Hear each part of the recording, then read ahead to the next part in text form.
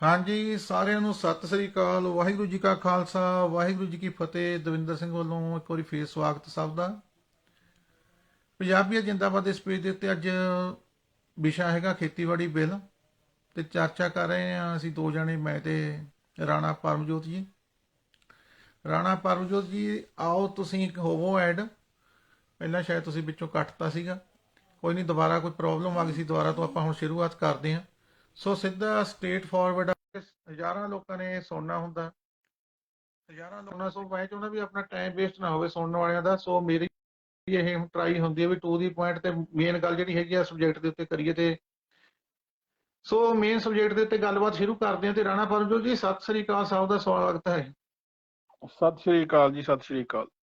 ਹਾਂਜੀ ਆਪਾਂ ਮੇਨ ਕੁਛ ਜੋ ਇੱਧਰ ਉੱਧਰ ਜਾਣ ਤੋਂ ਆਪਾਂ ਟਰਾਈ ਕਰੀਏ, ਕਿਉਂਕਿ ਹਜ਼ਾਰਾਂ ਲੱਖਾਂ ਲੋਕਾਂ ਨੇ, ਹੋ ਸਕਦਾ ਕਈ ਵਾਰੀ ਲੱਖਾਂ ਤੱਕ ਵੀ ਪਹੁੰਚ ਜਾਂਦੇ ਨੇ, ਪਰ ਹਜ਼ਾਰਾਂ ਤੱਕ ਤਾਂ ਜਾਂਦੀਆਂ ਨੇ ਵੀਡੀਓ। ਸੋ ਉਹਨਾਂ ਦਾ ਸਰੋਤਿਆਂ ਦਾ ਟਾਈਮ ਬਹੁਤ ਕੀਮਤੀ ਸਮਝਦੇ। ਮੁੱਖ ਹੁਣ ਤੁਸੀਂ ਦੱਸੋ ਵੀ ਜਿਹੜੇ ਇਹ ਬਿੱਲ ਨੇ, ਤੁਹਾਨੂੰ ਇਹ ਬਿੱਲਾਂ ਦੇ ਉੱਤੇ ਕਿਹੜਾ ਇਤਰਾਜ਼ ਜਾਂ ਕਿਹੜੀ ਚੀਜ਼ ਲੱਗਦੀ ਹੈ ਤੁਹਾਨੂੰ ਲੱਗਦਾ ਵੀ ਬਿੱਲ ਨੇ ਜਿਹੜੇ ਇਹ ਕਿਸਾਨਾਂ ਦਾ ਨੁਕਸਾਨ ਕਰਨਗੇ? ਪਹਿਲੀ ਗੱਲ ਤਾਂ ਕਰੋਨਾ ਕਾਲ ਦੇ ਵਿੱਚ ਜਿਹੜੇ ਤਰੀਕੇ ਨਾਲ ਬਿੱਲ ਇੰਟਰੋਡਿਊਸ ਕੀਤੇ ਗਏ ਨੇ ਉਹ ਬਿਲਕੁਲ ਗਲਤ ਨੇ ਜੀ। ਆਰਡੀਨੈਂਸ ਦੇ ਰਾਹੀਂ ਬਿੱਲ ਇੰਟਰੋਡਿਊਸ ਕਰਨੇ 5 ਜੂਨ 2020 ਨੂੰ, ਠੀਕ ਹੈ ਜੀ। ਕਰੋਨਾ ਪਿਛਲੇ ਸਾਲ 2020 ਦੇ ਕਹਿ ਲਓ ਫਰਵਰੀ ਦੇ ਵਿੱਚ ਦੁਨੀਆ 'ਚ ਯਾਨੀ ਉੱਭਰਨਾ ਸ਼ੁਰੂ ਹੋਇਆ, ਤੇ ਜੂਨ ਮਹੀਨੇ ਦੇ ਵਿੱਚ ਤਾਂ ਪੂਰੀ ਪੀਕ ਤੇ ਸੀਗੀ, ਯਾਨੀ ਕਿ ਨਿਊਯਾਰਕ ਦੇ ਵਿੱਚ ਤੁਹਾਡਾ ਇਟਲੀ ਹੋਇਆ, ਚੀਨ ਹੋਇਆ, ਇਹਨਾਂ ਦੇ ਵਿੱਚ ਕਿੰਨੀਆਂ ਮੌਤਾਂ ਹੋ ਰਹੀਆਂ ਸੀ। ਤਾਂ ਇਹੋ ਜਿਹੇ ਕਾਲ ਦੇ ਵਿੱਚ ਜਿਹੜਾ ਕਾਨੂੰਨ ਇੰਟਰੋਡਿਊਸ ਕਰਨਾ ਇਹੋ ਜਿਹਾ ਜਿਹਦਾ ਕਿ ਕਰੋਨਾ ਨਾਲ ਕੋਈ ਲੈਣ ਦੇਣ ਹੈ ਹੀ ਨਹੀਂ, ਸੋ ਇਹ ਤਰੀਕਾ ਹੀ ਗਲਤ ਹੈ ਜੀ, ਪਹਿਲਾ ਨੰਬਰ 1। ਹਾਂਜੀ। ਨੰਬਰ 2, ਜਿਹੜੇ ਬਿੱਲ ਬਣਦੇ ਨੇ, ਕੋਈ ਵੀ ਕਾਨੂੰਨ, ਦੋ ਕਾਨੂੰਨ ਨਵੇਂ ਨੇ ਤੇ ਇੱਕ ਕਾਨੂੰਨ ਪੁਰਾਣਾ ਆ। ਜਿਹੜਾ ਪੁਰਾਣਾ ਕਾਨੂੰਨ ਹੈ ਐਸੈਂਸ਼ੀਅਲ ਕਮੋਡਿਟੀ ਐਕਟ 1955 ਦਾ, ਉਹਦੇ 'ਚ ਅਮੈਂਡਮੈਂਟ ਕੀਤੀ ਗਈ ਆ। ਤੇ ਜਿਹੜੇ ਦੋ ਕਾਨੂੰਨ ਨੇ ਫਾਰਮਰਸ ਇੰਪਾਵਰਮੈਂਟ ਐਂਡ ਇੱਕ ਤੁਹਾਡਾ ਸੀਗਾ 9 ਲੰਬੇ ਚੌੜੇ ਨੇ, ਜਾਨੀ ਇੱਕ ਜਿਹਦੇ ਵਿੱਚ ਇਹਨਾਂ ਨੇ ਮੰਡੀਆਂ ਵਗੈਰਾ ਤੋਂ ਬਾਹਰ ਇਨੇਬਲ ਕਰਤਾ ਹੋਇਆ ਵੀ ਸੌਦਾ ਖਰੀਦੋ ਫਰੋਖਤ ਹੋ ਸਕਦੀ ਆ। ਜਿਹੜੇ ਦੋ ਜਾਨੀ ਇਹ ਕਾਨੂੰਨ ਸੀਗੇ ਨਵੇਂ, ਤਿੰਨਾਂ ਕਾਨੂੰਨਾਂ ਵਾਸਤੇ ਸਿਲੈਕਟ ਕਮੇਟੀਆਂ ਬਣਨੀਆਂ ਚਾਹੀਦੀਆਂ ਸੀ ਜੀ। ਸਿਲੈਕਟ ਕਮੇਟੀ ਹੁੰਦੀ ਹੈਗੀ ਆ ਵੀ ਜਿੰਨੀਆਂ ਵੀ ਪਾਰਟੀਆਂ ਹੈਗੀਆਂ ਨੇ, ਮੇਨ ਪਾਰਟੀਆਂ, ਮੈਂ ਨਹੀਂ ਛੋਟੀਆਂ ਮੋਟੀਆਂ ਪਾਰਟੀਆਂ ਦੀ ਨਹੀਂ ਗੱਲਬਾਤ ਨਹੀਂ ਕਰਦਾ, ਵੀ ਜਿਹੜੀ ਤਾਂ ਤੁਹਾਡੀ ਸੱਤਾਧਾਰੀ ਪਾਰਟੀ ਹੋਗੀ ਉਹਦੀਆਂ ਭਾਈਵਾਲ ਪਾਰਟੀਆਂ, ਸੱਤਾਧਾਰੀ ਪਾਰਟੀ ਬੀਜੇਪੀ, ਉਹਦੇ ਭਾਈਵਾਲ ਉਹਨਾਂ ਚੋਂ ਅਕਾਲੀ ਵੀ ਹੋ ਗਏ, ਜਿੰਨੇ ਵੀ ਹੋਰ ਭਾਈਵਾਲ ਹੈਗੇ ਨੇ ਜਿਵੇਂ ਨਿਤਿਸ਼ ਕੁਮਾਰ ਹੁਣੀ ਹੋ ਗਏ, ਠੀਕ ਹੈ ਜੀ। ਇਹਨਾਂ ਦੇ ਮੈਂਬਰ ਹੁੰਦੇ ਨੇ ਉਸ ਸਿਲੈਕਟ ਕਮੇਟੀ ਦੇ ਵਿੱਚ, ਤੇ ਤੁਹਾਡੀ ਵਿਰੋਧੀ ਪਾਰਟੀਆਂ ਦੇ ਮੈਂਬਰ ਹੁੰਦੇ ਨੇ ਸਿਲੈਕਟ ਕਮੇਟੀ ਦੇ ਵਿੱਚ। ਇਹ ਸਿਲੈਕਟ ਕਮੇਟੀਆਂ ਜਦੋਂ ਪਾਰਲੀਮੈਂਟ ਦੇ ਫਲੋਰ ਤੇ ਡਿਸਕਸ਼ਨ ਹੋਣੀ ਹੁੰਦੀ ਆ, ਉਹ ਤੋਂ ਪਹਿਲਾਂ ਇਹ ਸਿਲੈਕਟ ਕਮੇਟੀਆਂ ਬਣਾਈਆਂ ਜਾਂਦੀਆਂ ਨੇ, ਤਾਂ ਕਿ ਜਿਹੜੇ ਐਮਪੀ ਹੈਗੇ ਨੇ, ਬਿੱਲਾਂ ਦੇ ਪੱਖ ਵਾਲੇ ਐਮਪੀ ਤੇ ਬਿੱਲਾਂ ਦੇ ਵਿਰੋਧ ਵਾਲੇ ਜਿਹੜੇ ਹੈਗੇ ਨੇ ਐਮਪੀਜ਼, ਉਹ ਆਪੋ ਆਪਣੇ ਡਿਸਕਸ਼ਨ ਇੱਕ ਲਿਮਟਡ ਜਿਹੇ ਦਾਇਰੇ ਦੇ ਵਿੱਚ, ਜਿਹੜੇ 30-35 ਮੈਂਬਰਾਂ ਦੀ ਕਮੇਟੀ, ਕਦੇ 20 ਮੈਂਬਰਾਂ ਦੀ ਸਟੈਂਡਿੰਗ ਕਮੇਟੀ ਬਣ ਗਈ, ਉਹਦੇ ਵਿੱਚ ਉਹ ਆਪੋ ਆਪਣੇ ਪੱਖ ਰੱਖਦੇ ਨੇ। ਇਹ ਸਟੈਂਡਿੰਗ ਕਮੇਟੀਆਂ ਬਣਾਈਆਂ ਹੀ ਨਹੀਂ ਗਈਆਂ ਜੀ। ਸਟੈਂਡਿੰਗ ਕਮੇਟੀ ਕਦੋਂ ਬਣਾਈ? ਐਸੈਂਸ਼ੀਅਲ ਕਮੋਡਿਟੀ ਐਕਟ ਦੇ ਉੱਤੇ ਸਟੈਂਡਿੰਗ ਕਮੇਟੀ ਕਦੋਂ ਬਣਦੀ ਹੈ? ਜਦੋਂ ਪਾਰਲੀਮੈਂਟ ਦੇ ਵਿੱਚ ਬਿੱਲ ਪਾਸ ਹੋ ਜਾਂਦੇ ਨੇ। ਬਿੱਲ ਪਾਸ ਹੋਣ ਤੋਂ ਬਾਅਦ ਸਟੈਂਡਿੰਗ ਕਮੇਟੀ ਬਣਦੀ ਹੈ, ਤੇ ਸਟੈਂਡਿੰਗ ਕਮੇਟੀ ਸਤੰਬਰ 14-15 ਨੂੰ ਬਣਦੀ ਹੈਗੀ ਆ, ਇੱਕੋ ਐਕਟ ਦੇ ਉੱਤੇ, ਜਿਹੜੀ ਮੇਰੀ ਨੌਲੇਜ ਹੈਗੀ ਆ। ਸਤੰਬਰ ਮਹੀਨੇ 'ਚ ਕਾਨੂੰਨ ਪਾਸ ਹੋ ਜਾਂਦੇ ਨੇ ਪਾਰਲੀਮੈਂਟ ਦੇ ਫਲੋਰ ਦੇ ਉੱਤੇ, ਠੀਕ ਹੈ ਜੀ। ਤੇ ਸਤੰਬਰ ਮਹੀਨੇ 'ਚ ਐਸੈਂਸ਼ੀਅਲ ਕਮੋਡਿਟੀ ਐਕਟ ਦੇ ਉੱਤੇ ਸਟੈਂਡਿੰਗ ਕਮੇਟੀ ਬਣਦੀ ਹੈ, ਤੇ ਉਹ ਕਮੇਟੀ 18 ਮਾਰਚ 2021 ਨੂੰ ਆਪਣੀ ਰਿਪੋਰਟ ਇਹਦੇ 'ਚ ਪਾਰਲੀਮੈਂਟ ਦੇ ਵਿੱਚ ਪੇਸ਼ ਕਰਦੀ ਹੈ। ਜਦੋਂ ਕਾਨੂੰਨ ਪਾਸ ਹੋ ਗਏ ਤੇ ਸਟੈਂਡਿੰਗ ਕਮੇਟੀ ਬਾਅਦ 'ਚੋਂ ਬਣਾਉਣ ਦਾ ਕੀ ਫਾਇਦਾ ਜੀ? ਪਹਿਲਾਂ ਬਣਨੀ ਚਾਹੀਦੀ ਸੀ। ਇਹ ਹੁਣ ਤੁਹਾਡੇ ਤੁਸੀਂ ਬਿੱਲਾਂ ਦੇ ਉੱਤੇ ਦੋ ਇਤਰਾਜ਼ ਕੀਤੇ ਨੇ। ਇੱਕ ਤਾਂ ਟਾਈਮ ਆ ਜਿਹੜਾ ਜੂਨ 2020 ਦਾ ਜਿਹੜਾ ਟਾਈਮ ਆ, ਉਸ ਸਮੇਂ ਕਿਹਾ ਕਿ ਅਮਰੀਕਾ ਦੇ ਵਿੱਚ ਕਰੋਨਾ ਬਹੁਤ ਸੀ, ਤੇ ਇਟਲੀ ਜਾਂ ਹੋਰ ਕਈ ਮੁਲਕਾਂ ਦੇ ਵਿੱਚ ਪਤਾ ਨਹੀਂ ਕਿੱਥੇ ਕਿੱਥੇ ਨਹੀਂ। ਹੁਣ ਤੁਸੀਂ ਆਨਸਰ ਲਓ, ਇਦਾਂ ਨਾ ਮੈਂ ਵਿੱਚ ਨਹੀਂ ਬੋਲਣਾ। ਆਪਾਂ ਥੋੜਾ ਜਿਹਾ ਸਟੈਂਡਰਡ ਰੱਖ ਕੇ ਗੱਲ ਕਰਾਂਗੇ। ਤੁਸੀਂ ਹੁਣ ਉਹਦਾ ਮੈਨੂੰ ਆਪਣਾ ਪੱਖ ਪੇਸ਼ ਕਰਨ ਦਿਓ। ਤੁਸੀਂ ਆਪਣੀ ਇੱਕ ਪੱਖ ਦੀ ਦੋ ਗੱਲਾਂ ਕਰ ਲਈਆਂ। ਮੈਂ ਤੁਹਾਨੂੰ ਦੇਖੋ ਸਵਾਲ ਸਪਸ਼ਟ ਪੁੱਛਿਆ ਵੀ ਕਾਨੂੰਨਾਂ ਦੇ ਵਿੱਚ ਅਜਿਹਾ ਕੀ ਆ ਜਿਹੜਾ ਤੁਹਾਨੂੰ ਲੱਗਦਾ ਕਿਸਾਨਾਂ ਦਾ ਨੁਕਸਾਨ ਕਰੂ। ਤੁਸੀਂ ਉਹਦੇ ਤੇ ਦੋ ਗੱਲਾਂ ਕੀਤੀਆਂ ਨੇ। ਇੱਕ ਤਾਂ ਵੀ ਇਹ ਬਿੱਲ ਜਿਹੜਾ ਪੇਸ਼ ਕੀਤਾ ਉਹ ਟਾਈਮਿੰਗ ਦੀ ਗੱਲ ਆ। ਟਾਈਮਿੰਗ ਦੀ ਗੱਲ ਹੈ, ਦੇਖੋ ਉਸ ਸਮੇਂ ਦੇ ਵਿੱਚ ਵੀ ਜੋ ਮੈਂ ਸਮਝਦਾ ਵੀ 200 ਦੇਸ਼ ਕਰੀਬ ਹੈਗੇ ਨੇ ਸੰਸਾਰ ਦੇ ਵਿੱਚ, ਬਿੱਲ ਉਦੋਂ ਵੀ ਪਾਸ ਹੁੰਦੇ ਸੀ, ਹੋਰ ਵੀ ਸਾਰੇ ਕੰਮਕਾਰ ਚੱਲਦੇ ਸੀ। ਬੇਸ਼ੱਕ ਕਾਫੀ ਜਿਵੇਂ ਮਾਲ ਹੋ ਗਏ ਬੰਦ ਹੋ ਗਏ, ਸਪੋਰਟਸ ਦੀਆਂ ਸਟੇਡੀਅਮ ਬੰਦ ਹੋ ਗਏ, ਕਾਫੀ ਕੁਝ ਬੰਦ ਵੀ ਹੋਇਆ, ਪਰ ਸਰਕਾਰੀ ਕੰਮਕਾਜ ਖਾਸ ਤੌਰ ਦੇ ਉੱਤੇ ਪੇਪਰ ਵਰਕ ਦਾ ਦੇਖੋ ਚੱਲਦਾ ਹੀ ਰਿਹਾ। ਦੂਜੀ ਗੱਲ ਇਹ ਹੈ ਜਿਹੜਾ ਤੁਸੀਂ ਕਹਿੰਦੇ ਹੋ ਕਿ ਇਸ ਤਰ੍ਹਾਂ ਕਮੇਟੀ ਬਣਨੀ ਚਾਹੀਦੀ ਸੀ, ਉਸ ਤਰ੍ਹਾਂ ਕਮੇਟੀ ਬਣਨੀ ਚਾਹੀਦੀ ਸੀਗੀ। ਹਰਪਾਲ ਸਿੰਘ ਚੀਮਾ ਦੀਆਂ ਮੈਂ ਤੁਹਾਨੂੰ 3 ਲਾਈਨਾਂ ਬੋਲ ਕੇ ਸੁਣਾਉਣਾ, ਜਿਹੜੀਆਂ ਇਹਨੇ ਵਿਧਾਨ ਸਭਾ ਦੇ ਵਿੱਚ ਕਹੀਆਂ ਬਿੱਲਾਂ ਦੇ ਬਾਰੇ। ਜਦੋਂ ਗੱਲਬਾਤ ਚੱਲਦੀ ਸੀਗੀ ਵਿਧਾਨ ਸਭਾ ਦੇ ਵਿੱਚ ਸੈਸ਼ਨ ਸੱਦਿਆ ਸੀਗਾ ਸ਼ਾਇਦ ਅਕਤੂਬਰ ਨਵੰਬਰ 2020 ਦੇ ਵਿੱਚ, ਉਸ ਤੋਂ ਪਿੱਛੋਂ 2 ਮਹੀਨੇ ਬਾਅਦ ਇਹ ਕੀ ਕਹਿ ਰਿਹਾ ਹਰਪਾਲ ਸਿੰਘ ਚੀਮਾ? ਕਹਿੰਦਾ ਮੈਂ ਸਮਝਦਾ ਹਾਂ ਕਿ ਜੇਕਰ 2006 ਦੇ ਐਕਟ ਦੀ ਗੱਲ ਕਰ ਲਈਏ, 2013 ਦੇ ਐਕਟ ਦੀ ਗੱਲ ਕਰ ਲਈਏ, 2017 ਦੇ ਐਕਟ ਦੀ ਗੱਲ ਕਰ ਲਈਏ, ਇਹ ਸਾਰੇ ਐਕਟ ਮੈਂ ਸਮਝਦਾ ਹਾਂ ਕਿ ਇਸ ਐਕਟ ਭਾਵ ਜੋ ਬੀਜੇਪੀ ਨੇ ਸੈਂਟਰ ਦੇ ਵਿੱਚ ਪਾਸ ਕੀਤਾ, ਇਸ ਐਕਟ ਦਾ ਬੇਸ ਹਨ। ਇਹ ਸਾਰੇ ਐਕਟਾਂ ਕਰਕੇ ਚਾਹੇ 2006 ਵਾਲਾ, 2013 ਵਾਲਾ ਜਾਂ 2017 ਵਾਲਾ ਹੈ, ਜਿਹੜਾ ਕਿ ਪੰਜਾਬ ਦੀ ਇਸੇ ਅਸੈਂਬਲੀ ਵਿੱਚ ਪਾਸ ਕੀਤਾ ਹੋਇਆ ਹੈ, ਸਾਡੇ ਹੀ ਭਰਾਵਾਂ ਨੇ ਪਾਸ ਕੀਤਾ। ਭਾਵੇਂ ਇਦਾਂ ਕਿਸਾਨੀ ਦੇ ਉੱਤੇ ਜਿੰਨੇ ਵੀ ਐਕਟ ਨੇ 2006 ਕਹਿ ਰਿਹਾ, ਵੈਸੇ 2005 ਦੇ ਵਿੱਚ ਖੁੱਲੀ ਮੰਡੀ ਦਾ ਐਕਟ ਪੰਜਾਬ ਦੇ ਵਿੱਚ ਅਮਰਿੰਦਰ ਸਿੰਘ ਨੇ ਪਾਸ ਕਰਤਾ ਸੀ। 2013 ਦੇ ਵਿੱਚ ਜਿਹੜਾ ਹੈਗਾ ਕੰਟਰੈਕਟ ਫਾਰਮਿੰਗ ਦਾ ਐਕਟ ਪਾਸ ਕਰਤਾ ਸੀਗਾ, ਜਿਹਨੂੰ ਤੁਸੀਂ ਦੂਜਾ ਉਹਨਾਂ ਦੇ ਥੋੜੇ ਜਿਹੇ ਗੁੰਝਲਦਾਰ ਨਾਂ ਨੇ। ਜੇ ਇਹਨੂੰ ਸਿੰਪਲ ਨਾਂ ਕਹਿਣਾ ਹੋਵੇ ਤਾਂ ਪਹਿਲਾ ਜਿਹੜਾ ਬਿੱਲ ਹੈਗਾ ਉਹ ਹੈਗਾ ਖੁੱਲੀ ਮੰਡੀ ਦਾ, ਪ੍ਰਾਈਵੇਟ ਮੰਡੀ ਦਾ ਬਿੱਲ, ਤੇ ਦੂਜਾ ਹੈਗਾ ਕੰਟਰੈਕਟ ਫਾਰਮਿੰਗ ਦਾ, ਤੇ ਤੀਜਾ ਹੈਗਾ ਸਟੋਰੇਜ ਬਾਰੇ। ਜਾਣੀ ਮੈਂ ਇਦਾਂ ਈਜੀ ਸ਼ਬਦਾਂ ਦੇ ਵਿੱਚ ਇਹਨਾਂ ਨੂੰ ਯੂਜ਼ ਕਰਦਾ। ਇਹਨੇ ਦੇਖ ਲਓ ਵੀ ਹਰਪਾਲ ਸਿੰਘ ਚੀਮਾ ਨੇ ਪਹਿਲਾਂ ਹੀ ਦੱਸਦਾ, ਕਹਿੰਦਾ ਇਹਨਾਂ ਦੇ ਉੱਤੇ ਘੱਟ ਤੋਂ ਘੱਟ 20 ਸਾਲਾਂ ਤੋਂ ਗੱਲਬਾਤ ਚੱਲ ਰਹੀ ਹੈ। ਜਿਹੜੇ ਬਿੱਲ ਲੈ ਕੇ ਆਂਦੇ ਗਏ ਨੇ, ਕੋਈ ਅਚਨਚੇਤ ਕੋਈ ਸਡਨਲੀ ਨਹੀਂ ਆ ਗਏ ਹੈਗੇ ਆ। ਇਹ ਬਿੱਲ ਤਾਂ 20 ਸਾਲਾਂ ਦੇ ਵਿੱਚ ਚੱਲ ਰਹੇ ਨੇ, ਔਰ ਘੱਟ ਤੋਂ ਘੱਟ 20 ਸਟੇਟਾਂ ਦੇ ਵਿੱਚ ਇਹ ਬਿੱਲ ਪਹਿਲਾਂ ਹੀ ਪਾਸ ਹੋ ਚੁੱਕੇ ਨੇ। ਸੋ ਕੋਈ ਨਵੀਂ ਇਹੋ ਜਿਹੀ ਚੀਜ਼ ਨਹੀਂ ਹੈਗੀ ਵੀ ਜਿਹੜੀ ਅਚਨਚੇਤ ਹੀ ਬਿਲਕੁਲ ਆਈ ਤੇ ਬਸ ਉਹ ਲਾਗੂ ਕਰ ਦਿੱਤੀ ਗਈ ਆ। ਹੁਣ ਅਗਲੀ ਤੁਸੀਂ ਫੇਰ ਮੈਂ ਤੁਹਾਨੂੰ ਦੁਬਾਰਾ ਸਵਾਲ ਰਿਪੀਟ ਕਰਦਾ, ਇਹ ਬਿੱਲਾਂ ਦੇ ਵਿੱਚ ਅਜਿਹਾ ਕੀ ਹੈ ਜਿਹੜਾ ਤੁਹਾਨੂੰ ਲੱਗਦਾ ਵੀ ਕਿਸਾਨਾਂ ਦਾ ਨੁਕਸਾਨ ਕਰ ਦੂਗਾ? ਯਾਨੀ ਤੁਸੀਂ ਹਰਪਾਲ ਸਿੰਘ ਚੀਮੇ ਦੇ ਮੋਢੇ ਤੇ ਰੱਖ ਕੇ ਬੰਦੂਕ ਚਲਾਉਣੀ ਆ ਵੀ ਨਹੀਂ, ਮੈਂ ਨਹੀਂ, ਜੋ ਹਰਪਾਲ ਸਿੰਘ ਚੀਮੇ ਦਾ ਨਾਮ ਮੈਂ ਤਾਂ ਲਿਆ ਜੇ ਮੈਂ ਕਹਿੰਦਾ ਹੋ ਸਕਦਾ ਕੋਈ ਬੰਦੇ ਜਾਂ ਤੁਸੀਂ ਜਾਂ ਕੋਈ ਹੋਰ ਉਹ ਗੱਲ ਤੇ ਵਿਸ਼ਵਾਸ ਕਰੇ ਨਾ ਕਰੇ। ਵਿਧਾਨ ਸਭਾ ਦੀ ਕਾਰਵਾਈ ਆ, ਉਹਦੇ ਚੋਂ ਕੋਈ ਵੀ ਬੰਦਾ ਪੜ੍ਹ ਕੇ ਚੱਕ ਕੇ ਦੇਖ ਸਕਦਾ। 20 ਅਕਤੂਬਰ 2020 ਨੂੰ ਵਿਧਾਨ ਸਭਾ ਦੇ ਵਿੱਚ ਹਰਪਾਲ ਸਿੰਘ ਚੀਮਾ ਨੇ ਗੱਲ ਕਹੀ ਆ। ਜੇ ਕਿਸੇ ਨੂੰ ਕੋਈ ਸ਼ੱਕ ਆ ਤਾਂ ਦੇਖ ਸਕਦਾ ਵੀ 2000 ਇਹ ਬਿੱਲ ਤਾਂ ਸਾਰੇ ਮਤਲਬ ਕਿ ਪਹਿਲਾਂ ਹੀ ਪਾਸ ਹੋ ਚੁੱਕੇ ਆ। ਤੇ ਤੁਸੀਂ ਇਹ ਦੱਸੋ ਬਿੱਲਾਂ ਦੇ ਵਿੱਚ ਕੀ ਅਜਿਹਾ ਹੈਗਾ ਉਹਦੇ ਤੇ ਆਪਾਂ ਮੈਂ ਚਾਹੁੰਦਾ ਵੀ ਆਈਏ ਗੱਲਬਾਤ ਕਰੀਏ। ਉਹਦੇ ਤੇ ਵੀ ਆਉਣਾ, ਮੈਂ ਤਾਂ ਲੰਬੀ ਲਾਈਨ ਲਾ ਦੂੰਗਾ ਬਿੱਲਾਂ ਦੇ ਵਿੱਚ ਕੀ ਹੈਗਾ ਆ। ਪਹਿਲੀ ਗੱਲ ਤਾਂ ਤੁਹਾਡੇ ਕੋਲ ਜਿਹੜਾ ਵੀ ਤੁਸੀਂ ਬਿੱਲਾਂ ਦੇ ਹੱਕ ਦੇ ਵਿੱਚ ਸਟੇਟਮੈਂਟ ਦਿੱਤੀ ਉਹ ਤੁਸੀਂ ਕਿਸੇ ਦੀ ਚੱਕ ਕੇ ਦੇ ਰਹੇ ਹੋ। ਯਾਨੀ ਤੁਹਾਡੇ ਕੋਲ ਆਪਣੇ ਕੋਲ ਇਹਨਾਂ ਬਿੱਲਾਂ ਨੂੰ ਸਪੋਰਟ ਕਰਨ ਦੇ ਵਾਸਤੇ ਤਕਰੀਰ ਕੀ ਦਿੱਤੀ ਤੁਸੀਂ ਵੀ ਹਰਪਾਲ ਸਿੰਘ ਚੀਮਾ ਇਹਨਾਂ ਬਿੱਲਾਂ ਦਾ ਸਮਰਥਨ ਕਰ ਰਿਹਾ ਹੈ। ਕੀ ਚੀਮਾ ਜਿਹੜਾ ਹੈਗਾ ਆ ਆਪਣੇ ਚੀਮਾ ਕਿਸਾਨ ਅੰਦੋਲਨ ਦਾ ਮੈਂਬਰ ਆ? ਕੀ ਚੀਮੇ ਨੇ ਕਦੇ ਖੇਤੀ ਕੀਤੀ ਆ? ਹਰਪਾਲ ਚੀਮੇ ਨੇ ਜਿਹੜਾ ਅਗਰ ਚੀਮੇ ਨੇ ਹਾਂ ਕਰਤੀ, ਤੁਹਾਡਾ ਕੀ ਮਤਲਬ ਹੈਗਾ ਵੀ ਜੇ ਫਲਾਣੇ ਨੇ ਕਹਤਾ ਕੋਠੇ ਤੋਂ ਛਾਲ ਮਾਰਨੀ ਹੈ ਤਾਂ ਤੁਸੀਂ ਛਾਲ ਮਾਰ ਦੇਣੀ ਹੈ? ਹਰਪਾਲ ਸਿੰਘ ਚੀਮਾ ਨੇ ਤੱਥ ਪੇਸ਼ ਕੀਤੇ ਨੇ, ਜਾਂ ਤਾਂ ਤੱਥ ਤੁਸੀਂ ਚੀਮੇ ਦੇ ਮਗਰ ਨਾ ਪਾਓ। ਚੀਮਾ ਜਾਂ ਮੈਂ ਨਹੀਂ ਸਬਜੈਕਟ ਹੈਗੇ ਵੀ ਮੈਂ ਚੀਮੇ ਨੂੰ ਕਿਉਂ ਕਹਿੰਦਾ, ਚੀਮੇ ਨੇ ਐ ਕਹਿੰਦਾ। ਤੁਸੀਂ ਤੱਥਾਂ ਨੂੰ ਦੱਸੋ ਵੀ ਕੀ 2006 17 13 ਦੇ ਵਿੱਚ ਬਿੱਲ ਪਾਸ ਹੋਏ ਨੇ ਖੇਤੀਬਾੜੀ ਐਗਰੀਮੈਂਟ। ਜਿਹੜੀ ਗੱਲ ਦਾ ਤੁਸੀਂ ਸਵਾਲ ਕੀਤਾ ਕਿ ਅਚਨਚੇਤ ਹੀ ਲਿਆਂਦੇ, ਮੈਂ ਤੁਹਾਨੂੰ ਉਹਦਾ ਸਬੂਤ ਦਿੱਤਾ ਕਿ ਆਪਣੇ ਵਿਧਾਨ ਸਭਾ ਦੇ ਵਿੱਚ ਇਹ ਗੱਲ ਹੋ ਚੁੱਕੀ ਹੈ। ਵਿਧਾਨ ਸਭਾ ਦੇ ਵਿੱਚ ਮੈਂਬਰ ਇਹ ਗੱਲ ਕਹਿ ਰਿਹਾ। ਸੋ ਇਹਦੇ ਵਿੱਚ ਕੋਈ ਝੂਠ ਨਹੀਂ ਹੈਗਾ। ਮੇਰਾ ਕਹਿਣ ਦਾ ਮਤਲਬ ਸਿਰਫ ਇਹ ਸੀ ਵੀ ਜਿਹੜੇ ਬਿੱਲ ਨੇ ਪਹਿਲਾਂ ਵੀ ਪਾਸ ਹੋ ਚੁੱਕੇ ਨੇ। ਜੇ ਕਿਸੇ ਨੂੰ ਇਹ ਗੱਲ ਲੱਗਦਾ ਝੂਠ ਹੈ ਤਾਂ ਵਿਧਾਨ ਸਭਾ ਦੇ ਵਿੱਚ ਇਹ ਸਬੂਤ ਆ। ਵਿਧਾਨ ਸਭਾ ਦੀ ਕਾਰਵਾਈ ਦੇਖ ਕੇ ਬੰਦਾ ਦੱਸ ਸਕਦਾ ਵੀ ਇਹ ਵਿਧਾਨ ਸਭਾ ਦੇ ਵਿੱਚ ਕੋਈ ਬੰਦਾ ਝੂਠ ਥੋੜੀ ਬੋਲਿਆ ਹੋਊਗਾ। ਇਹ ਬਿੱਲ ਪਾਸ ਹੋਏ ਹੋਏ ਨੇ। ਤੁਸੀਂ ਇਕੱਲਿਆਂ ਨਹੀਂ ਬੋਲਣਾ, ਬਿੱਲ ਪਾਸ ਹੋਏ ਹੋਏ ਨੇ। ਆਂਸਰ ਦਓ ਨਾ ਉਸ ਗੱਲ ਦਾ। ਜੇ ਹੁਣ ਚੀਮਾ ਕਿਸਾਨ ਨਹੀਂ ਹੈਗਾ, ਚੀਮਾ ਜੇ ਕਿਸਾਨ ਨਹੀਂ ਹੈਗਾ ਤਾਂ ਫਿਰ ਆਪਾਂ ਫਿਰ ਕੋਈ ਵੀ ਨਾ ਗੱਲ ਕਰੋ। ਫਿਰ ਤਾਂ ਕਿਸਾਨ ਗੱਲ ਕਰੇ, ਫਿਰ ਤਾਂ ਸਰਕਾਰ ਨਾਲ ਗੱਲ ਕਰੇ। ਇਹ ਥੋੜਾ ਕੋਈ ਚੌਕਾ ਹੀ ਗਿਆ ਕਿ ਚੀਮਾ ਕਿਸਾਨ ਨਹੀਂ ਹੈਗਾ। ਬਹੁਤ ਚੀਮਾ ਕਿਸਾਨ ਨਹੀਂ ਹੈਗਾ ਤਾਂ ਉਹ ਪੋਲੀਪੋਲੀਟੀਕਲ ਰੈਲੀ ਨਹੀਂ ਚੱਲਦੀ। ਕੈਪਟਨ ਨੇ 2005 ਚ ਕਿਹੜਾ ਬਿੱਲ ਪਾਸ ਕੀਤਾ ਹੈ ਉਹਦੇ ਤੱਥ ਪੇਸ਼ ਕਰੋ ਜੀ, ਲਿਆਓ। ਹਾਂ, ਮੈਂ ਹੁਣੇ ਸੁਣਾ ਦਿੰਦਾ। ਲਿਆਓ, ਸੁਣਾਓ। ਬਿੱਲ ਦਾ ਨਾਮ ਦੱਸਣਾ ਹੈ ਪਹਿਲਾਂ ਮੈਨੂੰ ਉਹਦਾ ਪ੍ਰੋਪਰ। 2005 ਦੇ ਵਿੱਚ ਬਿਹਾਰ ਦੀ ਸਰਕਾਰ ਨੇ ਜਿਹੜਾ ਤੁਹਾਡਾ ਮੰਡੀ ਐਕਟ ਖਤਮ ਕੀਤਾ ਹੈ ਬਿਹਾਰ ਦੇ ਵਿੱਚ। ਬਾਈ ਜੀ ਹੁਣ ਸਵਾਲ ਦਾ ਆਨਸਰ ਲੈ ਲਓ। ਸਵਾਲ ਦਾ ਆਨਸਰ ਲੈ ਲਓ। ਲਿਆਓ। ਦੀ Punjab agriculture produce market amendment act 2005, Punjab act number 12 of 2005। ਇਹ ਹੁਣ ਕਾਫੀ ਲੰਬਾ ਚੌੜਾ ਹੈਗਾ। ਮੈਂ ਜਿਹੜਾ ਸਬਜੈਕਟ ਦੇ ਉੱਤੇ ਗੱਲ ਆ ਉਹ ਤੇ ਮੈਂ ਤੁਹਾਨੂੰ ਦੱਸ ਦਿੰਦਾ। ਦੱਸੋ ਕੀ ਆ। ਇਨ ਦੀ Punjab agriculture produce market act 1961 in section 2 number A in clause 1 for the wording and sign principal market yard and sub market yard, the wording and the sign principal market yard, sub market yard and private market yard shall be substituted, and after clause the following clause shall be inserted, namely the private market yard means an enclosure building or locality other than the principal market yard or sub market yard in the notified market area owned and operated by any person or any company or any cooperative society in the accordance with the terms and conditions of the license granted by the state government, and where infrastructure has been developed by such person or company or cooperative society as cause may be।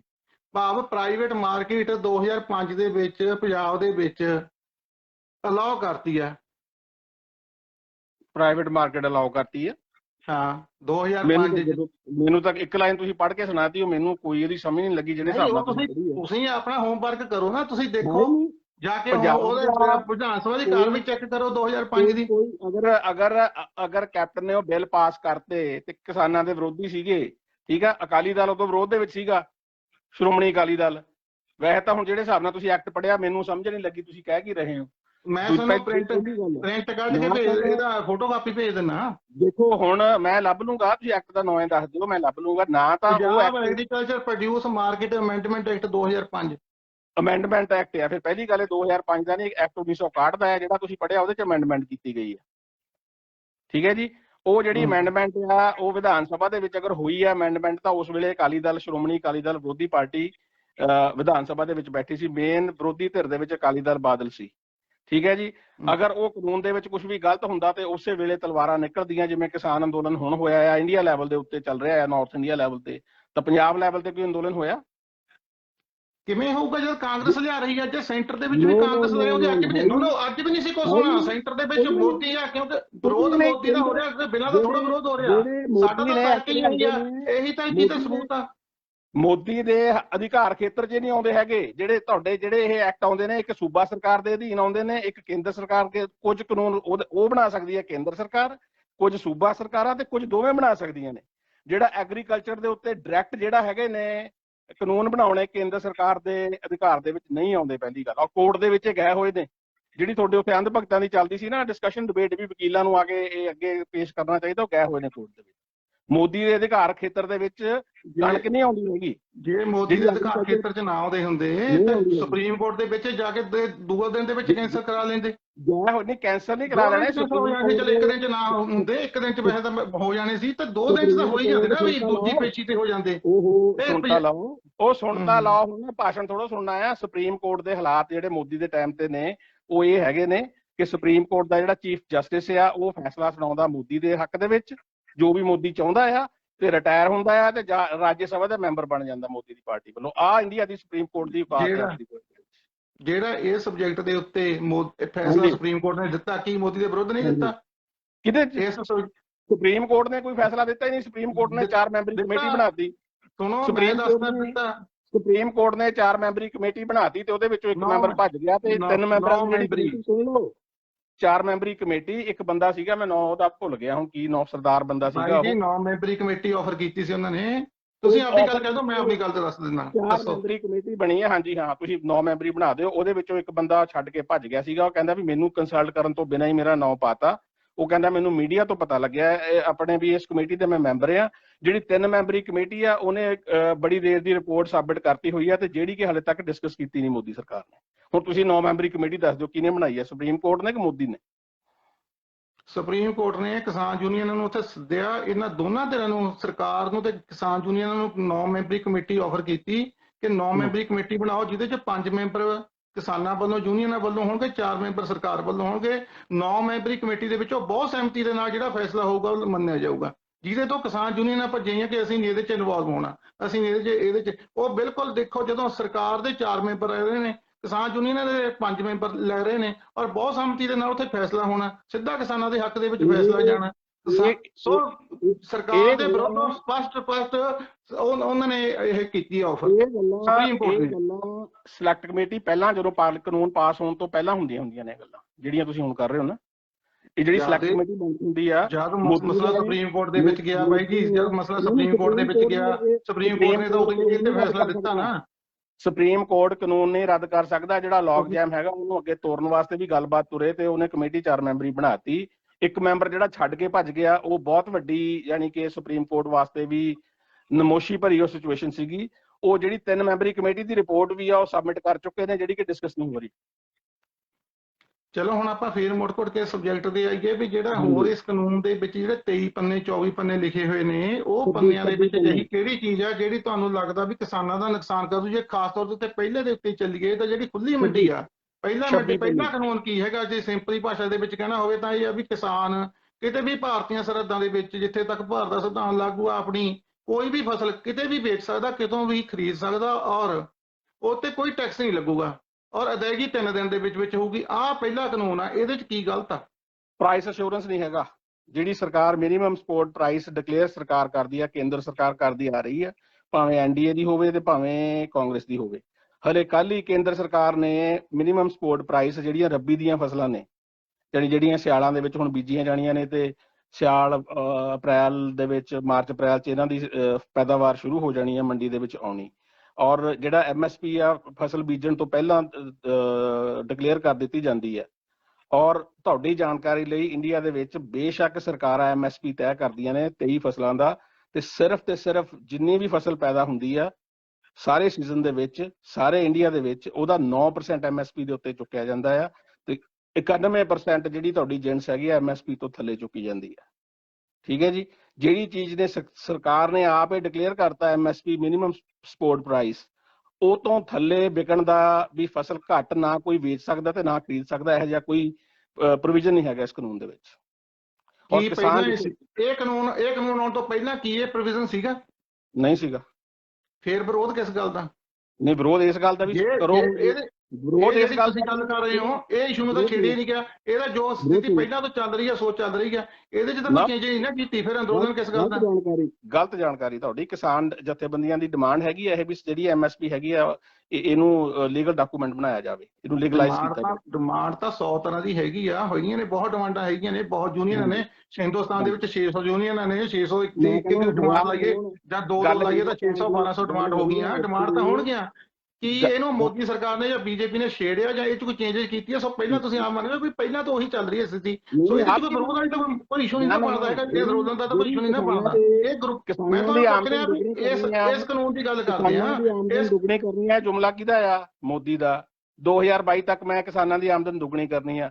ਇਸ ਕਾਨੂੰਨ ਦੇ ਵਿੱਚ ਆਮਦਨ ਦੁੱਗਣੀ ਕਰਨ ਦਾ ਕੋਈ provision ਨਹੀਂਗਾ। ਰਾਣਾ ਜੀ, ਜਿਹੜੀ ਗੱਲ ਤੁਸੀਂ ਕੀਤੀ ਆ ਉਹਦੇ ਚ ਇਹ ਕਾਨੂੰਨਾਂ ਨਾਲ ਉਹਦਾ ਕੋਈ ਲੈਣ ਦੇਣ ਨਹੀਂ ਹੈਗਾ, ਉਹ ਇੱਕ ਵੱਖਰਾ ਸਬਜੈਕਟ ਆ। ਇਹ ਕਾਨੂੰਨਾਂ ਦੇ ਉੱਤੇ ਆਪਾਂ ਗੱਲ ਕਰ ਰਹੇ, ਖੁੱਲੀ ਮੰਡੀ ਦੇ ਵਿੱਚ ਇਹਨਾਂ ਨੇ ਕਹਿਤਾ ਐਮਐਸਪੀ ਬੰਦ ਕਰੇ, ਜਾਂ ਮੋਦੀ ਅਗਰ ਨਹੀਂ ਐਮਐਸਪੀ ਦੇ ਉੱਤੇ ਅਸ਼ੋਰੈਂਸ ਦੇ ਸਕਦਾ ਫਸਲਾਂ ਚੁੱਕਣ ਦਾ ਤੇ ਐਮਐਸਪੀ ਬੰਦ ਕਰੇ। ਡਿਕਲੇਅਰ ਕਰਦੇ ਹਰੇਕ ਸਾਲ, ਜਦੋਂ ਮੋਦੀ 2 ਨਵੇਂ ਕਾਨੂੰਨ ਬਣਾ ਸਕਦਾ ਆ। ਠੀਕ ਹੈ, ਜੇ ਐਮਐਸਪੀ ਤੋਂ ਫਸਲਾਂ ਨਹੀਂ ਚੁੱਕ ਸਕਦਾ ਤਾਂ ਐਮਐਸਪੀ ਡਿਕਲੇਅਰ ਕਰਨ ਦਾ ਡਰਾਮਾ ਬੰਦ ਕੀਤਾ ਜਾਵੇ। ਕਹਿ ਦੇਵੇ ਵੀ ਮੈਂ ਆਪਣਾ ਵੀ ਐਮਐਸਪੀ ਵਾਲਾ ਡਰਾਮਾ ਸਾਡਾ ਬੰਦ ਹੈ। ਤੁਸੀਂ ਕਾਹਦੇ ਵਾਸਤੇ ਪੈਨਲ ਬਿਠਾਉਂਦੇ ਹੋ? ਤੁਸੀਂ ਫਸਲਾਂ ਦਾ ਜਿਹੜਾ ਪੈਦਾ ਕਰਨ ਦਾ ਜਿਹੜਾ ਉਹਦੇ ਤੇ ਉਹਦਾ ਮੁੱਲ ਟੋਟਲ ਉਹਦੀ ਕਾਸਟ ਬਣਦੀ ਹੈ, ਕਾਸਟ ਆਫ ਪ੍ਰੋਡਕਸ਼ਨ, ਉਹ ਕਾਹਦੇ ਵਾਸਤੇ ਤੈਅ ਕਰਦੇ ਹੋ ਜਦੋਂ ਤੁਸੀਂ ਅਸ਼ੋਰ ਹੀ ਨਹੀਂ ਕਰਨਾ ਹੈ ਕਿ ਵੀ ਇਸ ਭਾਅ ਦੇ ਉੱਤੇ ਚੁੱਕੀ ਜਾਊਗੀ? ਇਹਦਾ ਤਾਂ ਮੈਂ ਤੁਹਾਨੂੰ ਜਵਾਬ ਦੇ ਚੁੱਕਿਆ ਵੀ ਇਹਦਾ ਜੋ ਸਿਸਟਮ ਪਹਿਲਾਂ ਤੋਂ ਚੱਲ ਰਿਹਾ ਉਹੀ ਚੱਲ ਰਿਹਾ। ਮੈਂ ਹੁਣ ਤੁਹਾਨੂੰ ਦੂਜੇ ਵਰਡ ਸ਼ਬਦਾਂ ਦੇ ਵਿੱਚ ਸਵਾਲ ਪੁੱਛਦਾ। ਹਾਂਜੀ, ਇਹਦੇ ਚ ਮੈਂ ਦੱਸਦਾ ਨੁਕਸਾਨ ਕੀ ਆ ਤੁਹਾਡਾ। ਹੋਰ ਆਜੂ ਚਲੋ। ਜਿਹੜਾ ਮੰਡੀ ਦੇ ਵਿੱਚ ਫਸਲ ਵਿਕਦੀ ਆ, ਖਰੀਦਦਾਰ ਜਿਹੜਾ ਵੀ ਹੈਗਾ ਖਰੀਦਣ ਵਾਲਾ, ਉਹ 3% ਰੂਰਲ ਡਿਵੈਲਪਮੈਂਟ ਫੰਡ ਉਹ ਪੇ ਕਰਦਾ ਆ ਖਰੀਦਣ ਵਾਲਾ। ਠੀਕ ਹੈ ਜੀ। ਪੰਜਾਬ ਦੇ ਵਿੱਚ ਲਗਭਗ ਕਣਕ ਤੇ ਝੋਨੇ ਦੀ ਜ਼ਿਆਦਾ ਚਲੋ ਪੈਦਾਵਾਰ ਹੈਗੀ ਆ ਤੇ ਮੰਡੀ ਦੇ ਵਿੱਚ ਵਿਕਦੀ ਹੈਗੀ ਆ। ਇਹ 1750 1800 ਕਰੋੜ ਦੇ ਕਰੀਬ ਇਹ ਰਕਮ ਪੰਜਾਬ ਸੂਬੇ ਨੂੰ ਮਿਲਦੀ ਹੈਗੀ ਆ ਹਰ ਸਾਲ ਰੂਰਲ ਡਿਵੈਲਪਮੈਂਟ ਫੰਡ ਦੇ ਨਾਂ ਦੇ ਉੱਤੇ ਜੀ, ਜਿਹਦੇ ਨਾਲ ਜਿਹੜਾ ਪੇਂਡੂ ਪੰਜਾਬ ਆ ਲਿੰਕ ਰੋਡਸ ਨੇ ਇਹ ਬਣਦੇ ਨੇ। ਠੀਕ ਹੈ। ਤੇ ਇਹ ਤੁਹਾਡੇ ਕਾਨੂੰਨ ਦੇ ਵਿੱਚ ਜਦੋਂ ਵਪਾਰੀ ਸਿੱਧੀ ਫਸਲ ਖਰੀਦੂਗਾ ਤੇ ਉਹਦਾ 3% ਦਾ ਟੈਕਸ ਖਤਮ ਹੋ ਗਿਆ, ਉਹ ਨਹੀਂ ਦਊਗਾ ਤੇ ਸੜਕਾਂ ਕਿੱਥੋਂ ਬਣਨਗੀਆਂ ਪਿੰਡਾਂ ਦੀਆਂ? ਮੋਦੀ ਆਪ ਤਾਂ GST ਦੇ ਰਾਹੀਂ 28% ਟੈਕਸ ਲੈ ਰਿਹਾ ਆ। ਹਾਂਜੀ, ਪੈਟਰੋਲ ਦੇ ਉੱਤੇ 33 ਰੁਪਏ 35 ਰੁਪਏ ਲੀਟਰ ਪੈਟਰੋਲ ਦੇ ਉੱਤੇ ਤੇ 33 ਰੁਪਏ ਲੀਟਰ ਡੀਜ਼ਲ ਦੇ ਉੱਤੇ ਕੇਂਦਰ ਸਰਕਾਰ ਦਾ ਟੈਕਸ ਆ। ਜੇ 3% ਟੈਕਸ ਆਪਾਂ ਲਾ ਲਈਏ, 2000 ਰੁਪਏ ਕੁਇੰਟਲ ਕਣਕ ਆ ਤਾਂ 6 ਰੁਪਏ ਹੋਏ। ਸਾਰੇ 6 ਰੁਪਏ ਕਿਲੋ ਪਿੱਛੇ ਅਗਰ ਵੱਧ ਦੇਣੇ ਪੈ ਗਏ ਖਰੀਦਦਾਰ ਨੂੰ ਤੇ ਉਹਦੇ ਨਾਲ ਰੂਰਲ ਪੰਜਾਬ ਦੀਆਂ ਸੜਕਾਂ ਬਣਦੀਆਂ ਨੇ, ਹਰਿਆਣੇ ਦੀਆਂ ਸੜਕਾਂ ਬਣਦੀਆਂ ਨੇ। ਮੈਨੂੰ ਪੰਜਾਬ ਤੇ ਹਰਿਆਣੇ ਦਾ ਜ਼ਿਆਦਾ ਪਤਾ, ਵੈਸਟਰਨ ਯੂਪੀ ਦਾ ਮੈਨੂੰ ਬਾਹਲਾ ਪਤਾ ਨਹੀਂ ਵੀ ਉਹਦਾ ਟੈਕਸ ਕਿੰਨਾ ਆ। ਹਰਿਆਣੇ ਤੇ ਪੰਜਾਬ ਦਾ ਟੈਕਸ ਰੂਰਲ ਡਿਵੈਲਪਮੈਂਟ ਟੈਕਸ 3% ਆ। ਔਰ ਇਹੀ ਕਾਰਨ ਆ ਸਾਰੇ ਇੰਡੀਆ ਦੇ ਵਿੱਚ ਜਿਹੜਾ ਰੂਰਲ ਇੰਡੀਆ ਹੈਗਾ ਉਹਦੇ ਵਿੱਚ ਰੋਡ ਕਨੈਕਟੀਵਿਟੀ ਰੂਰਲ ਇੰਡੀਆ ਦੇ ਵਿੱਚ ਪੰਜਾਬ ਤੇ ਹਰਿਆਣੇ ਦੇ ਵਿੱਚ ਸਾਰਿਆਂ ਨਾਲੋਂ ਬੈਸਟ ਹੈ ਜੀ ਇੰਡੀਆ ਦੇ ਵਿੱਚ। ਇਹ ਖਤਮ ਹੋ ਜਾਊਗਾ ਹੁਣ ਆਨਸਰ ਜਦੋਂ ਮੋਦੀ। ਮੈਨੂੰ ਹਾਂਜੀ ਆਨਸਰ ਆਪਣੇ ਵੱਲੋਂ ਕਹਿ ਲੈਣ ਦਿਓ ਜੋ ਮੈਂ ਕਹਿਣਾ ਚਾਹੁੰਦਾ। ਹਾਂਜੀ ਹਾਂਜੀ ਜੇ ਇਹ ਜਿਹੜਾ ਹੈਗਾ ਟੈਕਸ ਆ ਜਿਹੜਾ ਇਕੱਠਾ ਹੋ ਰਿਹਾ ਕਰੀਬ ਸ਼ਾਇਦ 6000 ਕਰੋੜ ਰੁਪਏ ਜਾਂ ਜੋ ਵੀ ਹੈਗਾ, ਵੱਧ ਘੱਟ ਹੋ ਸਕਦਾ, ਚਲੋ ਚੇਂਜ ਆਉਂਦੀ ਰਹਿੰਦੀ ਆ। ਹੁਣ ਕਿੰਨੇ ਤਰ੍ਹਾਂ ਦੇ ਟੈਕਸ ਸੀਗੇ, ਪਹਿਲਾਂ ਟੈਕਸ ਬੰਦ ਹੋ ਗਏ, ਉਹਦੇ ਜਗ੍ਹਾ ਤੇ GST ਆ ਗਈ। ਜੇ ਇਧਰੋਂ ਇੱਕ ਪਾਸੋਂ ਸਰਕਾਰ ਕਰ ਦੂਗੀ ਇਹ ਬੰਦ ਹੋ ਜੂ ਜਾਂ ਇਹ ਆਮਦਨ ਬੰਦ ਹੋ ਜੂ, ਪਹਿਲੀ ਗੱਲ ਨੰਬਰ 1 ਦੇ ਉੱਤੇ ਲੈ ਕੇ ਚੱਲੋ। ਮੰਨ ਲਓ ਵੀ ਬੰਦ ਹੋ ਜੂ, ਮੰਨ ਲਓ ਮੰਡੀਆਂ ਬੰਦ ਹੋ ਜਾਣਗੀਆਂ, ਜਿਵੇਂ ਤੁਸੀਂ ਕਹਿੰਦੇ ਹੋ, ਮੰਨ ਲਈਆਂ ਮੰਡੀਆਂ ਬੰਦ ਹੋ ਗਈਆਂ, ਪ੍ਰਾਈਵੇਟ ਮੰਡੀਆਂ ਹੋ ਗਈਆਂ, ਤੇ ਪੰਜਾਬ ਦੇ ਵਿੱਚ ਸੜਕਾਂ ਤੇ ਪਿਛਲੇ 10 ਸਾਲਾਂ ਦੇ ਵਿੱਚ ਕਿੰਨਾ ਖਰਚਾ ਆਇਆ ਦੇਖੋ। ਟੋਟਲ ਖਰਚਾ 18000 ਕਰੋੜ ਦਾ ਤਾਂ ਇੱਕ ਗਡਕਰੀ ਦਾ, ਮੈਨੂੰ ਏਦਾਂ ਹੀ ਵੈਸੇ ਹੀ ਯਾਦ ਆ ਵੀ ਖਬਰ ਸੁਣੀ ਸੀ ਕਿ ਗਡਕਰੀ ਨੇ ਨੀਂਹ ਪੱਥਰ ਰੱਖਿਆ, ਇਹਦਾ 18000 ਕਰੋੜ ਦਾ ਪ੍ਰੋਜੈਕਟ ਆ। 18 ਹੋਰ ਕਿੰਨੇ ਪ੍ਰੋਜੈਕਟ ਲੱਗੇ ਨੇ ਪਤਾ ਨਹੀਂ, ਕੋਈ 16000 ਕਰੋੜ ਦਾ, ਕੋਈ 10000 ਕਰੋੜ ਦਾ, ਕੋਈ 20000 ਕਰੋੜ ਦਾ। ਉਹ ਸਾਰੇ ਪ੍ਰੋਜੈਕਟਾਂ ਦੇ ਹਿਸਾਬ ਨਾਲ ਇਹ ਜਿਹੜੀ ਰਕਮ ਆ ਬਿਲਕੁਲ ਇੱਕ ਬਹੁਤ ਨਮੂਨੀ ਤੁੱਛ ਜੀ ਰਕਮ ਆ ਜਾਂਦੀ ਆ। ਫਿਰ ਇਹਦੇ 'ਚ ਚਲੋ ਚੇਂਜਿਸ ਵੀ ਆਉਂਦੀ ਰਹਿੰਦੀ ਆ, ਹਰ ਚੀਜ਼ ਦੇ ਵਿੱਚ ਚੇਂਜਿਸ ਆਉਂਦੀ ਰਹਿੰਦੀ ਆ। ਪਹਿਲਾਂ ਕਿੰਨੇ ਕਿਸਮ ਦੇ ਟੈਕਸ ਉਹਦੀ ਜਗ੍ਹਾ ਤੇ GST ਆ ਗਈ। ਸਰਕਾਰ ਨਵੇਂ ਤਰੀਕੇ ਦੇ ਨਾਲ ਕੁਝ ਨਾ ਕੁਝ ਤਾਂ ਸੋਲੂਸ਼ਨ ਕਰੂਗੀ ਨਾ ਕੋਈ ਸਮੱਸਿਆਵਾਂ। ਦੂਜੀ ਗੱਲ ਆਨਸਰ ਲੈ ਲਓ ਨਾ, 2 ਮਿੰਟ ਦਿਆ ਨਵੇਂ ਕਰੋ। ਤਰੀਕੇ ਦੇ ਨਾਲ ਪੰਜਾਬ ਦੇ ਪਿੰਡੂ ਪੰਜਾਬ ਦੀਆਂ ਸੜਕਾਂ ਹਰਿਆਣੇ ਦੀਆਂ ਖਤਮ ਹੋਣਗੀਆਂ ਤੇ ਅਸੀਂ ਦੂਜੀ ਗੱਲ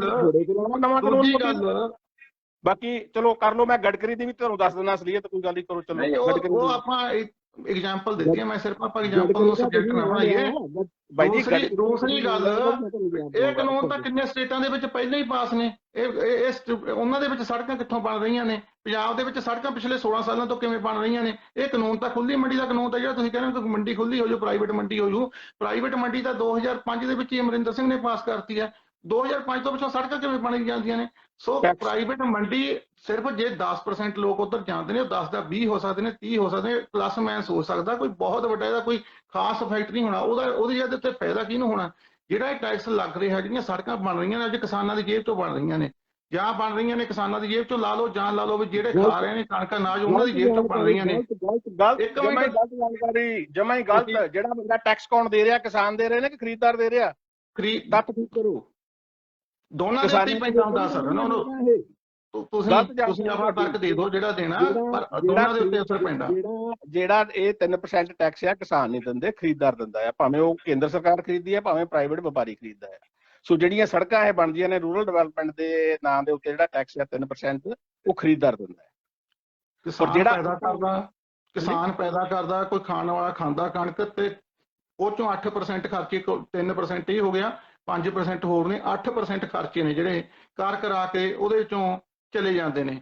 ਉਹ ਸਿੱਧੇ ਫਿਰ ਫਾਇਦਾ ਨਹੀਂ ਹੋਊਗਾ ਜਦੋਂ 8% ਨਿਕਲ ਗਏ। ਉਹ 8% ਖਰਚਾ ਬਚਣ ਲੱਗ ਗਿਆ, ਚੀਜ਼ ਸਸਤੀ ਨਹੀਂ ਹੋਊਗੀ। ਖਰੀਦਦਾਰ ਦੇ ਕੋਲ ਜਿਹਨੇ ਕਣਕ ਖਰੀਦ ਕੇ ਖਾਣੀ ਹੈ, ਮਜ਼ਦੂਰ ਨੇ, ਉਹਨੂੰ ਤਾਂ 8 ਰੁਪਏ ਕੁਆਂਟਲ ਪਿੱਛੇ ਘਟਣਗੇ ਨਾ। ਨਹੀਂ ਹੋਊਗੀ। ਤੁਹਾਡਾ ਜਿਹੜਾ ਥੈਲੀ ਵਾਲਾ ਆਟਾ ਸ਼ਹਿਰਾਂ 'ਚ ਕੀ ਭਾਅ ਵਿਕਦਾ ਹੈ ਪਤਾ ਕਰਕੇ ਦੱਸਿਓ ਮੈਨੂੰ ਕਿਸੇ ਤੋਂ।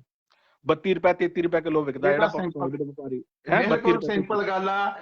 ਤੁਸੀਂ ਕਹਿ ਰਹੇ ਹੋ ਕਿ ਟੈਕਸ ਨਹੀਂ ਰਹੂਗਾ। ਟੈਕਸ ਨਹੀਂ ਰਹੂਗਾ ਤਾਂ ਮਤਲਬ ਆ ਵੀ ਇਹ ਜਿਹੜੀ ਹੈਗੀ ਆ ਚੀਜ਼ ਸਸਤੀ ਹੋਊ, ਅਨਾਜ ਸਸਤਾ ਹੋਊਗਾ। ਮੈਂ ਸਾਬਿਤ ਕਰਦਾ, ਹੁਣ ਮੌਕਾ ਦਿਓ ਮੈਨੂੰ, ਮੌਕਾ ਦਿਓ, ਮੈਂ ਦੱਸੋ। ਹੁਣ ਡੀਜ਼ਲ ਪੈਟਰੋਲ ਸੀਗਾ, ਅਗਰ ਜਿਹੜਾ ਟੈਕਸ ਇਹ ਘਟੂਗਾ ਉਹਦਾ ਫਾਇਦਾ ਜਿਹੜਾ ਪ੍ਰਾਈਵੇਟ ਵਪਾਰੀ ਆ ਉਹ ਲਊਗਾ। ਜਿਹੜਾ ਕਣਕ ਦਾ ਆਟਾ ਬਣਾ ਕੇ ਥੈਲੀਆਂ 'ਚ ਵੇਚਦਾ ਆ ਉਹਨੂੰ ਫਾਇਦਾ ਹੋਊਗਾ ਇਹਦਾ ਜ਼ਿਆਦਾ। ਉਹਨੇ ਇਹ ਜਿਹੜਾ ਬੈਨੀਫਿਟ ਆ ਗ੍ਰਾਹਕ ਨੂੰ ਨਹੀਂ ਟ੍ਰਾਂਸਫਰ ਕਰਨਾ। ਇੰਡੀਆ ਦੇ ਜਿਹੜਾ ਵਿਚਾਲੇ ਬੈਠੇ ਨੇ ਨਾ ਜਮਾਖੋਰ, ਮਿਡਲਮੈਨ, ਦੱਲੇ ਦਲਾਲ, ਇਹਨਾਂ ਦੀਆਂ ਮੌਜਾਂ ਨੇ। ਫਾਰ ਐਗਜ਼ਾਮਪਲ, ਜਦੋਂ ਮੋਦੀ ਆਇਆ, ਆਉਣ ਤੋਂ ਕੁਝ ਮਹੀਨੇ ਬਾਅਦ ਇੰਟਰਨੈਸ਼ਨਲ ਮਾਰਕੀਟ ਦੇ ਵਿੱਚ ਡੀਜ਼ਲ ਜਿਹੜਾ ਆਪਣਾ ਤੁਹਾਡਾ ਕੱਚਾ ਤੇਲ ਦੀ ਕੀਮਤ ਬਹੁਤ ਡਰਾਸਟਿਕਲੀ ਥੱਲੇ ਆ ਗਈ ਸੀ। $20-22 ਵੀ ਆ ਗਈ ਸੀ, $40-45 ਆਮ ਸੀਗੀ, $110 ਦੇ ਨੇੜੇ ਤੇੜੇ ਸੀਗੀ ਜਦੋਂ ਮਨਮੋਹਨ ਸਿੰਘ ਦੇ ਐਂਡ ਵੇਲੇ। ਠੀਕ ਹੈ ਜੀ। ਮੋਦੀ ਨੇ ਉਹ ਬੈਨੀਫਿਟ ਲੋਕਾਂ ਨੂੰ ਬਿਲਕੁਲ ਨਹੀਂ ਟ੍ਰਾਂਸਫਰ ਕੀਤਾ। ਮੋਦੀ ਨੇ ਕੀ ਕੀਤਾ ਵੀ ਕੱਚੇ ਤੇਲ ਦਾ ਜਿਹੜਾ ਭਾਅ ਘਟ ਗਿਆ ਤੇ ਉਹਨੇ ਜਿਹੜੀ ਪੈਟਰੋਲ ਦੇ ਉੱਤੇ ਕੇਂਦਰ ਸਰਕਾਰ ਦਾ ਟੈਕਸ ਆ, ਜਦੋਂ ਮਨਮੋਹਨ ਸਿੰਘ ਗਿਆ ਆ ਮਈ 2014 ਦੀ ਮੈਂ ਗੱਲ ਕਰਦਾ ਆ, 9.5 ਪੌਣੇ 10 ਯਾਨੀ 9.5 ਤੋਂ 10 ਰੁਪਏ ਤੋਂ ਥੱਲੇ ਸੀਗਾ ਜਿਹੜਾ ਕੇਂਦਰ ਸਰਕਾਰ ਦਾ ਪੈਟਰੋਲ ਦੇ ਉੱਤੇ ਟੈਕਸ ਸੀਗਾ। ਜਿਹੜਾ ਕੇਂਦਰ ਸਰਕਾਰ ਦਾ ਡੀਜ਼ਲ ਦੇ ਉੱਤੇ ਟੈਕਸ ਸੀਗਾ ਉਹ 4 ਰੁਪਏ ਤੋਂ ਥੱਲੇ ਸੀਗਾ।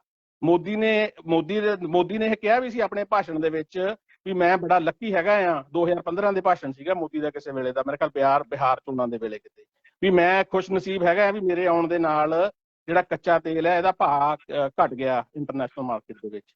ਉਹਦਾ ਬੈਨੀਫਿਟ ਮੋਦੀ ਨੇ ਇੰਡੀਆ ਦੇ ਆਮ ਲੋਕਾਂ ਨੂੰ ਨਹੀਂ ਦਿੱਤਾ। ਅੱਜ ਹਾਲਾਤ ਇਹ ਹੈਗੇ ਨੇ, ਜਿਹੜਾ ਪੈਟਰੋਲ ਦੇ ਉੱਤੇ ਟੈਕਸ ਕੇਂਦਰ ਸਰਕਾਰ ਦਾ 10 ਰੁਪਏ ਤੋਂ ਥੱਲੇ ਸੀ ਉਹ 35 ਰੁਪਏ ਆ, ਜਾਨੀ ਘੱਟੋ ਘੱਟ 3.5 ਤੋਂ 4 ਗੁਣਾ ਵੱਧ। ਤੇ ਜਿਹੜਾ ਡੀਜ਼ਲ ਦੇ ਉੱਤੇ 4 ਰੁਪਏ ਤੋਂ ਘੱਟ ਟੈਕਸ ਸੀਗਾ ਅੱਜ ਉਹ 33 ਰੁਪਏ ਦੇ ਨੇੜੇ ਤੇੜੇ 9 ਗੁਣਾ ਟੈਕਸ ਵਧਾਤਾ ਮੋਦੀ ਨੇ। ਆਮ ਲੋਕਾਂ ਨੂੰ ਬੈਨੀਫਿਟ ਪਾਸ ਆਨ ਨਹੀਂ ਕੀਤਾ ਮੋਦੀ ਨੇ। ਤੇ ਇਹ ਚਲੋ ਥੋੜਾ ਜਿਹਾ ਚੱਲੇ ਤਾਂ ਆਪਾਂ ਸਬਜੈਕਟ ਤੋਂ ਥੋੜਾ ਜਿਹਾ ਪਾਸੇ ਨੂੰ ਗਏ ਤੇ ਮਨਮੋਹਨ ਸਿੰਘ ਨੇ ਇਹਦੇ ਬਾਰੇ ਚ ਦੇਖੋ ਨਾ 1991 ਦੇ ਵਿੱਚ ਮਨਮੋਹਨ ਸਿੰਘ ਬਣਦਾ, ਬਹੁਤ ਵੱਡਾ ਮੰਤਰੀ, ਬਹੁਤ ਵੱਡਾ ਅਰਥ ਸ਼ਾਸਤਰੀ 1991 ਤੋਂ ਲੈ ਕੇ 20 ਸਾਲਾਂ ਬਾਅਦ 2009 ਦੇ ਵਿੱਚ ਹਾਲਾਤ ਦੇਸ਼ ਦੇ ਅਜਿਹੇ ਹੋ ਗਏ ਕਿ ਮਨਮੋਹਨ ਸਿੰਘ ਕਾਂਗਰਸ ਸਰਕਾਰ ਆ ਜਿਹੜੀ ਤੇਲ ਖਰੀਦਦੀ ਆ, ਤੇਲ ਖਰੀਦ ਕੇ ਪੈਟਰੋਲ ਪੰਪਾਂ ਦੇ ਰਾਹੀਂ ਡਿਲੀਵਰ ਕਰ ਦਿੰਦੀ ਆ, ਪੈਟਰੋਲ ਡੀਜ਼ਲ ਵਿਕ ਜਾਂਦਾ, ਉਹਦੇ ਜਿਹੜੇ ਪੈਸੇ ਨੇ ਗਾਹਾਂ ਜਿੱਥੋਂ ਖਰੀਦਦਾਰ ਆ ਉਹਨੂੰ ਨਹੀਂ ਜਾਂਦੇ, ਸਰਕਾਰ ਦੇ ਹੋਰ ਖਰਚਿਆਂ ਦੇ ਉੱਤੇ ਜਾਂਦੇ ਆ ਔਰ ਉਹਨਾਂ ਨੂੰ ਬੌਂਡ ਜਾਰੀ ਕਰ ਦਿੰਦੇ ਕਿ ਅਸੀਂ ਤੁਹਾਨੂੰ 10 ਸਾਲਾਂ ਨੂੰ ਪੈਸੇ ਦੇਵਾਂਗੇ ਔਰ 10 ਸਾਲਾਂ ਦੇ ਅਗਲੇ ਵਿਆਜ ਵੀ ਲਾਉਣੇ ਨੇ, ਅਗਲੇ ਖਰਚੇ ਨਹੀਂ ਹੋਰ ਵੀ ਖਰਚੇ ਲਾਉਣੇ ਨੇ, ਫੀਸਾਂ ਵੀ ਲਾਉਣੀਆਂ ਨੇ। ਮੋਦੀ ਨੇ ਹੁਣ ਅੱਜ ਉਹ ਸਾਰੇ 2009 ਦਾ ਪੈਟਰੋਲ ਜਿਹੜਾ ਖਰੀਦਿਆ ਹੋਇਆ, ਡੀਜ਼ਲ ਖਰੀਦਿਆ ਹੋਇਆ, ਤੇਲ ਖਰੀਦਿਆ ਹੋਇਆ, ਉਹਦੇ ਪੈਸੇ 2020 ਦੇ ਵਿੱਚ 2011 ਵਾਲੇ ਦੇ 2021 ਚ 2012 ਜਿਹੜਾ ਮਨਮੋਹਨ ਸਿੰਘ ਦਾ ਖਰੀਦਿਆ ਹੋਇਆ ਸੀ, ਜਿਹੜੇ ਉਹਨੇ ਪੈਸੇ ਇਕੱਠੇ ਕੀਤੇ ਤੇਲ ਵਾਸਤੇ, ਉਹ ਖਰਚੇ ਕਿਤੇ ਹੋਰ। ਅੱਜ ਮੋਦੀ ਉਹ ਵੀ ਪੇ ਕਰ ਰਿਹਾ। ਠੀਕ ਆ, ਟੈਕਸ ਵੱਧ ਆ ਗਏ, ਟੈਕਸ ਵੱਧ ਲਾਦੇ, ਮੈਨੂੰ ਪਤਾ, ਮੈਂ ਵੀ ਦੇਖਿਆ, ਸਰਚ ਕੀਤਾ, ਇੰਨੇ ਨਹੀਂ ਵਧੇ ਜਿੰਨੇ ਤੁਸੀਂ ਕਹਿੰਦੇ ਵਧੇ ਨਹੀਂ, ਪਰ ਕੋਈ ਗੱਲ ਨਹੀਂ, ਇੰਨੇ ਵਧੇ ਜਾਂ ਉਹਨੇ ਵਧੇ, ਉਹਨੇ ਨਹੀਂ ਵਧੇ। ਸਟਾਪ, ਇੰਨੇ ਨਹੀਂ ਵਧੇ ਜਾਨੀ ਮੈਂ ਝੂਠ ਬੋਲ ਰਿਹਾ ਹਾਂ? ਬਿਲਕੁਲ। ਚਲੋ ਇਹ ਯਾਰ ਕੋਈ ਗੱਲ ਹੁੰਦੀ ਆ, ਮੈਂ ਆਪਣੀ ਗੱਲ ਕਰਨੀ ਆ, ਤੁਸੀਂ ਆਪਣੀ ਗੱਲ ਕਰਨੀ ਆ। ਮੈਂ ਜਦੋਂ ਕਹਿੰਦਾ ਸੀ 2005 ਦੇ ਵਿੱਚ ਕਾਨੂੰਨ ਪਾਸ ਹੋ ਗਏ, ਫਿਰ ਮੈਂ ਝੂਠ ਬੋਲਦਾ ਸੀ। ਮੈਂ ਤੁਹਾਨੂੰ ਐਵੀਡੈਂਸ ਦੇਈ ਜਾਂਦਾ ਵੀ 2005 ਚ ਕਾਨੂੰਨ ਪਾਸ ਹੋ ਗਏ। ਦੋਹਾਂ ਚੋਂ ਇੱਕ ਬੰਦਾ ਗਲਤ ਬੋਲ ਰਿਹਾ, ਜਾਂ ਮੈਂ ਜਾਂ ਤੁਸੀਂ, ਠੀਕ ਹੈ? 2005 ਚ ਕਾਨੂੰਨ ਪਾਸ ਹੋਏ ਕਿ ਨਹੀਂ ਹੋਏ? 2005 ਚ ਕਾਨੂੰਨ ਪਾਸ ਹੋਇਆ ਕਿ ਨਹੀਂ ਹੋਇਆ? ਸਾਬਤ ਕਰੂੰਗਾ ਵੀ ਤੁਸੀਂ ਝੂਠ ਬੋਲ ਰਹੇ ਹੋ। 2005 ਚ ਕਾਨੂੰਨ ਪਾਸ ਹੋਇਆ ਕਿ ਨਹੀਂ ਹੋਇਆ? ਰੁਕ ਜਾਓ ਹੁਣ, ਰੁਕ ਜਾਓ, ਬਹੁਤ ਹੋ ਗਿਆ ਹੁਣ। ਆਹ ਮੈਂ ਤੱਥ ਅਗਰ ਮੈਂ ਤੁਹਾਨੂੰ ਬਾਰ-ਬਾਰ ਸਵਾਲ ਪੁੱਛੀ ਜਾਣਾ ਰਾਣਾ ਜੀ ਕਿ ਖੇਤੀ ਕਾਨੂੰਨਾਂ 'ਚ ਕੀ ਗਲਤ ਆ, ਤੁਸੀਂ ਉਹ ਤੇ ਉਹ ਗੱਲ ਕਰ ਹੀ ਨਹੀਂ ਰਹੇ। ਮੇਰੇ ਖਿਆਲ ਅੱਧਾ ਘੰਟਾ ਹੋ ਗਿਆ ਆਹ ਗੱਲ, ਇੱਧਰਲੀ ਗੱਲ, ਉੱਧਰਲੀ ਗੱਲ। ਤੁਸੀਂ ਦੇਖੋ ਮੇਰੇ ਦੇ ਉੱਤੇ ਤੁਸੀਂ ਇਹ ਤੋਹਮਤ ਲਾ ਕੇ ਵੀ ਮੈਂ ਗਲਤ ਕਹਿ ਰਿਹਾ ਵੀ 9.5 ਰੁਪਏ 10 ਰੁਪਏ ਮਨਮੋਹਨ ਸਿੰਘ ਨੇ ਇੰਨੇ ਨਹੀਂ ਵਧਾਏ ਹੈਗੇ ਟੈਕਸ, ਜਿੰਨੇ ਤੁਸੀਂ 35 ਰੁਪਏ ਕਹਿੰਦੇ ਹੋ। 35 ਰੁਪਏ ਵਧਾਏ ਨੇ। ਇਹ ਵੀਡੀਓ ਡਿਲੀਟ ਤਾਂ ਨਹੀਂ? ਕਿੰਨੇ ਰੁਪਏ ਵਧਾਏ ਨੇ? ਇਹ ਵੀਡੀਓ ਡਿਲੀਟ ਤਾਂ ਨਹੀਂ ਕਰ ਦੋਗੇ? ਨਹੀਂ, ਕਿੰਨੇ ਰੁਪਏ ਵਧਾਏ ਨੇ ਮੈਨੂੰ ਦੱਸੋ। 35 ਰੁਪਏ ਵਧਾਏ ਆ। ਤੁਹਾਨੂੰ ਸਿੱਧਾ ਸਪਸ਼ਟ ਫਿਗਰ ਦਿੱਤੀ ਹੈ ਵੀ 10 ਰੁਪਏ ਤੋਂ ਥੱਲੇ ਸੀ ਕੇਂਦਰ ਸਰਕਾਰ ਦਾ ਟੈਕਸ ਪੈਟਰੋਲ ਦੇ ਉੱਤੇ 2014 ਚ ਮੋਦੀ ਤੋਂ ਪਹਿਲਾਂ, ਤੇ ਅੱਜ 35 ਰੁਪਏ ਦੇ ਕਰੀਬ ਪੈਟਰੋਲ ਦੇ ਉੱਤੇ ਕੇਂਦਰ ਸਰਕਾਰ ਦਾ ਟੈਕਸ ਆ, ਤੇ ਡੀਜ਼ਲ ਦੇ ਉੱਤੇ 4 ਰੁਪਏ ਤੋਂ ਘੱਟ ਟੈਕਸ ਸੀਗਾ ਮਨਮੋਹਨ ਸਿੰਘ ਵੇਲੇ, ਜਿਹੜਾ ਕਿ ਅੱਜ 33 ਰੁਪਏ ਦੇ ਕਰੀਬ। ਹੁਣ ਮੇਰਾ ਸੁਣ ਲਓ, ਮੈਂ ਇੱਥੇ ਸਰਚ ਕੀਤਾ, ਮੈਨੂੰ ਕਿਸੇ ਹੋਰ ਨੇ ਮੈਨੂੰ ਇਹ ਸਵਾਲ ਕਿਸੇ ਹੋਰ ਨੇ ਤਿੰਨ ਦਿਨ ਪਹਿਲਾਂ ਕੀਤਾ। ਦੀ ਗਾਰੰਟੀ ਦੇ ਦਿਓ ਬਸ ਵੀ ਤੁਸੀਂ ਇਹ ਵੀਡੀਓ ਡਿਲੀਟ ਨਹੀਂ ਕਰਨੀ ਹੈਗੀ, ਇਹ ਕਿਉਂਕਿ ਮੈਂ ਝੂਠ ਸਾਬਤ ਕਰਨਾ ਤੁਹਾਡਾ। ਮੈਨੂੰ 3 ਦਿਨ ਪਹਿਲਾਂ ਇਹੀ ਗੱਲ ਕਿਸੇ ਨੇ ਸਵਾਲ ਕੀਤਾ, ਮੈਂ ਗੂਗਲ ਤੇ ਦੇਖਿਆ, ਜੋ ਮੇਰੀ ਜਾਣਕਾਰੀ ਆ, ਵਧਾਏ ਨੇ ਉਹਨਾਂ ਨੇ ਟੈਕਸ, ਵਧਾਏ ਨੇ, ਪਰ ਇੰਨੇ ਨਹੀਂ ਵਧਾਏ ਹੈਗੇ, ਥੋੜੇ ਜਿਹੇ ਵਧਾਏ ਨੇ। ਮੈਨੂੰ ਐਗਜ਼ੈਕਟਲੀ ਫਿਗਰ ਨਹੀਂ ਪਤਾ, ਇਹ ਮੈਂ ਕਹਿੰਦਾ ਤੁਹਾਡੇ ਕੋਲੋਂ ਇੱਕੋ ਚੀਜ਼ ਦੀ ਅਸ਼ੋਰੈਂਸ ਸਬਜੈਕਟ ਤੇ ਕਦ ਨਹੀਂ ਯਾਰ ਗੱਲ ਕਰਦੇ ਆਪਾਂ, ਇਹਦੇ ਤੇ ਗੱਲ ਕਰੀਏ ਬਿਲਾਂ ਦੇ ਉੱਤੇ। ਇਹ ਸਬਜੈਕਟ ਸੀਗਾ, ਸਬਜੈਕਟ ਤੋਂ ਪਹਿਲੀ ਗੱਲ ਤਾਂ ਮੈਨੂੰ ਇਹ ਗਾਰੰਟੀ ਦੇ ਦਿਓ ਵੀ ਤੁਸੀਂ ਇਹ ਵੀਡੀਓ ਡਿਲੀਟ ਨਹੀਂ ਕਰੋਗੇ, ਕਿਉਂਕਿ ਮੈਂ ਤੁਹਾਡਾ ਕਲਿੱਪ ਕੱਟਣਾ ਆ, ਜਿਹੜੀ ਮੈਂ ਫਿਗਰ ਦਿੱਤੀ ਹੈ ਤੁਸੀਂ ਕਹਿ ਰਹੇ ਹੋ ਇੰਨੇ ਨਹੀਂ ਵਧਾਏ। ਉਹ ਯਾਰ ਉਹ ਤੁਸੀਂ ਅੱਗੇ ਵੀ ਕੱਟਦੇ ਰਹਿੰਦੇ ਹੋ, ਕਰਦੇ ਰਹਿੰਦੇ ਹੋ, ਜਿੰਨੇ ਮਰਜ਼ੀ ਕਰ ਲਓ, ਕੋਈ ਮਸਲਾ ਨਹੀਂਗਾ। ਉਹ ਕਰਦੇ ਹੋ, ਝੂਠ ਬੋਲਦਾ ਹੈ, ਉਹ ਨਹੀਂ ਕੋਈ ਮੇਰੇ ਲਈ। ਮੈਂ ਕਦੇ ਸਬਜੈਕਟ ਨਹੀਂ ਬਣਦਾ, ਮੈਂ ਹਮੇਸ਼ਾ ਕਹਿੰਦਾ ਮੈਂ ਸਬਜੈਕਟ ਨਹੀਂ ਨਾ। ਮੈਂ ਜਦੋਂ ਇੱਥੇ ਤੁਹਾਨੂੰ ਕਿਹਾ ਸੀ ਕੀਮੇ ਦੀ ਤੁਸੀਂ ਗੱਲ ਕੀਤੀ, ਮੈਂ ਉਦੋਂ ਕਿਹਾ ਕੀਮਾ ਸਬਜੈਕਟ ਨਹੀਂ ਹੈਗਾ, ਕੀਮਾ ਕੋਈ ਸਬਜੈਕਟ ਨਹੀਂ, ਸਬਜੈਕਟ ਆ ਬਿੱਲ। ਤੁਸੀਂ ਮੈਨੂੰ ਅਸ਼ੋਰੈਂਸ ਦਿਓ ਵੀ ਤੁਸੀਂ ਵੀਡੀਓ ਡਿਲੀਟ ਨਹੀਂ ਕਰਦੇ, ਇਹ ਬਸ ਦੈਟਸ ਇਟ, ਆਪਾਂ ਅੱਗੇ ਚੱਲੀਏ। ਫਿਰ ਬਿੱਲਾਂ ਦੇ ਉੱਤੇ ਜੇ ਆਪਾਂ ਗੱਲ ਕਰ ਸਕੀਏ ਤਾਂ ਜ਼ਿਆਦਾ ਚੰਗੀ ਗੱਲ ਹੋਊਗੀ। ਮੈਂ ਉਦੋਂ ਵੀ ਤੁਹਾਨੂੰ ਕਿਹਾ ਸੀ ਤੁਸੀਂ ਬਿੱਲਾਂ ਦੀ ਜਗ੍ਹਾ ਦੇ ਉੱਤੇ ਕਦੇ ਕੀਮਾ ਨੂੰ ਸਬਜੈਕਟ ਬਣਾ ਦਿਓ, ਕਦੇ ਦਵਿੰਦਰ ਸਿੰਘ ਨੂੰ ਬਣਾ ਦਿਓ, ਕਦੇ ਇਹਨੂੰ ਬਣਾ ਦਿਓ। ਮੈਂ ਜੋ ਤੁਹਾਨੂੰ ਕਹੀ ਆ ਗੱਲ, ਮੈਂ ਤੁਹਾਨੂੰ ਕਿਹਾ, ਮੈਨੂੰ 3 ਦਿਨ ਪਹਿਲਾਂ ਕਿਸੇ ਨੇ ਇਹੋ ਸਵਾਲ ਪੁੱਛਿਆ, ਮੈਂ ਉਹਨੂੰ ਉਹ ਸਰਚ ਕਰਕੇ ਦੱਸਿਆ ਵੀ ਠੀਕ ਆ, ਮੈਂ ਤੇਰੀ ਗੱਲ ਮੰਨਦਾ, ਮੋਦੀ ਸਰਕਾਰ ਨੇ ਟੈਕਸ ਵਧਾਏ ਨੇ, ਪਰ ਜਿੰਨਾ ਤੁਸੀਂ ਕਹਿੰਦੇ ਹੋ ਵੀ 10 ਰੁਪਏ ਤੋਂ 35 ਰੁਪਏ ਕਰ ਮੇਰੀ ਗੱਲ ਖਤਮ ਹੋ ਗਈ। ਦਵਿੰਦਰ ਸਿੰਘ ਜੀ ਗੱਲ ਖਤਮ ਹੋ ਗਈ, ਮੈਨੂੰ ਇਹ ਅਸ਼ੋਰੈਂਸ ਦੇ ਦਿਓ ਵੀ ਤੁਸੀਂ ਕਰਦੇ ਜਿਹੜਾ ਕਰਨਾ, ਉਹ ਝੂਠ ਬੋਲਦਾ ਹੈ, ਝੂਠ ਬੋਲਦਾ ਜੋ ਤੁਸੀਂ ਕਰਨਾ, ਉਹ ਕੋਈ ਮੇਰੇ ਲਈ ਸਬਜੈਕਟ ਨਹੀਂ ਹੈਗਾ। ਮੈਂ ਜੇ ਸਬਜੈਕਟ ਹੀ ਨਹੀਂ ਹੈਗਾ, ਮੈਂ ਕੋਈ ਇਸ਼ੂ ਥੋੜੂਗਾ, ਮੈਂ ਸਬਜੈਕਟ ਆ ਬਿੱਲ ਨੇ, ਆ ਬਿੱਲਾਂ ਦੇ ਉੱਤੇ ਗੱਲ ਕਰੀਏ। ਬਿੱਲ ਨੇ, ਮੈਂ ਇੱਕ ਅਸ਼ੋਰੈਂਸ ਲੈ ਰਿਹਾ ਤੁਹਾਡੇ ਕੋਲੋਂ ਵੀ ਤੁਸੀਂ ਆ ਵੀਡੀਓ ਡਿਲੀਟ ਨਹੀਂ ਕਰੋਗੇ, ਗੱਲ ਮੁੱਕ ਗਈ। ਹੁਣ ਤੁਸੀਂ ਆਉਣ ਸਾਰ ਪਹਿਲਾਂ ਗੱਲ ਪਤਾ ਨਹੀਂ ਕਿਹੜਾ ਉਹ ਕਿਹੜੀ ਫੈਕਟਰੀ ਬੰਦ ਹੋ ਗਈ, ਉਹਦੀ ਗੱਲ ਕਰਨੀ ਸ਼ੁਰੂ ਕਰਤੀ, ਹੁਣ ਸਬਜੈਕਟ ਆ ਬਣਾ ਲਿਆ। ਸਬਜੈਕਟ ਦੇ ਉੱਤੇ ਗੱਲ ਕਰੋ, ਸਬਜੈਕਟ ਤੇ ਗੱਲ ਕਰੀਏ ਆਪਾਂ, ਆਹ ਬਿੱਲਾਂ ਦੇ ਉੱਤੇ ਗੱਲ ਕਰੀਏ, ਬਿੱਲਾਂ ਦੇ ਉੱਤੇ। ਮੈਂ ਕਹਿੰਦਾ ਮੈਂ ਬਖੀਏ ਰੇਟ ਦਿੰਦਾ ਹੁੰਦਾ, ਬਖੀਏ ਜਿਹੜਾ ਤੁਹਾਡਾ ਹੈਗਾ ਨਾ ਪੈਟਰੋਲ ਵਾਲਾ ਵਾਪਸ। ਮੈਨੂੰ ਹੁਣ ਅੱਧਾ ਘੰਟਾ ਤਾਂ ਹੋ ਗਿਆ ਪੁੱਛਦੇ ਨੂੰ ਵੀ ਬਿੱਲਾਂ ਦੇ ਵਿੱਚ ਤੁਹਾਨੂੰ ਕੀ ਗਲਤ ਲੱਗਦਾ। ਉਹ ਹੁਣ ਕਦੇ ਤੁਸੀਂ ਉਹ ਕੀਮੇ ਨੂੰ ਸਬਜੈਕਟ ਬਣਾ ਲਿਆ, ਕਦੇ ਦਵਿੰਦਰ ਸਿੰਘ ਨੂੰ ਸਬਜੈਕਟ ਬਣਾ ਲਿਆ, ਕਦੇ ਉਹਨੂੰ ਸਬਜੈਕਟ ਬਣਾ ਲਿਆ। ਤੁਸੀਂ ਲੈ ਕੇ ਆਂਦਾ ਵਿੱਚ, ਤੁਸੀਂ ਜੇ ਤੁਸੀਂ ਮੈਨੂੰ ਤੁਸੀਂ ਆਪਣੇ ਪ੍ਰੋਗਰਾਮ ਤੇ ਨਾ ਕਰਨਾ ਵੀ ਇਹ ਝੂਠ ਬੋਲਿਆ, ਉਹ ਕਰ ਰਿਹਾ, ਤਾਂ ਮੈਨੂੰ ਕੋਈ ਪ੍ਰੋਬਲਮ ਨਹੀਂ। ਗਡਕਰੀ ਨੂੰ ਇਹ ਲੈ ਕੇ ਆਏ ਵਿੱਚ, ਜਿਹੜਾ ਤੁਸੀਂ ਕਿਹਾ ਵੀ 3% ਅਗਰ ਟੈਕਸ ਘਟ ਜਾਊਗਾ ਕਣਕ ਤੇ ਝੋਨੇ ਦੇ ਉੱਤੇ ਜਿਹੜਾ ਮੰਡੀ ਰਾਹੀਂ ਵਿਕਦਾ ਤੇ ਉਹਦਾ ਫਾਇਦਾ ਲੋਕਾਂ ਨੂੰ ਹੋਊਗਾ? ਮੈਂ ਕਿਹਾ ਨਹੀਂ ਹੋਊਗਾ। ਉਹਦਾ ਫਾਇਦਾ ਦੱਲਿਆਂ ਨੂੰ ਹੋਊਗਾ, ਜਿਹੜੇ ਵਿੱਚ ਦਲਾਲ ਬੈਠੇ ਨੇ, ਪਵਨ ਦੀਨਾਨਾਥ ਵਰਗੇ, ਜਿਹੜੇ ਇਹਨਾਂ ਦੀ ਰਿਟੇਲਿੰਗ ਕਰਦੇ ਨੇ, ਹੋਲਸੇਲ ਕਰਦੇ ਨੇ, ਉਹਨਾਂ ਨੂੰ ਫਾਇਦਾ ਹੋਣਾ ਹੈ। ਹਾਂਜੀ ਠੀਕ ਹੈ। ਮੈਨੂੰ ਸੁਣੋ ਹੁਣ, ਹੋਰ ਸੁਣੋ, ਜਿਹੜਾ ਪੈਟਰੋਲ ਦੇ ਬਾਰੇ ਗੱਲ ਕੀਤੀ ਹੈ ਵੀ ਮਨਮੋਹਨ ਸਿੰਘ ਸਰਕਾਰ ਨੇ ਬੌਂਡ ਨੇ ਜਿਹੜੇ ਬੌਂਡ ਜਾਰੀ ਕਰਤੇ, ਮੀਨਸ ਜਿਹੜੀ ਉਹਦੀ ਸਬਸਿਡੀ ਸੀਗੀ ਡਿਲੇ ਕਰਤੀ, ਅੱਜ ਨਹੀਂ ਦੇਣੀ, ਮੈਂ ਅੱਗੇ ਜਾ ਕੇ ਦਊਂਗਾ। ਕਿੰਨਾ ਅਮਾਉਂਟ ਸੀਗਾ ਜੀ ਉਹ ਸਬਸਿਡੀ ਦਾ ਜਿਹੜੀ ਮਨਮੋਹਨ ਸਿੰਘ ਨੇ ਦਿੱਤੀ ਆ 2008 ਤੋਂ ਲੈ ਕੇ ਤੇ 14 ਤੱਕ? ਬਹੁਤ ਵੱਡੀ ਅਮਾਉਂਟ ਸੀ। ਹੁਣ ਸਾਰੇ ਫਿਗਰ ਤਾਂ ਨਹੀਂ ਯਾਦ ਰਹਿੰਦੇ, ਲੱਖ ਕਰੋੜ ਤੋਂ ਉੱਤੇ ਹੀ ਸੀ। ਜਿਹੜੀ ਗੱਲ ਦਾ ਤੁਸੀਂ ਰੈਫਰੈਂਸ ਦੇਣਾ ਹੁੰਦਾ ਕੋਈ ਫਿਗਰ ਤਾਂ ਲੈ ਆਓ। ਐਗਜ਼ੈਕਟਲੀ ਨਹੀਂ ਪਤਾ, ਖਿਆਲ ਦੇ ਵਿੱਚ ਨਹੀਂ ਹੈਗੀ, ਪੜ੍ਹੀ ਆ ਮੈਂ। ਬਹੁਤ ਵੱਡੀ ਅਮਾਉਂਟ ਆ, ਮੈਂ ਇੰਨਾ ਕਹਿ ਦੇਣਾ, ਬਹੁਤ ਵੱਡੀ ਅਮਾਉਂਟ ਆ, ਛੋਟੀ ਅਮਾਉਂਟ ਨਹੀਂ। ਬਹੁਤ ਵੱਡੀ ਤਾਂ ਕਿੰਨੀ ਆ? ਗਰੀਬ ਬੰਦੇ ਵਾਸਤੇ 10 ਕਰੋੜ ਵੀ ਬਹੁਤ ਵੱਡਾ ਆ। ਜਿਹੜਾ ਬੰਦੇ ਕੋਲ ਤੁਸੀਂ ਦੱਸੋ ਨਾ ਕਿੰਨੀ ਆ? 1,30,000 ਕਰੋੜ। ਹਾਂ ਇੰਨੀ ਆ, ਠੀਕ ਆ, ਇੰਨੀ ਆ, ਠੀਕ ਆ। ਮਨਮੋਹਨ ਸਿੰਘ ਨੇ ਉਹ 2008 ਦੇ ਵਿੱਚ ਬੌਂਡ ਜਾਰੀ ਕੀਤੇ, ਲਗਾਤਾਰ ਚੱਲਦੇ ਰਹੇ 8, 10, 12, 14 ਤੱਕ। ਔਰ ਉਹ ਪੇਮੈਂਟ ਜਿਹੜੀ ਕਰਨੀ ਸ਼ੁਰੂ ਕੀਤੀ, ਉਹਦੀਆਂ ਜਿਹੜੀਆਂ ਪੇਮੈਂਟਸ ਰੀਪੇਮੈਂਟ ਹੋਣੀਆਂ ਨੇ ਉਹ ਬੌਂਡ ਦੀਆਂ, ਉਹ ਕਿਹੜੇ ਸਾਲ ਤੋਂ ਹੋਣੀਆਂ ਨੇ? ਯਾਨੀ ਜਿਹੜੀ ਤੁਸੀਂ ਪੇਮੈਂਟ 2021-22 ਤੋਂ ਸ਼ੁਰੂ ਹੋਣੀਆਂ ਨੇ ਪੇਮੈਂਟਸ, ਉਹਦੀਆਂ ਵਾਪਸ ਹੋਣੀਆਂ ਜ਼ਿਆਦਾ, ਮੇਜਰ ਪਾਰਟ, ਠੀਕ ਆ। ਉਹਦੇ ਉੱਤੇ ਵਿਆਜ ਵੀ ਹੈਗਾ। ਹੁਣ ਜਿਹੜਾ ਮੋਦੀ ਸਰਕਾਰ ਨੇ ਡੀਜ਼ਲ ਤੇ ਪੈਟਰੋਲ ਦੇ ਉੱਤੇ, ਜਦੋਂ ਦਾ ਮੋਦੀ ਸਰਕਾਰ ਆਈ ਆ, ਜਿਹੜਾ ਇਹਨੇ ਟੈਕਸ ਵਧਾਇਆ ਆ ਮੋਦੀ ਸਰਕਾਰ ਨੇ ਡੀਜ਼ਲ ਤੇ ਪੈਟਰੋਲ ਦੇ ਉੱਤੇ, ਜਿਹੜਾ ਕਾਂਗਰਸ ਦੇ ਹਿਸਾਬ ਨਾਲ ਟੈਕਸ ਆ, ਉਹਦੇ ਨਾਲੋਂ ਜਿਹੜਾ ਮੋਦੀ ਨੇ ਡੀਜ਼ਲ ਤੇ ਪੈਟਰੋਲ ਤੇ ਟੈਕਸ ਵਧਾਇਆ, ਉਹਦੇ ਹਿਸਾਬ ਨਾਲ 23 ਲੱਖ ਕਰੋੜ ਰੁਪਈਆ ਐਕਸਟਰਾ ਇਕੱਠਾ ਕੀਤਾ ਮੋਦੀ ਸਰਕਾਰ ਨੇ। ਤੇ ਸਿਰਫ 1,30,000 ਕਰੋੜ ਦੇ ਉਹ ਬੌਂਡ ਹੈਗੇ ਨੇ ਪੈਟਰੋਲ ਡੀਜ਼ਲ ਦੇ, ਜਿਹੜੇ ਕਿ ਉਹਨੇ ਇੱਕ ਕਿਸਮ ਦੀ ਜਿਹੜੀ ਸਬਸਿਡੀ ਅੱਜ ਦੇਣੀ ਸੀਗੀ 15 ਸਾਲ 20 ਸਾਲ ਅੱਗੇ ਕਰਤੀ। ਹੁਣ ਤੁਸੀਂ ਉਹ 23 ਲੱਖ ਰੁਪਈਆ ਇਕੱਠਾ ਕਰਕੇ 7 ਸਾਲਾਂ 'ਚ ਤਾਂ ਜੇਬ 'ਚ ਪਾ ਲਿਆ। ਜਿਹੜਾ 1,30,000 ਕਰੋੜ ਆ, ਉਹ ਭਾਵੇਂ 3, 3.5, 4 ਲੱਖ ਕਰੋੜ ਵੀ ਬਣ ਜਾਵੇ ਉਹ ਵਿਆਜ ਪਾ ਕੇ 15-20 ਸਾਲਾਂ ਦਾ।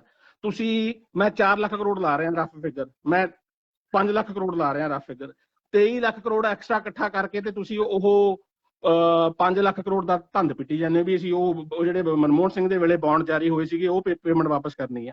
ਹੁਣ ਤੁਸੀਂ ਤਾਂ ਬੁੱਧੂ ਬਣਨਾ ਆ ਜਿਹੜੇ ਮੋਦੀ ਭਗਦੇ ਹੋ, ਸਾਰੇ ਮੋਦੀ ਭਗਤ। ਇੱਕ ਤਾਂ ਯਾਰ ਤੁਹਾਡੀ ਡਿਬੇਟ ਵਾਲੀ ਭਾਸ਼ਾ ਨਹੀਂ ਹੈਗੀ, ਕਦੇ ਦੀਨਾਨਾਥ ਨੂੰ ਮੰਦਾ ਚੰਗਾ ਬੋਲਣਾ ਸ਼ੁਰੂ ਕਰਤਾ, ਦੱਲਾ ਉਹਨੂੰ ਕਹਿਣਾ। ਦੱਸੋ ਆਪਾਂ ਡਿਬੇਟ ਕਿਸਾਨੀ ਨਹੀਂ, ਇਹ ਯਾਰ ਕੋਈ ਥੋੜੀ ਜਿਹੀ ਗੱਲ ਹੁੰਦੀ ਆ। ਦਲਾਲ ਨੂੰ ਦੱਲਾ ਕਹਿ ਲਓ, ਦਲਾਲ ਕਹਿ ਲਓ, ਮਿਡਲਮੈਨ ਕਹਿ ਲਓ ਉਹਨੂੰ। ਜਿਹੜਾ ਬੰਦਾ ਹਾਜ਼ਰ ਨਹੀਂ ਹੈਗਾ ਏਦਾਂ ਕਿਸੇ ਬੰਦੇ ਨੂੰ ਦੱਸੋ, ਕੋਈ ਕਹਿਣ ਦੀ ਕੋਈ ਸਿਆਣੀ ਗੱਲ ਥੋੜ੍ਹਾ ਇਹ। ਨਹੀਂ ਹਾਜ਼ਰ ਹੈਗਾ। ਡਿਬੇਟ ਆਪਾਂ ਕਰਦੇ ਆ, ਮੈਂ ਸ਼ੁਰੂ ਤੋਂ ਕਹਿ ਰਿਹਾ ਵੀ ਆਪਾਂ ਥੋੜੀ ਆਪਣਾ ਉੱਚਾ ਲੈਵਲ ਰੱਖ ਕੇ ਆਪਾਂ ਗੱਲਬਾਤ ਕਰੀਏ। ਜਿਹੜੀ ਤੁਸੀਂ ਇਹ ਤੇਲ ਪੈਟਰੋਲ ਤੇ ਡੀਜ਼ਲ ਪੈਟਰੋਲ ਵਾਲੇ ਬੌਂਡ ਸੀਗੇ, ਇਹ ਗੱਲ ਸਮਝ ਲੱਗੀ ਕਿ ਨਹੀਂ? ਤੁਹਾਨੂੰ ਇਹ ਗੱਲ ਸਮਝ ਲੱਗੀ ਕਿ ਨਹੀਂ? ਮੈਂ ਤੁਹਾਨੂੰ ਪੁੱਛਦਾ ਵੀ ਮਨਮੋਹਨ ਸਿੰਘ ਨੇ ਪੇਮੈਂਟਾਂ ਨਹੀਂ ਕੀਤੀਆਂ ਹੈਗੀਆਂ, ਪੇਮੈਂਟਾਂ ਆ ਗਈਆਂ ਮੋਦੀ ਦੇ ਸਿਰ, ਇਹਨੇ ਪੇਮੈਂਟਾਂ ਕਰ ਰਿਹਾ ਨਾ, ਤੁਹਾਨੂੰ ਸਮਝ ਲੱਗੀ ਕਿ ਨਹੀਂ? ਉਹ ਬਹੁਤ ਵੱਡਾ ਅਰਥਸ਼ਾਸਤਰੀ ਸੀਗਾ। ਬਾਕੀ ਆਪਾਂ ਸਬਜੈਕਟ ਦੇ ਉੱਤੇ ਆਈਏ, ਸਬਜੈਕਟ ਤੇ ਗੱਲ ਕਰੀਏ। ਦੇਖੋ ਬੌਂਡ ਦੀ ਗੱਲ ਤੁਸੀਂ ਕੀਤੀ, ਤੁਹਾਡੇ ਕੋਲ ਫਿਗਰ ਨਹੀਂ ਹੈਗੀ, ਤੁਹਾਨੂੰ ਫਿਗਰ ਕੱਢ ਕੇ ਫੜਾਤੀ ਮੈਂ। ਤੁਸੀਂ ਦੱਸਦੀ ਮੈਂ ਇਗਰੀਆਂ 1,30,000 ਕਰੋੜ, ਠੀਕ ਹੈ, ਤੁਹਾਡੀ ਸਹਿਮਤ ਆ। ਮੈਂ ਕਹਿਣਾ ਨਹੀਂ ਫਿਗਰ ਕਈ ਜ਼ਿਆਦਾ, ਇਹ ਕੋਈ ਸਬਜੈਕਟ ਤੁਸੀਂ ਦੇਖੋ ਸਬਜੈਕਟ ਨਹੀਂ ਬਣਾ ਰਿਹਾ, ਕਦੇ ਚੀਮਾ ਸਬਜੈਕਟ, ਕਦੇ ਉਹ ਸਬਜੈਕਟ। ਤੁਸੀਂ ਸਬਜੈਕਟ ਜਿਹੜਾ ਮੈਂ ਬਾਰ-ਬਾਰ ਪੁੱਛੀ ਜਾਂਦਾ ਵੀ ਇਹਦੇ ਚ ਦੱਸ ਦੋ ਨਾ ਕੀ ਕਾਲਾ, ਉਹ ਕੁਝ ਨਹੀਂ ਦੱਸ ਸਕਦੇ। ਕਰਤੂਤ ਮੈਂ ਦੱਸਣੀ ਆ ਤੁਹਾਨੂੰ, ਹਲੇ ਗੱਲ ਕਰੀ ਤੁਸੀਂ ਲੈ ਕੇ ਆਇਓ, ਤੁਸੀਂ ਲੈ ਕੇ ਆਇਓ। ਮੈਂ ਬਕੀਏ ਦੇ ਕਰਦੇ ਆ, ਮੈਂ ਤੁਹਾਨੂੰ ਚੰਗੀ ਤਰ੍ਹਾਂ ਜਾਣਦਾ ਆ। ਆਪਾਂ ਪਿਛਲੇ 1.5 ਸਾਲ 2 ਸਾਲ ਤੋਂ ਆਪਾਂ ਵਾਕਫ ਆਪਾਂ ਇਦਾਂ ਕਰਦੇ ਆ। ਆਪਾਂ ਉਹਦੇ ਲਈ ਅਲੱਗ ਰੱਖ ਲੈਨੇ ਇੱਕ ਪ੍ਰੋਗਰਾਮ, ਗਾਡਗਰੀ ਬਾਰੇ ਰੱਖਣਾ ਉਹ ਵੀ ਰੱਖ ਲਓ, ਤੇਲ ਬਾਰੇ ਵੀ ਰੱਖਣਾ ਉਹਦੇ ਬਾਰੇ ਵੀ ਰੱਖ ਲਓ। ਸੁਣ ਲਓ ਗੱਲ, ਬੌਂਡ ਵਾਲੀ 1,30,000 ਕਰੋੜ ਦੇ ਬੌਂਡ ਜਾਰੀ ਕਰਤੇ, ਇੱਕ ਕਿਸਮ ਦਾ ਲੋਨ ਲੈ ਲਿਆ ਜਿਹੜਾ ਅੱਗੇ ਜਾ ਕੇ ਪੇ ਕਰਨਾ ਆ।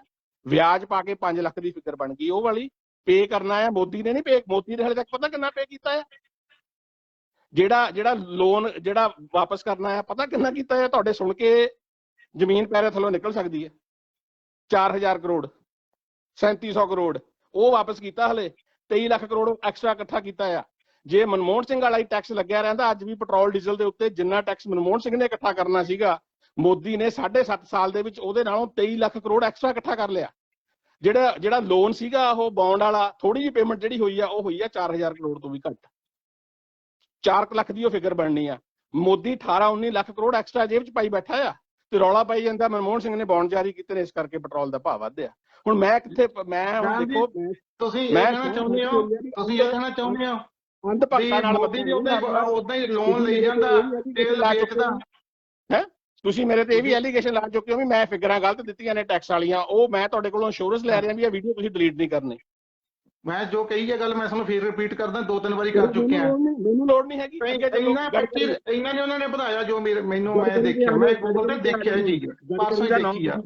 ਤੁਸੀਂ ਸਬਜੈਕਟ ਦੀ ਜਗ੍ਹਾ ਸਬਜੈਕਟ ਤੇ ਕਦ ਨਹੀਂ ਗੱਲ ਕਰਦੇ, ਮੈਨੂੰ ਇਹ ਸਮਝ ਆਉਂਦੀ। ਮੈਂ ਤੁਸੀਂ ਗਡਕਰੀ ਦਾ ਨਾ ਅੱਜ ਸਬਜੈਕਟ ਤੇ ਆ ਜਾਓ। ਤੁਹਾਨੂੰ ਮੈਂ ਦੱਸਿਆ ਵੀ ਜਿਹੜਾ ਅਗਰ ਰੂਰਲ ਡਿਵੈਲਪਮੈਂਟ ਨਾਂ ਦੇ ਉੱਤੇ ਜਿਹੜਾ 3% ਟੈਕਸ ਹੈਗਾ ਉਹ ਪੰਜਾਬ ਸਰਕਾਰ ਦਾ ਬੰਦ ਹੋ ਗਿਆ। 1800 ਕਰੋੜ ਦੀ ਜਿਹੜੀ ਆਮਦਨ ਸਾਲਾਨਾ ਹੈਗੀ ਆ 5 ਸਾਲ ਵਾਸਤੇ ਸੂਬਾ ਸਰਕਾਰ ਬਣਦੀ ਆ, 18×5=90 ਯਾਨੀ 8500 ਕਰੋੜ ਦੀ ਉਹ ਆਮਦਨ ਆ ਪੰਜਾਬ ਦੀਆਂ, ਪਿੰਡੂ ਪੰਜਾਬ ਦੀਆਂ ਸੜਕਾਂ ਬਣਦੀਆਂ ਨੇ ਹਰੇਕ 6ਵੇਂ ਸਾਲ, ਉਹ ਬੰਦ ਹੋ ਜਾਣਗੀਆਂ ਇਹਦੇ ਨਾਲ। ਤੇ ਜਿਹੜਾ ਇਹ ਟੈਕਸ ਬੰਦ ਹੋ ਗਿਆ ਉਹਦਾ ਫਾਇਦਾ ਵਪਾਰੀ ਨੂੰ ਨਹੀਂ ਦੇਣਾ, ਉਹਦਾ ਫਾਇਦਾ ਕੰਜ਼ਿਊਮਰ ਨੂੰ ਨਹੀਂ ਦੇਣਾ ਵਪਾਰੀ ਨੇ। ਉਹਦੀ ਤੁਹਾਨੂੰ ਮੈਂ ਐਗਜ਼ਾਮਪਲ, ਜਦੋਂ ਮੋਦੀ ਨੇ ਨਹੀਂ ਫਾਇਦਾ ਦਿੱਤਾ, ਇਹ ਤਾਂ ਫਿਰ ਪ੍ਰਾਈਵੇਟ ਵਪਾਰੀ ਨੇ। ਪ੍ਰਾਈਵੇਟ ਵਪਾਰੀ ਦਾ ਤਾਂ ਕੰਮ ਹੀ ਹੁੰਦਾ ਹੈ ਪ੍ਰੋਫਿਟ ਕਮਾਉਣਾ।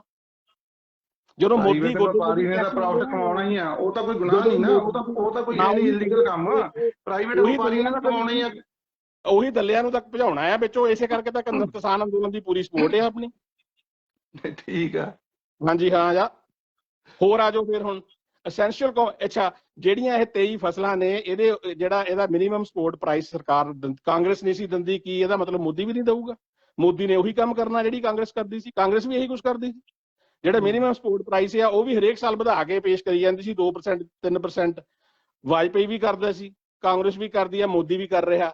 ਪਰ ਉਸ ਭਾਅ ਦੇ ਉੱਤੇ ਸਿਰਫ 9% ਫਸਲਾਂ ਨੇ ਜਿਹੜੀਆਂ ਅੱਜ ਦੇ ਟਾਈਮ 'ਚ ਚੱਕੀਆਂ ਜਾ ਰਹੀਆਂ ਨੇ। ਹੁਣ ਜੇ ਕਾਂਗਰਸ ਵਾਲੀ ਹੀ ਪਾਲਿਸੀ ਫੋਲੋ ਕਰਨੀ ਹੈ ਮੋਦੀ ਨੇ, ਤੇ ਫਿਰ ਫਾਇਦਾ ਕੀ ਹੋਇਆ? ਕਾਂਗਰਸ ਨਾਲੋਂ ਵੱਖ ਕੀ ਹੈ? ਕਿਸਾਨਾਂ ਨੂੰ ਫਿਰ ਆਪਾਂ ਕਾਂਗਰਸ ਦੀ ਸਪੋਰਟ ਕਰੀਏ ਇਸ ਕਰਕੇ? ਇਸ ਤਰਕ ਦੇ ਉੱਤੇ ਕਾਂਗਰਸ ਦੀ ਸਪੋਰਟ ਹੋਊਗੀ ਨਾ? ਮੋਦੀ ਦਾ ਆਲੋਚਨਾ ਸ਼ੁਰੂ ਕਰ ਦਿਓ ਤੁਸੀਂ। ਮੋਦੀ ਦੇ ਭਗਤ ਨਾ ਬਣੋ, ਅੰਧ ਭਗਤ ਬਣੋ, ਅੰਧ ਭਗਤ ਨਾ ਬਣੋ। ਕਾਂਗਰਸ ਦੀ ਸਪੋਰਟ ਕਰੀਏ, ਸਿੱਧੀ ਗੱਲ, ਸਿੱਧੀ ਕਹੋ ਨਾ ਗੱਲ, ਜਿਹੜੀ ਕਹਿੰਦੇ ਡਾਇਰੈਕਟ ਕਹੋ ਨਾ। ਮੈਂ ਕਹਿੰਦਾ ਕਾਲੇ, ਤੁਸੀਂ ਕਿਹਨੇ ਸਪੋਰਟ ਕਰਨੀ ਹੈ ਕਿਹਨੇ ਨਹੀਂ, ਤੁਸੀਂ ਜਿਹਦੀ ਸਪੋਰਟ ਕਰਦੇ ਹੋ ਉਹਦੇ ਪੋਤੜੇ ਮੈਂ ਫਰੋਲ ਸਕਦਾ। ਤੁਸੀਂ ਹੁਣ ਇਹੀ ਗੱਲ ਕਹਿ ਰਹੇ ਹੋ ਵੀ ਮੋਦੀ ਨੇ ਕਾਂਗਰਸ ਵਾਲੀਆਂ ਨੀਤੀਆਂ ਨੂੰ ਚੁੱਕਿਆ ਹੋਇਆ, ਇਸ ਕਰਕੇ ਮੋਦੀ ਦਾ ਵਿਰੋਧ ਕਰਨਾ ਸ਼ੁਰੂ ਕਰ ਦਿਓ। ਨਾ ਮੋਦੀ, ਮੈਂ ਕਹਿੰਦਾ ਜੇ ਤੁਹਾਡੀ ਜਗ੍ਹਾ ਕੋਈ ਕਾਂਗਰਸ ਦਾ ਬੰਦਾ ਆ ਜਾਵੇ, ਮੈਂ ਕਾਂਗਰਸ ਦੀਆਂ ਛਿਲ ਦੇੜ ਦੇਣੀ ਹੈ। ਆਪਾਂ ਸਬਜੈਕਟ ਤੇ ਆਈਏ ਦੁਬਾਰਾ ਫਿਰ। ਆਜੋ ਮੈਂ ਉਹੀ ਕਹਿ ਰਿਹਾ, ਆਜੋ ਦੁਬਾਰਾ। ਹੁਣ ਸੁਣੋ ਦੂਜਾ ਫੈਕਟਰ। ਸਬਜੈਕਟ ਇਹੀ ਹੈ ਵੀ ਜਿਹੜੀ MSP ਆ ਉਹਨੂੰ ਲੀਗਲਾਈਜ਼ ਕੀਤਾ ਜਾਵੇ। ਔਰ ਜਿਹੜੀ ਇਹ ਕਿਸਾਨਾਂ ਦੀਆਂ ਡਿਮਾਂਡ ਹੈਗੀ ਹੈ, ਜਿੰਨੀਆਂ ਕਿਸਾਨ ਜਥੇਬੰਦੀਆਂ ਨੇ, ਹੁਣ ਤਾਂ ਸੁੱਖ ਨਾਲ ਵਾਹਵਾ ਪਰਿਵਾਰ ਬਹੁਤ ਵੱਡਾ ਹੋ ਗਿਆ, ਤੇ ਇਹਦੇ 'ਚ MSP ਸਾਰੇ ਬਾਕੀ ਕਿਸਾਨ ਭਰਾਵਾਂ ਨੂੰ ਵੀ ਬਿਹਾਰ ਦੇ ਵਿੱਚ ਮੰਡੀ ਐਕਟ ਜਿਹੜਾ ਸੀਗਾ ਬਿਹਾਰ ਸਰਕਾਰ ਨੇ ਖਤਮ ਕੀਤਾ ਸੀਗਾ। ਇਹਨੇ ਜਿਹਨੂੰ ਕਹਿੰਦੇ ਆ ਨਾ ਵਿਕਾਸ ਬਾਬੂ ਨਿਤਿਸ਼ ਕੁਮਾਰ, ਇਹਨੇ 2005 ਦੇ ਵਿੱਚ ਮੰਡੀ ਬੋਰਡ ਦਾ ਬੇੜਾ ਗਰਕਾਇਆ ਸੀ ਬਿਹਾਰ ਦੇ। ਹਾਂਜੀ, ਜਿਹਦੇ ਕਰਕੇ ਬਿਹਾਰ ਦਾ ਪੂਰਾ ਸੱਤਿਆਨਾਸ਼ ਹੈਗਾ ਅੱਜ ਦੀ ਡੇਟ ਦੇ ਵਿੱਚ ਕਿਸਾਨਾਂ ਦਾ। ਲੇਬਰ ਕਰਦੇ ਨੇ ਪੰਜਾਬ ਦੇ ਵਿੱਚ। ਕੈਪਟਨ ਵਾਲੇ ਬਿੱਲ ਮੈਂ ਖੈਰ ਪੜ੍ਹ ਲੂੰਗਾ ਜਿਹਦਾ ਤੁਸੀਂ ਰੈਫਰੈਂਸ। ਮੈਨੂੰ ਇਹ ਨਹੀਂ ਤੁਹਾਡੀ ਸਮਝ ਆਉਂਦੀ, ਤੁਸੀਂ ਬਿਹਾਰ ਤੇ ਪਹਿਲਾਂ ਪਹੁੰਚ ਜਾਂਦੇ ਹੋ, ਪੰਜਾਬ ਦੇ ਯਾਰ ਹਰਿਆਣਾ ਹਿਮਾਚਲ ਦੇ ਵਿੱਚ ਵੀ ਸੇਮ ਗੱਲ ਹੋਈ ਆ 2005 ਦੇ ਵਿੱਚ। ਇੱਥੇ ਇਹਨਾਂ ਸਟੇਟਾਂ ਦੇ ਵਿੱਚ ਵੀ ਨਹੀਂ ਜਿਹੜੀ ਗੱਲ ਬਿਹਾਰ 'ਚ ਹੋਈ ਆ ਉਹ ਗੱਲ ਪੰਜਾਬ 'ਚ ਵੀ ਹੋਈ ਆ, ਉਹ ਗੱਲ ਹਰਿਆਣੇ 'ਚ ਵੀ ਹੋਈ ਆ। ਤੁਸੀਂ ਹਰਿਆਣੇ ਦੀ ਗੱਲ ਨਹੀਂ ਕਰਨੀ, ਤੁਸੀਂ ਹਿਮਾਚਲ ਦੀ ਗੱਲ ਨਹੀਂ ਕਰਨੀ, ਪੰਜਾਬ ਦੇ ਆਪਾਂ ਹੈਗੇ ਆ ਪੰਜਾਬੀ, ਪੰਜਾਬ ਦੀ ਗੱਲ ਨਹੀਂ ਕਰਨੀ, ਸਿੱਧਾ ਬਿਹਾਰ ਕਾਹਦੇ ਪਹੁੰਚਦੇ ਹੋ? ਇਹ ਸਕਿਪ ਕਦੇ ਕਰਦੇ ਹੋ ਇੰਨਾ ਏਰੀਆ? ਕਿਉਂਕਿ ਬਾਈ ਜੀ ਇੱਥੇ ਵੀ ਤਾਂ ਉਹੀ ਕੁਛ ਹੋਇਆ। ਉਹਦਾ ਬਿਹਾਰ ਦਾ ਸਬਜੈਕਟ ਵੱਖਰਾ, ਉੱਥੇ ਇਸ਼ੂ ਵੱਖਰੇ ਆ। ਬਿਹਾਰ 'ਚ ਪਹਿਲੇ ਤੋਂ ਹੀ ਬਿਲਕੁਲ ਫਾਡੀ ਆ, ਪਹਿਲਾਂ ਤੋਂ ਹੀ ਪਿੱਛੇ ਆ ਉਹ। ਬਿਹਾਰ ਹੁਣ ਪਿੱਛੇ ਥੋੜੇ ਹੋਇਆ। ਫਾਡੀ ਹੈਗਾ, ਮੈਂ ਇਹ ਨਹੀਂ ਕਹਿੰਦਾ ਫਾਡੀ ਨਹੀਂ ਹੈਗਾ, ਪਰ ਗੱਲ ਇਹ ਹੈਗੀ ਆ ਜਿਹੜਾ ਮੰਡੀ ਬੋਰਡ ਦਾ ਬਿਲਾਂ ਨਾਲ ਜੋੜ ਕੇ ਤੁਸੀਂ ਮਤਲਬ ਗੁੰਮਰਾਹ ਕਰ ਦਿੰਦੇ ਹੋ ਲੋਕਾਂ ਨੂੰ ਵੀ ਉਹ ਬਿਲਾਂ ਕਰਕੇ ਫਾਡੀ ਹੋ ਗਿਆ। ਬਿਲਾਂ ਕਰਕੇ ਥੋੜਾ ਫਾਡੀ, ਉਹ ਤਾਂ ਪਹਿਲਾਂ ਤੋਂ ਹੀ ਫਾਡੀ ਆ। ਬਿਹਾਰ ਤੋਂ ਤਾਂ ਲੋਕ ਪੰਜਾਬ ਦੇ ਵਿੱਚ ਮਜ਼ਦੂਰੀ ਕਰਨ ਪਹਿਲਾਂ ਤੋਂ ਹੀ ਆਉਂਦੇ ਆ। ਪੰਜਾਬ ਦੇ ਵਿੱਚ ਵੀ ਉਹ ਕਾਨੂੰਨ, ਪੰਜਾਬ 'ਚ ਵੀ ਤਾਂ ਕਾਨੂੰਨ ਪਾਸ ਹੋਏ ਆ। ਖੁੱਲੀ ਮੰਡੀ ਦੀ ਬਿਹਾਰ ਦੇ ਵਿੱਚ ਪੰਜਾਬ ਦੇ ਵਿੱਚ ਵੀ ਆ, ਦੇਖੋ ਖੁੱਲੀ ਮੰਡੀ, ਆਹ ਦੇਖੋ ਪੰਜਾਬ 'ਚ ਖੁੱਲੀ ਮੰਡੀ। ਮੈਂ ਤੁਹਾਨੂੰ ਦੇ ਵਿੱਚ ਆ ਪੜ੍ਹੋ 2005, ਮੈਂ ਪੜ੍ਹ ਲੈਂਦਾ ਇਹਨੂੰ, 2005 ਆਪਣੇ ਪੜ੍ਹ ਲਓ। ਆਪਾਂ ਕਰਾਂਗੇ ਗੱਲ, ਸੁਣ ਲਓ ਮੇਰੀ ਇੱਕ ਮਿੰਟ ਧਿਆਨ ਨਾਲ ਸੁਣ ਲਓ ਗੱਲ। 2005 ਦੇ ਜਿਹੜੇ ਐਕਟ ਹੈਗੇ ਨੇ ਆਪਾਂ ਇਹਦੇ ਤੇ ਵੀ ਡਿਸਕਸ਼ਨ ਕਰ ਲਾਂਗੇ। ਐਕਟ ਹੈਗਾ 1961 ਦਾ, ਜਿਹੜੇ ਹਿਸਾਬ ਨਾਲ ਤੁਸੀਂ ਪੜ੍ਹਿਆ 2005 'ਚ ਕੋਈ ਅਮੈਂਡਮੈਂਟ ਕੀਤੀ ਹੈ ਇਹਨੇ, ਕੈਪਟਨ ਨੇ, ਠੀਕ ਹੈ। ਅਗਰ ਉਹ, ਚਲੋ ਮੈਂ ਉਹਨੂੰ ਡਿਟੇਲ 'ਚ ਨਹੀਂ ਪੜ੍ਹਿਆ, ਮੈਨੂੰ ਪਤਾ ਹੈਗਾ ਵੀ ਉਹਨੇ ਅਮੈਂਡਮੈਂਟ ਕੀਤੀ ਹੈ। ਉਹਦੀ ਡਿਟੇਲ ਦੇ ਉੱਤੇ ਗੱਲਬਾਤ ਕਰਕੇ ਆਪਾਂ ਆਉਣ ਵਾਲੇ ਕਿਸੇ ਟਾਈਮ ਮੰਗਲਵਾਰ ਸੋਮਵਾਰ ਆਪਾਂ ਮੋਦੀ ਦੇ ਇਹਨਾਂ ਕਾਨੂੰਨਾਂ ਨੂੰ ਤੇ ਪੰਜਾਬ ਦੇ ਜਿਹੜੇ ਕੈਪਟਨ ਨੇ ਉਹ ਕਾਨੂੰਨ ਬਣਾਏ ਸੀਗੇ ਤੇ ਉਦੋਂ ਵਿਰੋਧੀ ਧਿਰ ਕਿੱਥੇ ਸੀਗੀ। ਹੁਣ ਇੱਥੇ ਤਾਂ ਜਿਹੜਾ ਮੋਦੀ ਨੇ ਕਾਨੂੰਨ ਧੱਕੇ ਨਾਲ ਪਾਸ ਕੀਤੇ ਨੇ, ਕਿਉਂਕਿ ਚਲੋ ਜਿਹੜਾ ਲੋਕ ਸਭਾ ਦੇ ਫਲੋਰ ਦੇ ਉੱਤੇ ਤਾਂ ਮੋਦੀ ਕੋਲ ਮੈਜੋਰਟੀ ਹੈਗੀ ਆ, 300+ MP ਉਹਦੀ ਆਪਣੀ ਪਾਰਟੀ ਦਾ ਆ। ਅਕਾਲੀ ਦਲ ਵਾਲੇ ਚਲੋ ਡਰਾਮਾ ਕਰਕੇ ਵੱਖ ਹੋ ਗਏ ਵੀ ਅਸੀਂ ਕਹਿੰਦੇ ਅਸੀਂ ਇਹਦਾ ਵਿਰੋਧ ਕੀਤਾ ਅਕਾਲੀ ਦਲ ਵਾਲਿਆਂ ਨੇ, ਜਦੋਂ ਫਲੋਰ ਦੇ ਉੱਤੇ ਡਿਸਕਸ਼ਨ ਹੁੰਦੀ ਆ। ਹੁਣ ਆ ਗਿਆ ਤੁਹਾਡਾ ਰਾਜ ਸਭਾ ਦੇ ਵਿੱਚ ਮੋਦੀ ਨੇ ਗੁੰਡਾਗਰਦੀ ਕਰਕੇ ਇਹ ਕਾਨੂੰਨ ਪਾਸ ਕੀਤੇ ਨੇ। ਕੋਈ ਡਿਸਕਸ਼ਨ ਨਹੀਂ, ਕੋਈ ਪਾਰਿਤ ਹੋਇਆ, ਪਤਾ ਨਹੀਂ ਕੀ ਪਾਰਿਤ ਹੁਆ, ਫਲਾਣਾ ਪਾਰਿਤ ਹੁਆ, ਠੀਕ ਹੈ। ਅਗਰ ਪੰਜਾਬ 'ਚ ਕੈਪਟਨ ਨੇ ਕਿਸਾਨ ਮਾਰੂ ਕੋਈ ਕਾਨੂੰਨ ਬਣਾਇਆ ਹੁੰਦਾ ਤੇ ਅਕਾਲੀ ਦਲ ਬਾਦਲ ਜਿਹੜਾ ਆਪਣੇ ਆਪ ਨੂੰ ਗਿਣਦਾ ਵੀ ਸੀ ਕਿਸਾਨ ਹਿਤੈਸ਼ੀ ਆ, ਤੇ ਇਹਨਾਂ ਨੇ ਬਹੁਤ ਰੌਲਾ ਪਾਉਣਾ ਸੀ ਤੇ ਸਾਰਾ ਪੰਜਾਬ ਸੜਕਾਂ ਤੇ ਨਿਕਲ ਆਉਣਾ ਸੀਗਾ। ਤੁਸੀਂ ਕਹੀ ਜਾਂਦੇ ਵੀ ਨਹੀਂ ਬਣਿਆ, ਤੁਸੀਂ ਹੁਣ ਵੀ ਕਹਿੰਦੇ ਵੀ ਨਹੀਂ, ਕਹਿੰਦੇ ਰੌਲਾ ਨਹੀਂ ਪਿਆ ਇਸ ਕਰਕੇ ਵੀ ਨਹੀਂ ਬਣਿਆ। ਰੌਲਾ ਕਿਉਂ? ਰੌਲਾ ਨਹੀਂ ਪੈਂਦਾ ਜਦੋਂ ਕਾਂਗਰਸ ਕੋਈ ਕੰਮ ਕਰਦੀ ਹੈ, ਰੌਲਾ ਨਹੀਂ ਪੈਂਦਾ। ਰੌਲਾ ਪੈਂਦਾ ਜਦੋਂ ਬੀਜੇਪੀ ਕੋਈ ਕੰਮ ਕਰਦੀ ਹੈ। ਸੁਣੋ, ਇਹਦਾ ਮਤਲਬ ਜਿਹੜਾ ਕਾਂਗਰਸ ਨੇ ਕਾਨੂੰਨ ਪਾਸ ਕੀਤਾ ਤੇ ਬਾਦਲ ਚੁੱਪ ਕਰਕੇ ਬੈਠੇ ਰਹੇ ਨੇ, ਤੇ ਬਾਦਲ ਵੀ ਕਾਂਗਰਸ ਦੇ ਨਾਲ ਰਲੇ ਹੋਏ ਨੇ। ਜੇ 2005 ਚ ਕੈਪਟਨ ਨੇ ਚੁੱਪ ਕਰਕੇ ਤੇ ਤੁਸੀਂ ਕਹਿ ਰਹੇ ਹੋ ਬੈਠੇ ਨੇ। ਮੈਨੂੰ ਜਿਹੜੀ ਗੱਲ ਦਾ ਪਤਾ, ਮੈਨੂੰ ਜੋ ਇਨਫੋਰਮੇਸ਼ਨ ਮੈਂ ਤੁਹਾਨੂੰ ਦੱਸਤੀ ਵੀ ਬਿੱਲ 2005 ਦੇ ਵਿੱਚ ਪਾਸ ਹੋਇਆ। ਆ ਤੁਹਾਨੂੰ ਮੈਂ ਭੇਜ ਦਿੰਦਾ, ਇਹਦੀ ਫੋਟੋ ਭੇਜ ਦਿੰਦਾ, ਠੀਕ ਹੈ ਕਿ ਨਹੀਂ? ਤੁਸੀਂ ਉਹ ਗੱਲ ਉਹਦੇ ਚ ਦੇਖੋ, ਉਹ ਬਾਦਲ ਚੁੱਪ ਕਰਕੇ ਬਹਿ ਗਏ ਜਾਂ ਐ ਹੋ ਗਿਆ ਜਾਂ ਉਹ ਹੋ ਗਿਆ, ਇਹ ਥੋੜੀ ਕੋਈ ਗੱਲ ਆ ਨਾ। ਫਿਰ ਬਈ ਜਿਹੜਾ ਉਹ ਬਿੱਲ 2013 ਦੇ ਵਿੱਚ ਭਾਈ ਜੀ ਅੱਗੇ ਵੀ ਸੁਣ ਲਓ, ਦੋ ਤਿੰਨ ਬਿੱਲ ਪਾਸ ਹੈ ਕਿ ਮੈਨੂੰ ਦੱਸੋ ਤਾਂ ਸਹੀ। ਤੁਸੀਂ ਕਹਿ ਰਹੇ ਹੋ ਕਾਂਗਰਸ ਨੇ ਬਿੱਲ ਅਗਰ ਪਾਸ ਕਰਤੇ ਪੰਜਾਬ ਕਾਂਗਰਸ ਨੇ 2005 ਚ, ਤਾਂ ਰੌਲਾ ਨਹੀਂ ਪਿਆ ਵੀ ਕਾਂਗਰਸ ਵੇਲੇ ਰੌਲਾ ਨਹੀਂ ਪੈਂਦਾ। ਤਾਂ ਵਿਰੋਧੀ ਧਿਰ ਦੇ ਵਿੱਚ ਬਾਦਲਾਂ ਕੋਲ 42-43 ਸੀਟਾਂ ਸੀ ਉਦੋਂ। ਵਿਰੋਧੀ ਧਿਰ ਦਾ ਨੇਤਾ ਵੱਡੇ ਬਾਦਲ ਸਾਹਿਬ ਸੀਗੇ, ਢੱਠੇ ਜੀ ਪੱਗ ਬੰਨ ਕੇ ਉਹ ਵੀ ਬੈਠੇ ਸੀਗੇ ਉੱਥੇ ਵਿਧਾਨ ਸਭਾ 'ਚ ਜਦੋਂ ਕਾਨੂੰਨ ਪਾਸ ਹੋਏ ਨੇ ਜਾਂ ਅਮੈਂਡਮੈਂਟ ਹੋਈ ਆ, ਉਹਨਾਂ ਨੇ ਵੀ ਨਹੀਂ ਰੌਲਾ ਪਾਇਆ। ਜੀ ਸਾਰੇ ਉਹ ਆਮ ਇਹ ਤਾਂ ਆਨੰਦਪੁਰ ਸਾਹਿਬ ਦੇ ਮਤੇ ਦੀ ਮੰਗ ਸੀ। ਕੀ ਆਨੰਦਪੁਰ ਸਾਹਿਬ ਦੇ ਮਤੇ ਦੀ ਮੰਗ ਨਹੀਂ ਸੀਗੀ ਵੀ ਖੁੱਲੀ ਮੰਡੀ ਦਿਓ ਸਾਨੂੰ ਬਾਹਰ? ਨਵਾਂ ਨੈਰੇਟਿਵ ਇਹ ਤਾਂ ਕਿਸਾਨਾਂ ਦੀ ਮੰਗ ਬਹੁਤ ਵੱਡੀ ਰਹੀ ਆ ਹੁਣ ਤੱਕ। ਹੁਣ ਕਿਉਂਕਿ ਮੋਦੀ ਨੇ ਗੱਲ ਪਾਸ ਕਰਦੇ, ਮੋਦੀ ਨੇ ਮੰਗ ਮੰਨ ਲਈ, ਇਸ ਕੇ ਵਿਰੋਧ ਕਰਨ ਲੱਗੇ। ਖੁੱਲੀ ਮੰਡੀ, ਪ੍ਰਾਈਵੇਟ ਮੰਡੀ, ਔਰ ਜਿਹੜਾ ਵੀ ਵੇਚਣ ਦਾ ਹੱਕ ਆ ਕਿਸਾਨ ਨੂੰ, ਫਸਲ ਵੇਚਣ ਦਾ ਹੱਕ ਹੋਣਾ ਚਾਹੀਦਾ, ਕਿਤੇ ਵੀ ਵੇਚ ਸਕਦਾ, ਬਾਹਰ ਜਾ ਕੇ ਵੇਚ ਸਕਦਾ। ਇਹੀ ਤਾਂ ਸਾਡੀਆਂ ਮੰਗਾਂ ਰਹੀਆਂ ਕਿਸਾਨਾਂ ਦੀਆਂ ਹੁਣ ਤੱਕ। ਰਾਜੇਵਾਰ ਉਹਨੇ ਜੇਲ੍ਹਾਂ 'ਚ ਜਾਂਦੇ ਰਹੇ ਨੇ। ਭਾਸ਼ਣ ਨਹੀਂ ਦੇਣਾ ਹੈਗਾ। ਸੁਣੋ, ਜਿਹੜੇ ਤਿੰਨੇ ਕਾਨੂੰਨ ਨੇ ਨਾ, ਉਹ ਇੱਕ ਕੰਟੈਕਸਟ ਦੇ ਵਿੱਚ ਦੇਖਣੇ ਪੈਣੇ ਨੇ। ਸਭ ਤੋਂ ਪਹਿਲਾਂ ਅਮੈਂਡਮੈਂਟ ਆ ਜਾਂਦੀ ਹੈ, ਜਿਹਦੀ ਆਪਾਂ ਪਿਛਲੀ ਵਾਰੀ ਡਿਸਕਸ਼ਨ ਵੀ ਕੀਤੀ ਸੀਗੀ। ਜਦੋਂ ਤਿੰਨਾਂ ਕਾਨੂੰਨਾਂ ਨੂੰ ਦੇਖਾਂਗੇ ਔਰ ਮੋਦੀ ਵਰਗਾ ਜਿਹੜਾ ਠੱਗ ਪ੍ਰਧਾਨ ਮੰਤਰੀ ਹੋਵੇ, ਜਿਹੜਾ ਇੱਕ ਬੈਂਕਰਪਟ, ਜਿਹੜਾ ਛੋਟਾ ਅੰਬਾਨੀ ਆ, ਛੋਟੇ ਅੰਬਾਨੀ ਨੂੰ ਰਫਾਲ ਡੀਲ ਦੇ ਵਿੱਚ ਹਿੰਦੁਸਤਾਨ ਏਰੋਨੌਟਿਕਲ ਲਿਮਟਿਡ ਨਾਂ ਦੀ ਜਿਹੜੀ ਸਰਕਾਰੀ ਅਦਾਰਾ ਆ, ਉਹਨੂੰ ਇੱਕ ਬੈਂਕਰਪਟ ਅਡਾਨੀ ਨੂੰ ਫਾਇਦਾ ਦੇਣ ਵਾਸਤੇ ਉਹਦੇ ਨਾਲ ਰਿਪਲੇਸ ਕਰ ਦਿੰਦਾ। ਇਹ ਤਾਂ ਧੰਨਵਾਦ ਫਰਾਂਸ ਦੇ ਮੀਡੀਆ ਦਾ, ਤੇ ਜਿਹਨੇ ਇਹ ਲਿਆ ਕੇ ਸਕੈਂਡਲ ਬਾਹਰ ਰੱਖਿਆ ਆ। ਠੀਕ ਹੈ। ਮੋਦੀ ਦੇ ਜਿਹੜੇ ਤਿੰਨ ਕਾਨੂੰਨ ਨੇ, ਤੁਹਾਨੂੰ ਇੱਕ ਕੰਟੈਕਸਟ ਦੇ ਵਿੱਚ ਦੇਖਣੇ ਪੈਣੇ ਨੇ। ਜਿਹੜਾ ਐਸੈਂਸ਼ੀਅਲ ਕਮੋਡਿਟੀ ਐਕਟ ਆ ਤੁਹਾਡਾ ਭੰਡਾਰੀ ਕਰਨ ਵਾਲਾ, ਉਹ ਸਭ ਤੋਂ ਵੱਧ ਖਤਰਨਾਕ ਐਕਟ ਆ। ਇਹ ਤਿੰਨੇ ਕਾਨੂੰਨ ਇੱਕ ਕਾਨੂੰਨ ਦੇ ਵਿੱਚ ਦੋ ਕਾਨੂੰਨ ਆਉਂਦੇ ਨੇ ਨਵੇਂ। ਜਦੋਂ ਤਿੰਨਾਂ ਨੂੰ ਇੱਕ ਕੰਟੈਕਸਟ ਦੇ ਵਿੱਚ ਦੇਖਦੇ ਹੋ ਤਾਂ ਤੁਹਾਨੂੰ ਮੋਦੀ ਦੀ ਨੀਅਤ ਸਾਫ਼ ਪਤਾ ਲੱਗ ਜਾਂਦੀ ਹੈ। ਹੁਣ ਜਿਹੜਾ ਐਸੈਂਸ਼ੀਅਲ ਕਮੋਡਿਟੀ ਐਕਟ ਆ ਜੋ ਐਸੈਂਸ਼ੀਅਲ ਕਮੋਡਿਟੀ ਐਕਟ ਆ, ਉਹਦੇ ਵਿੱਚ ਇਹਨਾਂ ਨੇ ਅਨਲਿਮਟਿਡ ਭੰਡਾਰੀ ਕਰਨ ਦੀ ਤੁਹਾਨੂੰ ਫੈਸਿਲਿਟੀ ਦੇਤੀ ਵੀ ਜਿੰਨਾ ਮਰਜ਼ੀ ਤੁਸੀਂ ਭੰਡਾਰ ਕਰੋ ਖਾਣ ਪੀਣ ਵਾਲੀਆਂ ਵਸਤਾਂ ਦਾ, ਜਿਹੜਾ ਹੈਗਾ ਆ ਤੁਹਾਡਾ। ਔਰ ਸਭ ਤੋਂ ਵੱਡੀ ਹੈਰਾਨੀ ਦੀ ਗੱਲ ਕੀ, ਕਿਹੜੀ ਟੈਕਨੀਕਲ ਪੁਆਇੰਟ ਆ, ਐਕਟ ਹੈਗਾ ਐਸੈਂਸ਼ੀਅਲ ਕਮੋਡਿਟੀ ਐਕਟ, ਤੇ ਜਿਹੜੀਆਂ ਐਸੈਂਸ਼ੀਅਲ ਕਮੋਡਿਟੀ ਮੀਨਸ ਜ਼ਰੂਰੀ ਵਸਤਾਂ ਨੇ, ਉਹ ਵਸਤਾਂ ਨੇ ਸਰਕਾਰ ਨੇ ਆਪਣੇ ਰੈਗੂਲੇਸ਼ਨ, ਆਪਣਾ ਜਿਹੜਾ ਰੈਗੂਲੇਟਰੀ ਕੰਟਰੋਲ ਆ ਉਹ ਚੋਂ ਬਾਹਰ ਕੱਢਤਾ। ਜ਼ਰੂਰੀ ਵਸਤਾਂ ਦੇ ਉੱਤੇ ਤਾਂ ਸਰਕਾਰ ਦਾ ਕੰਟਰੋਲ ਲਾਜ਼ਮੀ ਚਾਹੀਦਾ ਆ, ਤੇ ਤੁਸੀਂ ਉਹਨੂੰ ਡੀਰੈਗੂਲੇਟ ਕਰਤਾ। Does it make any sense? ਵੀ ਸਰਕਾਰ ਨੇ ਜਿਹੜੀਆਂ ਆਈਟਮਾਂ ਨੂੰ ਐਸੈਂਸ਼ੀਅਲ ਦੱਸਤਾ ਵੀ ਆਮ ਲੋਕਾਂ ਵਾਸਤੇ ਇਹ ਜ਼ਰੂਰੀ ਨੇ, ਤੇ ਉਹਦਾ ਰੇਟ ਵੇਚਣ ਵਾਲੇ ਤੈਅ ਕਰਨਗੇ। ਦੁਰਫਿਟੇ ਮੂੰਹ ਇਹੋ ਜਿਹੇ ਕਾਨੂੰਨ ਦੇ। ਠੀਕ ਹੈ। ਉਹਦਾ ਅਨਲਿਮਟਿਡ ਜਿੰਨਾ ਮਰਜ਼ੀ ਉਹ ਭੰਡਾਰ ਕਰਨ। ਹੁਣ ਤੁਹਾਨੂੰ ਮੈਂ ਦੱਸਦਾ, ਮੇਰੀ line food science, food processing, food safety ਹੈ।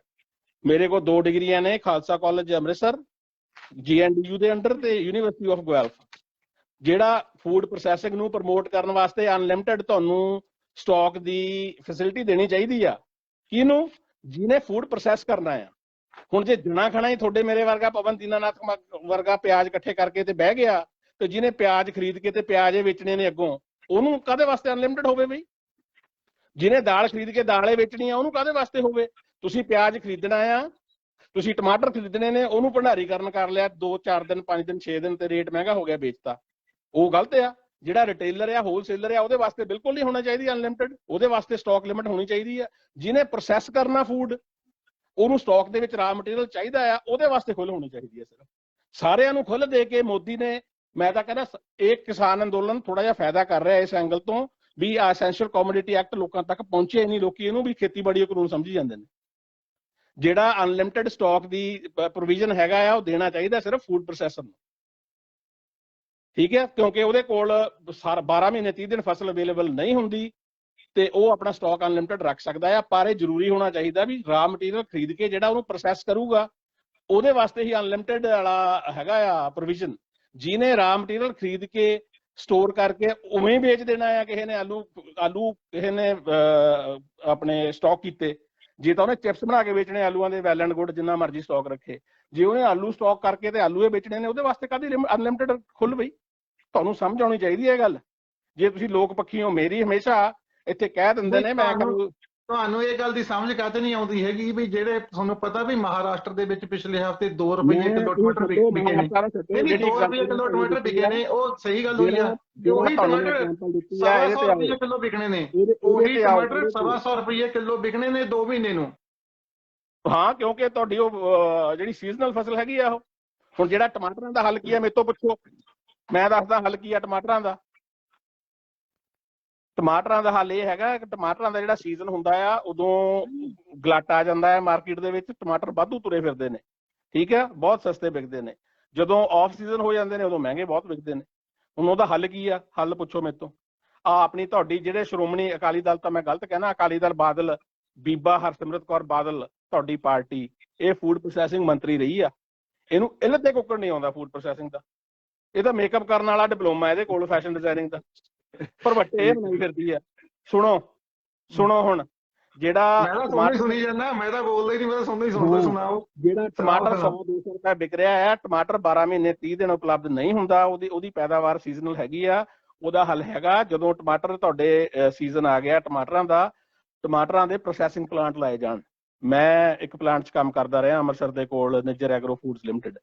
ਉਹ ਟਮਾਟਰ ਕੰਟਰੈਕਟ ਤੇ ਭਿਜਵਾਉਂਦੇ ਸੀਗੇ, ਭਿਜਵਾ ਕੇ ਉਹਨਾਂ ਟਮਾਟਰਾਂ ਦਾ ਉਹ ਪੇਸਟ ਬਣਾਉਂਦੇ ਸੀਗੇ, ਤੇ ਉਹ ਪੇਸਟ ਜਾਂਦਾ ਸੀਗਾ ਨੈਸਲੇ, ਜਿਹੜੀ ਆਪਣੇ ਮੋਗੇ ਫੈਕਟਰੀ ਆ ਨੈਸਲੇ ਦੀ।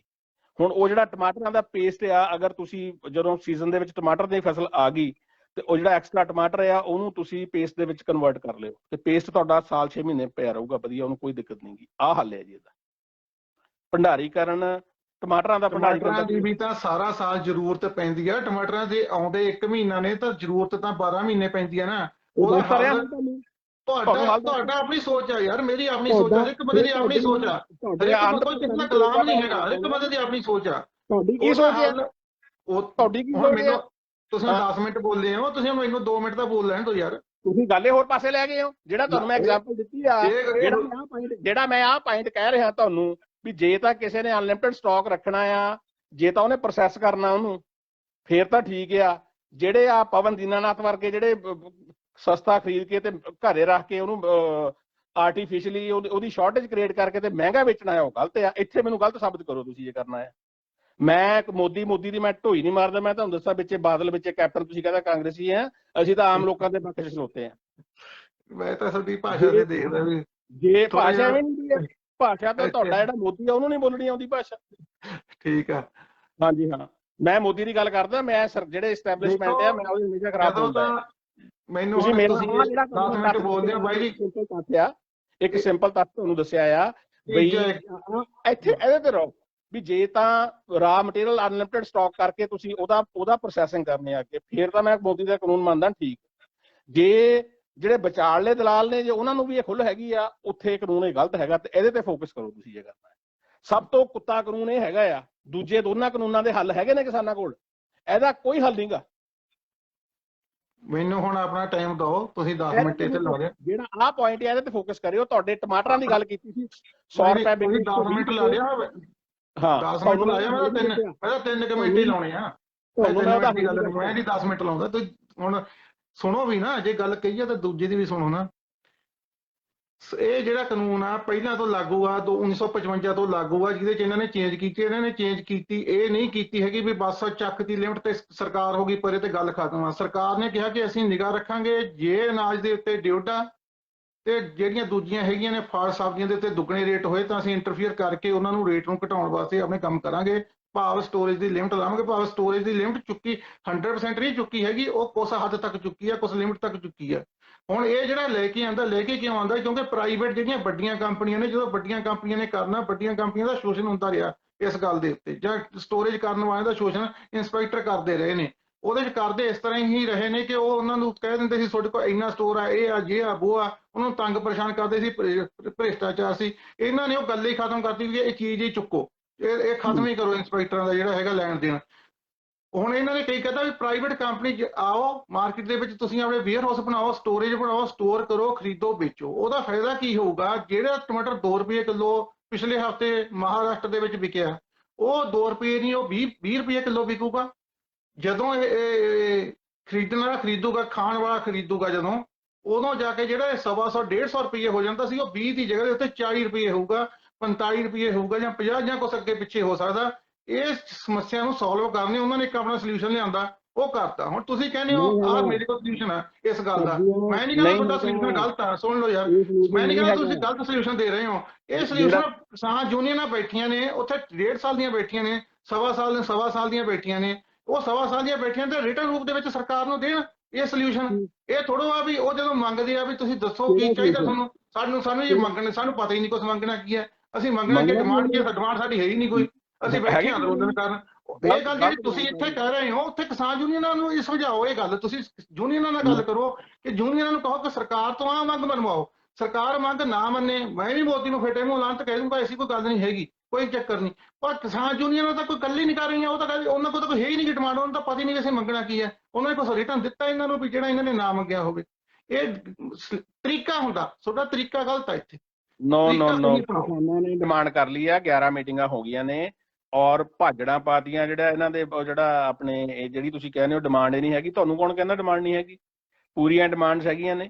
ਜਿਹੜਾ ਚੋਰ ਮੋਰੀ ਦੇ ਨਾਲ ਕਾਨੂੰਨ ਪਾਸ ਕੀਤੇ ਗਏ ਨੇ ਗਲਤ ਨੇ, ਉਹ ਚੋਰਾਂ ਮੰਗਣ। ਜਿਹੜਾ ਮੋਦੀ ਕੰਮ ਕਰਦਾ ਚੋਰਾਂ ਮੰਗਣ ਕਾਹਤੇ ਕਰਦਾ ਹੈ? ਉੱਥੇ ਇਹਨਾਂ ਨੇ ਮੂੰਹ ਤੇ ਟੇਪੀਆਂ, ਨਹੀਂ ਮੂੰਹ ਤੇ ਟੇਪਾਂ ਲਾ ਕੇ ਇਹ ਉੱਥੇ ਬੈਠੇ ਨੇ, ਮੂੰਹ ਤੇ ਉਂਗਲੀਆਂ ਰੱਖ ਕੇ ਬੈਠੇ ਨੇ।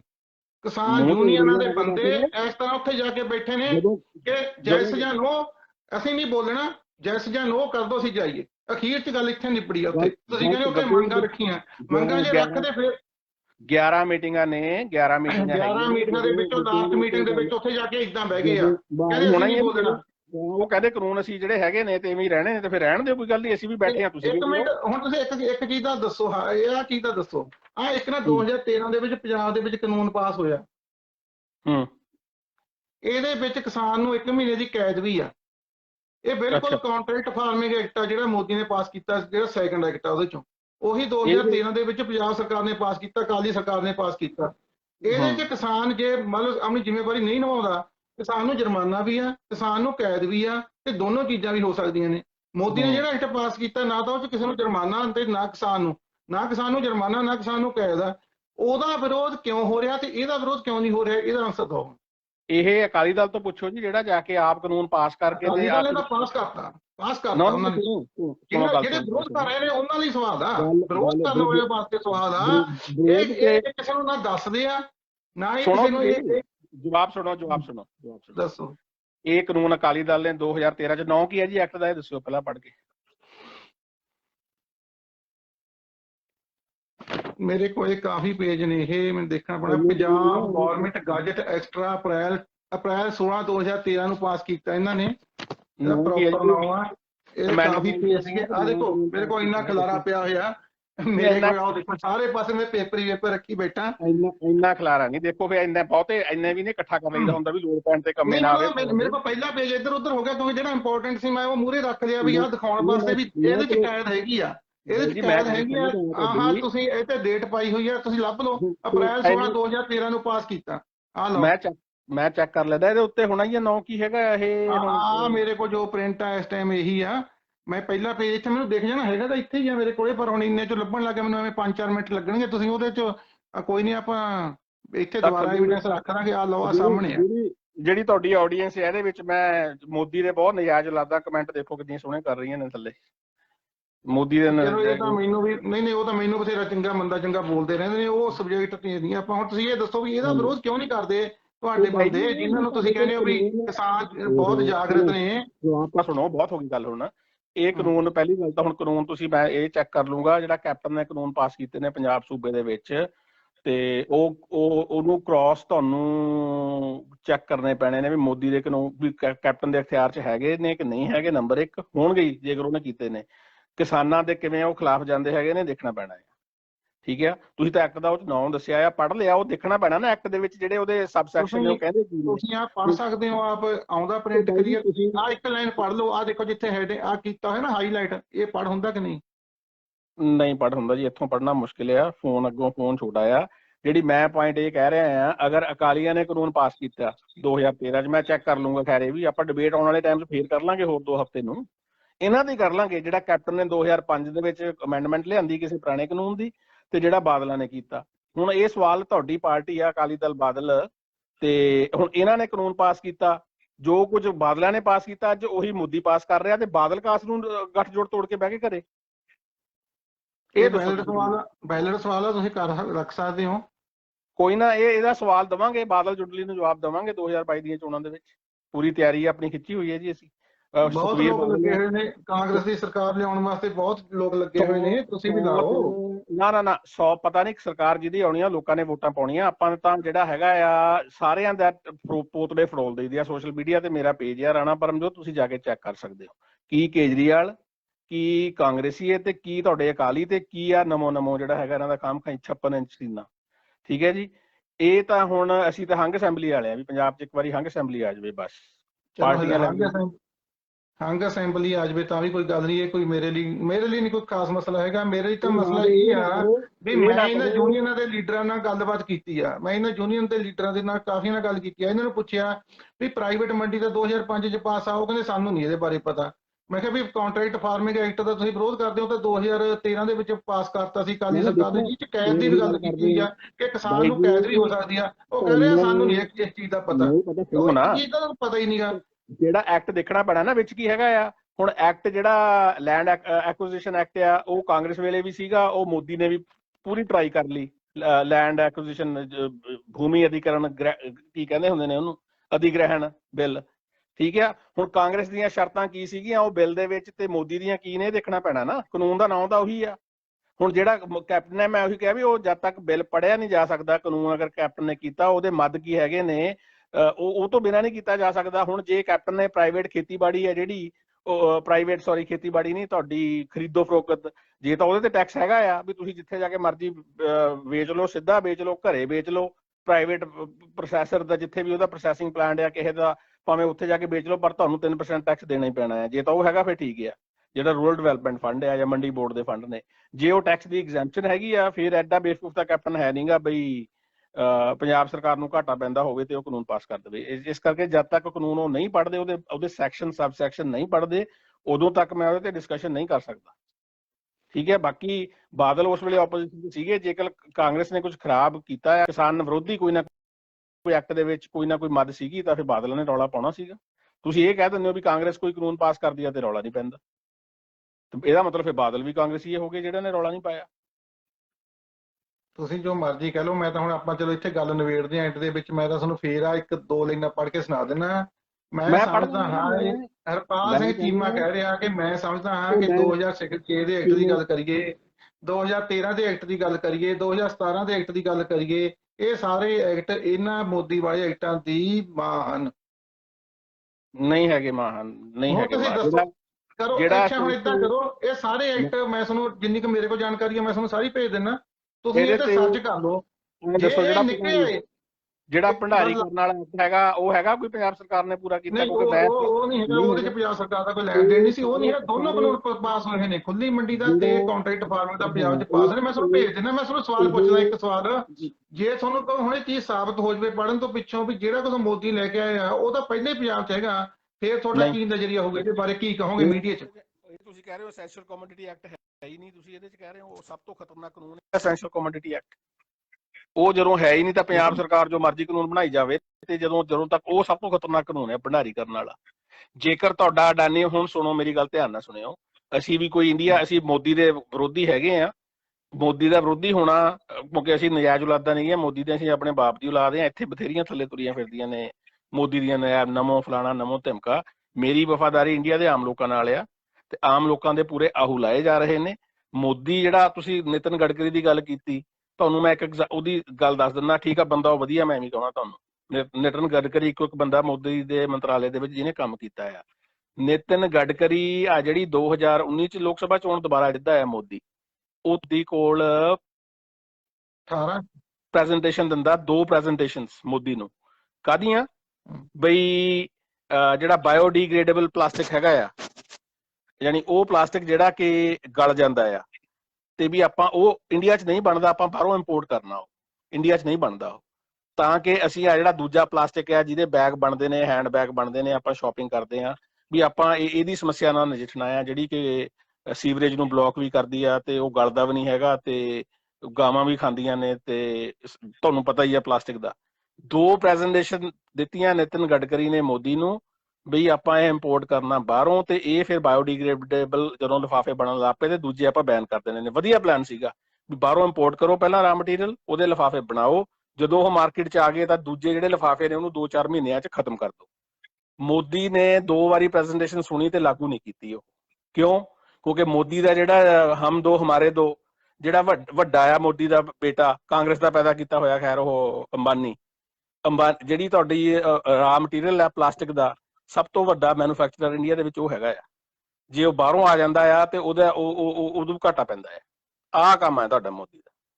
ਤੇ ਗਡਕਰੀ ਦਾ ਅਸੀਂ ਆਪ ਮੁਰੀਦ ਆ, ਅਸੀਂ ਕੋਈ ਭਾਜਪਾ, ਮੈਂ ਵਾਜਪਾਈ ਸਾਹਿਬ ਦੀ ਬੜੀ ਇੱਜ਼ਤ ਕਰਦਾ ਆ, ਬੜਾ ਵਧੀਆ ਸਟੇਟਸ ਪਰਸਨ ਸੀਗਾ, ਤੇ ਬੇਵਕੂਫ ਬੰਦਾ ਆ, ਝੂਠ ਬੋਲਣ ਨੂੰ ਮਿੰਟ ਨਹੀਂ ਲਾਉਂਦਾ ਹੈਗਾ, ਜਿਹਦੇ ਤੁਸੀਂ ਮਗਰ ਲੱਗੇ ਹੋ।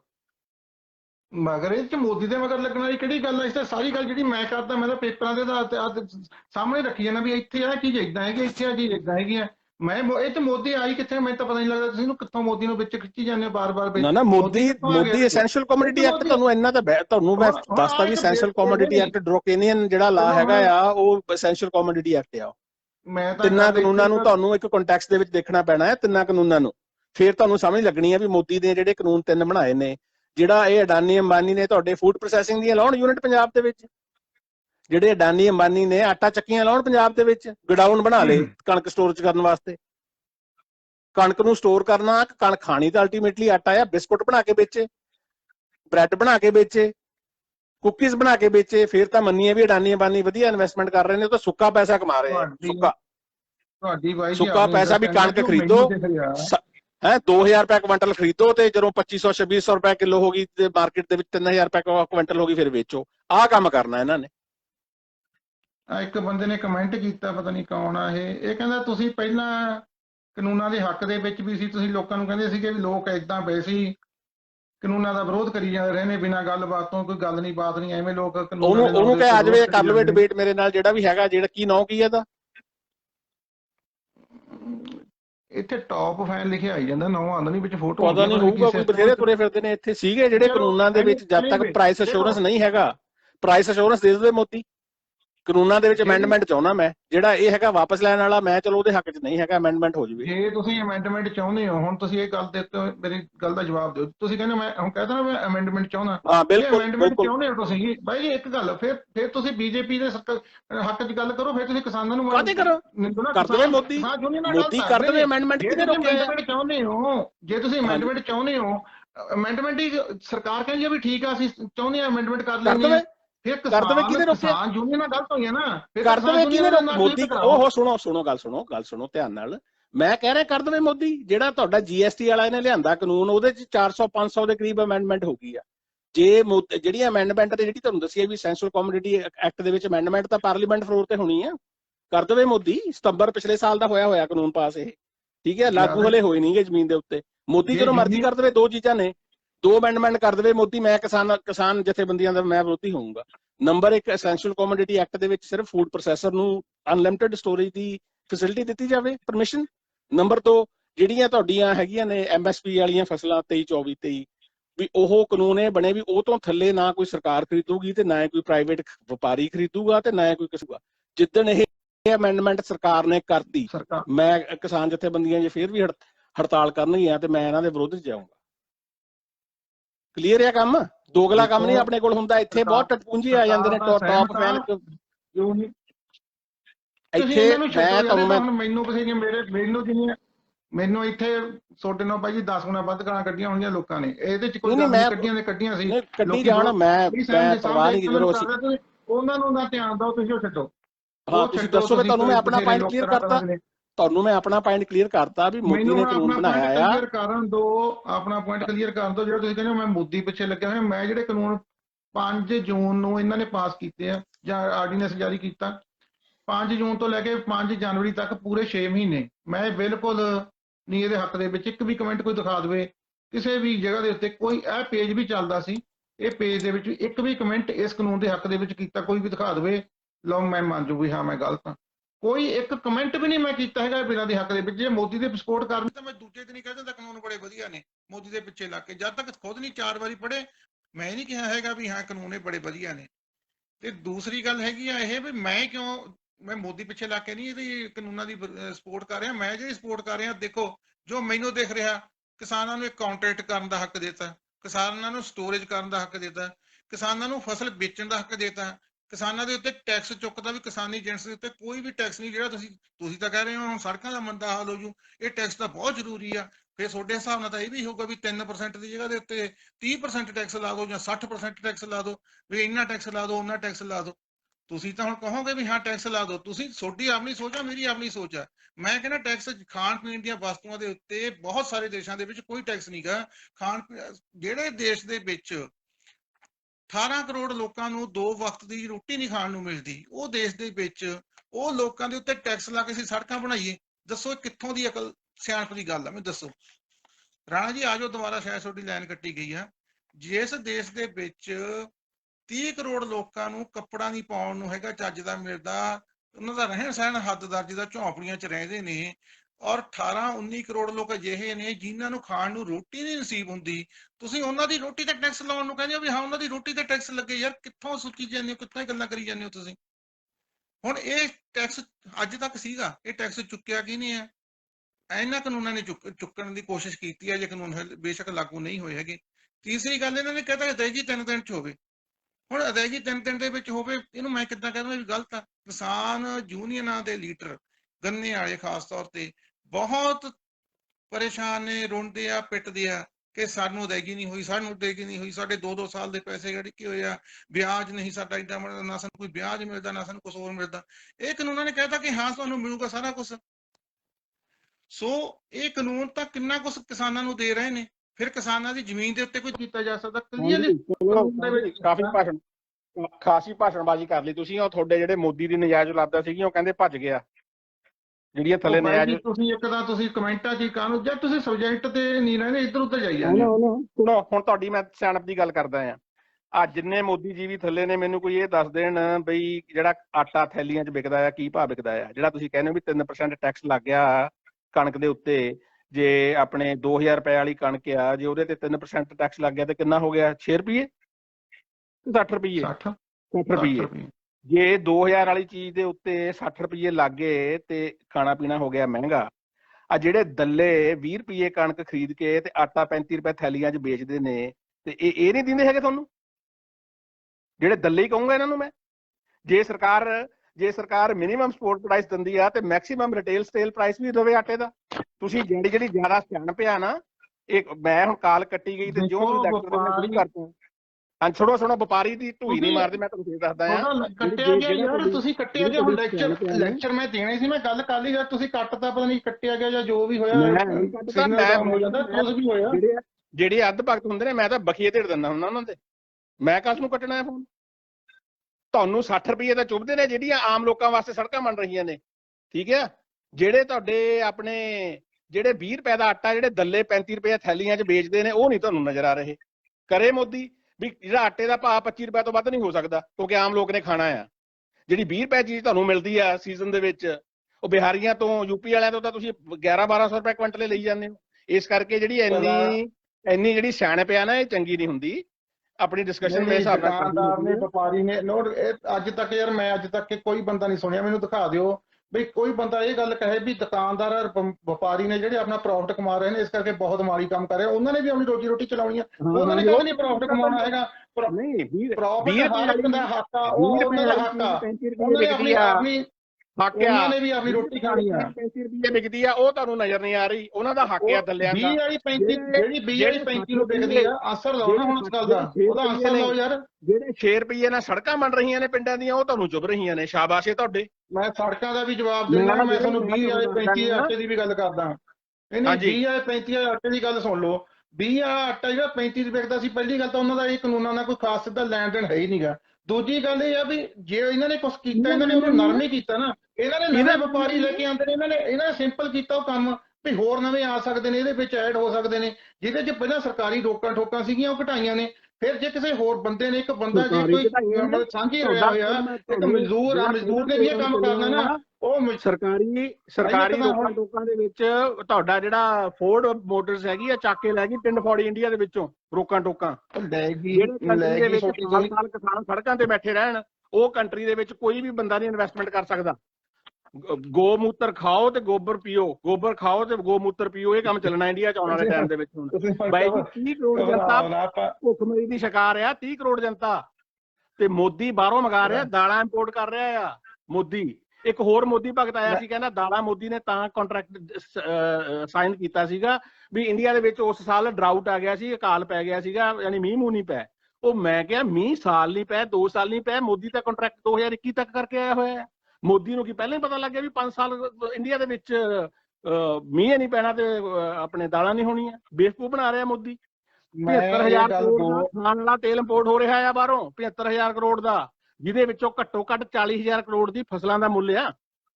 ਔਰ ਜਿਹੜੇ ਮੋਦੀ ਨੇ ਦਿੱਤੇ ਹੋਏ ਨੇ ਲਾਇਸੈਂਸ ਇੰਪੋਰਟ ਕਰਨ ਦੇ, ਤੇਲ ਖਾਣ ਵਾਲੇ ਤੇਲ ਦੇ, ਪ੍ਰਾਈਵੇਟ ਕੰਪਨੀਆਂ ਨੂੰ ਦਿੱਤੇ ਹੋਏ ਨੇ ਔਰ ਫੋਰਨ ਕੰਪਨੀਆਂ ਨੂੰ ਦਿੱਤੇ ਹੋਏ ਨੇ।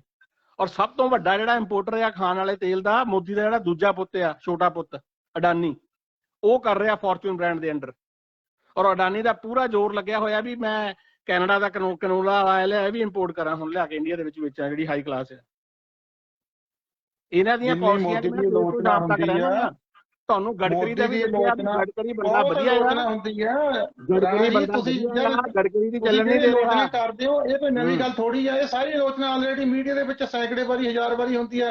ਹੁਣ NDTV ਵਰਗੇ ਕਿੰਨੇ ਟੀਵੀ ਨੇ, ਕਿੱਡਾ ਉਹਨਾਂ ਕੋਲ ਵੱਡਾ ਪ੍ਰੋਜੈਕਟ ਨੇ, ਕਿੱਡੇ ਸਿਸਟਮ ਨੇ, ਕਿੱਡੀ ਆਲੋਚਨਾ ਕਰਦੇ ਨੇ, ਕਰੀ ਜਾਂਦੇ ਨੇ, ਬਥੇਰੇ ਹੈਗੇ ਨੇ। ਉਹ ਬਿਹਾਰ ਤੋਂ ਪੱਤਰਕਾਰ, ਉਹਦਾ ਨਾਮ ਮੈਂ ਭੁੱਲ ਗਿਆ, 2-3 ਨੇ, ਬਥੇਰੀ ਆਲੋਚਨਾ। ਤੁਸੀਂ ਜਿਹੜਾ ਆਲੋਚਨਾ ਕਰਕੇ ਤੁਸੀਂ ਆਲੋਚਨਾ ਕਰਕੇ ਕੀ ਕਰ ਲਓਗੇ? ਤੁਸੀਂ ਸਬਜੈਕਟ ਤੇ ਆ ਕੇ ਇਹਦੇ ਤੇ ਗੱਲ ਕਰੋ। ਤੁਹਾਡੇ ਕੋਲ ਤਾਂ ਮੋਦੀ ਦੀ ਆਲੋਚਨਾ 100 ਜਗ੍ਹਾ ਤੇ ਕੀਤੀ ਜਾ ਸਕਦੀ ਹੈ। ਸਬਜੈਕਟ ਦੇ ਉੱਤੇ ਕਰਨ ਵਾਸਤੇ ਤੁਹਾਡੇ ਕੋਲ ਕੋਈ ਫੈਕਟ ਤਾਂ ਹੋਣ। ਤੁਸੀਂ ਵਿੱਚ ਲੈ ਆਉਨੇ ਹੈਗੇ ਹੋ ਤੇਲ ਬੌਂਡ, ਆਇਲ ਬੌਂਡ, ਤੇ ਤੁਹਾਡੇ ਕੋਲ ਫਿਗਰ ਹੈ ਨਹੀਂ। ਫਿਗਰ ਤੁਹਾਨੂੰ ਮੈਂ ਪੂਰੀ ਕਰਕੇ ਦੇ ਰਿਹਾ ਵੀ ਬੇਵਕੂਫ ਬਣਾ ਰਿਹਾ ਮੋਦੀ। ਹੁਣ ਜੇ ਤੁਸੀਂ ਆਪ ਬਣਨਾ ਰਾਣਾ ਜੀ, ਜਦੋਂ ਮਰਜ਼ੀ ਕੱਢ ਕੇ ਦੇਖ ਲਿਓ, ਮੇਰੇ ਨਾਲ ਬਾਅਦ ਤੁਸੀਂ ਬੋਲਦੇ ਹੋ। ਇੱਥੇ ਜਿਹੜਾ ਬੰਦਾ ਬਾਬੇ ਨਾਨਕ ਦੇ ਲੜ ਲੱਗ ਗਿਆ, ਉਹਦੇ ਦਿਮਾਗ ਦੇ ਕਪਾਟ ਵੈਸੇ ਹੀ ਖੁੱਲ ਜਾਂਦੇ ਨੇ।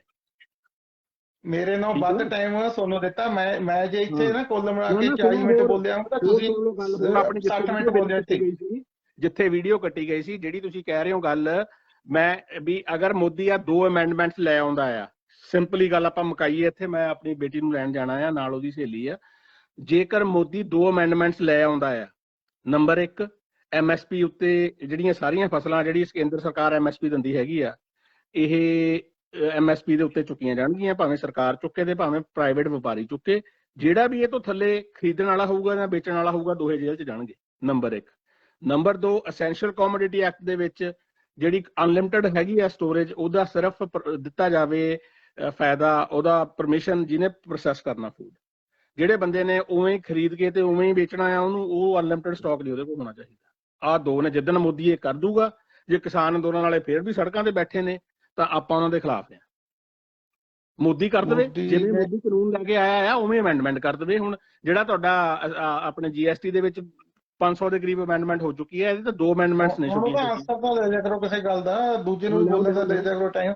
ਮੋਦੀ ਨੇ ਕਾਨੂੰਨ ਰੱਖਦੇ, ਪਾਸ ਕਰਤੇ, ਕਿਸਾਨ ਕਹਿੰਦੇ ਸਾਨੂੰ ਨਹੀਂ ਸਹੀ ਹੈਗੇ। ਤੁਸੀਂ ਕਹਿੰਦੇ ਆ 2 ਚੀਜ਼ਾਂ ਦੀ ਪ੍ਰੋਬਲਮ ਆ।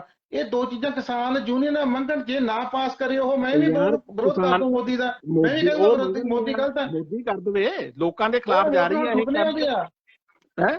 BJP ਉਹਨਾਂ ਨੂੰ ਹੁਣ ਸੁਪਨੇ ਥੋੜਾ ਆਉਂਦੇ ਆ ਵੀ ਆਹ ਡਿਮਾਂਡ ਆ ਕਿਸਾਨਾਂ ਦੀ। ਕਿਸਾਨ ਤਾਂ ਡਿਮਾਂਡ ਕਰਦੇ ਨਹੀਂ ਹੈਗੇ ਜਿਹੜੀ ਤੁਸੀਂ ਗੱਲ ਕਰੀ ਜਿੰਨਾ ਤੁਹਾਡਾ ਤੇ ਕਿਸਾਨਾਂ ਦਾ ਗੈਪ ਆ। ਤੁਸੀਂ ਆਪਣਾ ਗੈਪ ਖਤਮ ਕਰੋ, ਤੁਸੀਂ ਕਿਸਾਨ ਯੂਨੀਅਨਾਂ ਨਾਲ ਸੰਪਰਕ ਕਰੋ, ਤੁਸੀਂ ਯੂਨੀਅਨਾਂ ਤੋਂ ਇਹ ਗੱਲ ਕਹੋ ਜਿਹੜੀ ਤੁਸੀਂ ਕਹਿੰਦੇ ਹੋ ਨਾ, ਇਹ ਗੱਲ ਯੂਨੀਅਨਾਂ ਤੋਂ ਕਹੋ। ਮੈਂ ਕੋਈ ਲੈਣ ਦੇਣ ਨਹੀਂ, ਮੈਂ ਤਾਂ ਮੋਦੀ ਦੇ ਕਾਨੂੰਨ ਦੇਖ ਰਿਹਾ ਆ। ਮੋਦੀ ਨੇ ਯੂਨੀਅਨ ਵਾਲਿਆਂ ਤੋਂ ਪੁੱਛ ਕੇ ਨਹੀਂ ਸੀ ਕਾਨੂੰਨ ਪਾਸ ਕੀਤੇ, ਚੋਰਾਂ ਵਾਂਗ ਪਾਸ ਕੀਤੇ ਸੀਗੇ। ਜੇ ਉਹ ਚੋਰੀ ਕਾਨੂੰਨ ਪਾਸ ਕਰ ਸਕਦਾ ਤੇ ਚੋਰੀ ਅਮੈਂਡਮੈਂਟ ਵੀ ਕਰ ਸਕਦਾ ਹੈ। ਉਹਨੇ ਕਿਸੇ ਦੇ ਸਾਲ ਤੋਂ ਕਾਨੂੰਨਾਂ ਤੇ ਗੱਲ ਚੱਲ ਰਹੀ ਹੈ, 15 ਸਾਲ। ਅਸੀਂ ਤਾਂ ਪੂਰੀ ਮੈਨੀਫੈਸਟੋ ਚ ਆਮ ਆਦਮੀ ਪਾਰਟੀ ਨੇ ਤੇ ਕਾਂਗਰਸ ਨੇ ਆਪਣੇ ਮੈਨੀਫੈਸਟੋ ਚ ਰੱਖਿਆ ਸੀ ਵੀ ਅਸੀਂ ਇਹ ਖੁੱਲੀ ਮਿੱਟੀ ਲੈ ਕੇ ਆਵਾਂਗੇ, ਜਿਹਦਾ ਤੁਸੀਂ ਵਿਰੋਧ ਕਰੀ ਜਾ ਰਹੇ ਹੋ। ਯਾਰ ਖੂਹ ਜਾਵੇ ਮੋਦੀ, ਢੱਠੇ ਖੂਹ ਜਾਵੇ ਕਾਂਗਰਸ, ਤੇ ਢੱਠੇ ਖੂਹ ਜਾਵੇ ਕੇਜਰੀਵਾਲ। ਮੇਰਾ ਜਿਹੜਾ ਸਟੈਂਡ ਹੈ ਆਮ ਲੋਕਾਂ ਦੇ ਲਈ ਹੈ। ਢੱਠੇ ਖੂਹ ਬਾਦਲ ਰਹਿ ਗਿਆ। ਜਿਹੜੇ ਮੈਨੀਫੈਸਟੋ ਸੀ ਉਹ ਵੀ ਤਾਂ ਆਮ ਲੋਕਾਂ ਵਾਸਤੇ ਸੀ। ਤੁਸੀਂ ਕਹਿ ਰਹੇ ਨਾ ਵੀ ਚੋਰੀ ਲੈ ਜਾਂਦੇ, ਅਚਨਚੇਤ ਲੈ ਜਾਂਦੇ, ਇਹ ਤਾਂ ਮੈਨੀਫੈਸਟੋ ਦੇ ਵਿੱਚ ਆਮ ਆਦਮੀ ਪਾਰਟੀ ਨੇ ਰੱਖਿਆ, ਕਾਂਗਰਸ ਨੇ ਰੱਖਿਆ। ਫਿਰ ਸਾਡੀ ਸਰਕਾਰ ਆਊ ਤਾਂ ਅਸੀਂ ਕਰਾਂਗੇ। ਕਰ ਦੇਵੇ ਮੋਦੀ, ਆ ਤੁਹਾਡਾ ਹੈਗਾ ਜਿਹੜੀ ਐਮਐਸਪੀ ਤੁਹਾਡੀ ਹੈਗੀ ਆ ਵੀ ਐਮਐਸਪੀ ਸਾਰੀਆਂ ਫਸਲਾਂ ਤੇ ਦਿੱਤੀ ਜਾਵੇ, ਡਿਮਾਂਡ ਹੈਗੀ ਆ ਉਹਨਾਂ ਦੀ, ਕੋਈ ਡਿਮਾਂਡ ਤਾਂ ਪੂਰੀ ਕਰੇ। ਹੁਣ ਆ ਡਿਮਾਂਡ ਹੈਗੀ ਆ। ਤੁਸੀਂ ਇੱਥੇ ਗੱਲ ਕਰ ਰਹੇ ਸੀ ਕਿ ਕਾਨੂੰਨਾਂ ਦੇ ਵਿਰੋਧ ਦੇ ਵਿੱਚ ਕਿਸਾਨਾਂ ਦੇ ਗੱਲਬਾਤ ਪੱਖ ਆਪਣੀ ਤੋਂ ਬਹੁਤ ਹੋ ਗਈ ਆ। ਕਿਸਾਨਾਂ ਦੇ ਪੱਖ ਤੋਂ ਜਿਹੜੀ ਗੱਲ ਕੀਤੀ ਆ, ਹੁਣ ਤੁਹਾਡਾ ਤੇ ਕਿਸਾਨਾਂ ਦਾ ਗੈਪ ਆ, ਕਿਸਾਨ ਕੁਝ ਹੋਰ ਕਹਿ ਰਹੇ ਨੇ, ਤੁਸੀਂ ਕੁਝ ਹੋਰ ਕਹਿ ਰਹੇ ਹੋ, ਤੁਹਾਡਾ ਆਪੋ ਵਿੱਚ ਹੀ ਨਹੀਂ ਤਾਲਮੇਲ ਬਣਦਾ। ਤੁਸੀਂ ਆਪਣਾ ਤਾਲਮੇਲ ਬਣਾਓ ਫਿਰ ਵਿਰੋਧ ਕਰੋ। ਚਲੋ ਅਸੀਂ ਤਾਂ ਮੋਦੀ ਦੇ ਤੇ ਉਹਦੇ ਭਗਤਾਂ ਦੇ ਪਿਛਵਾੜੇ ਦੀਵਾ ਬਾਲਣਾ, ਉਹ ਬਾਲ ਦੇਣਾ ਹੈ। ਬੰਗਾਲਣ ਨੇ ਬਾਲਿਆ ਕਿ ਨਹੀਂ? ਦੀਦੀ ਉਹ ਦੀਦੀ ਮਹੀਨਾ ਨਹੀਂ ਲੱਭਿਆ ਮੋਦੀ। 3 ਤੋਂ ਕਿੰਨੇ ਹੋ ਗਏ ਉੱਥੇ? 77 ਹੋ ਗਏ ਐਮਐਲਏ। 3 ਸੀਗੇ, 3 ਤੋਂ 77 ਹੋ ਗਏ। ਅੱਛਾ, ਉਹਨਾਂ ਤਿੰਨਾਂ ਨੂੰ ਦੇਖ ਕੇ ਮੋਦੀ ਨੇ ਜ਼ੋਰ ਲਾਇਆ ਸੀਗਾ ਕਿ ਜਿਹੜਾ 2019 ਦੇ ਵਿੱਚ 18 ਐਮਪੀ ਬਣ ਗਏ ਸੀ ਉਹਨੂੰ ਵੇਖ ਕੇ ਜ਼ੋਰ ਲਾਇਆ ਸੀ? ਮੋਦੀ ਨੇ ਜਿਹੜਾ ਬੰਗਾਲ 'ਚ ਜ਼ੋਰ ਲਾਇਆ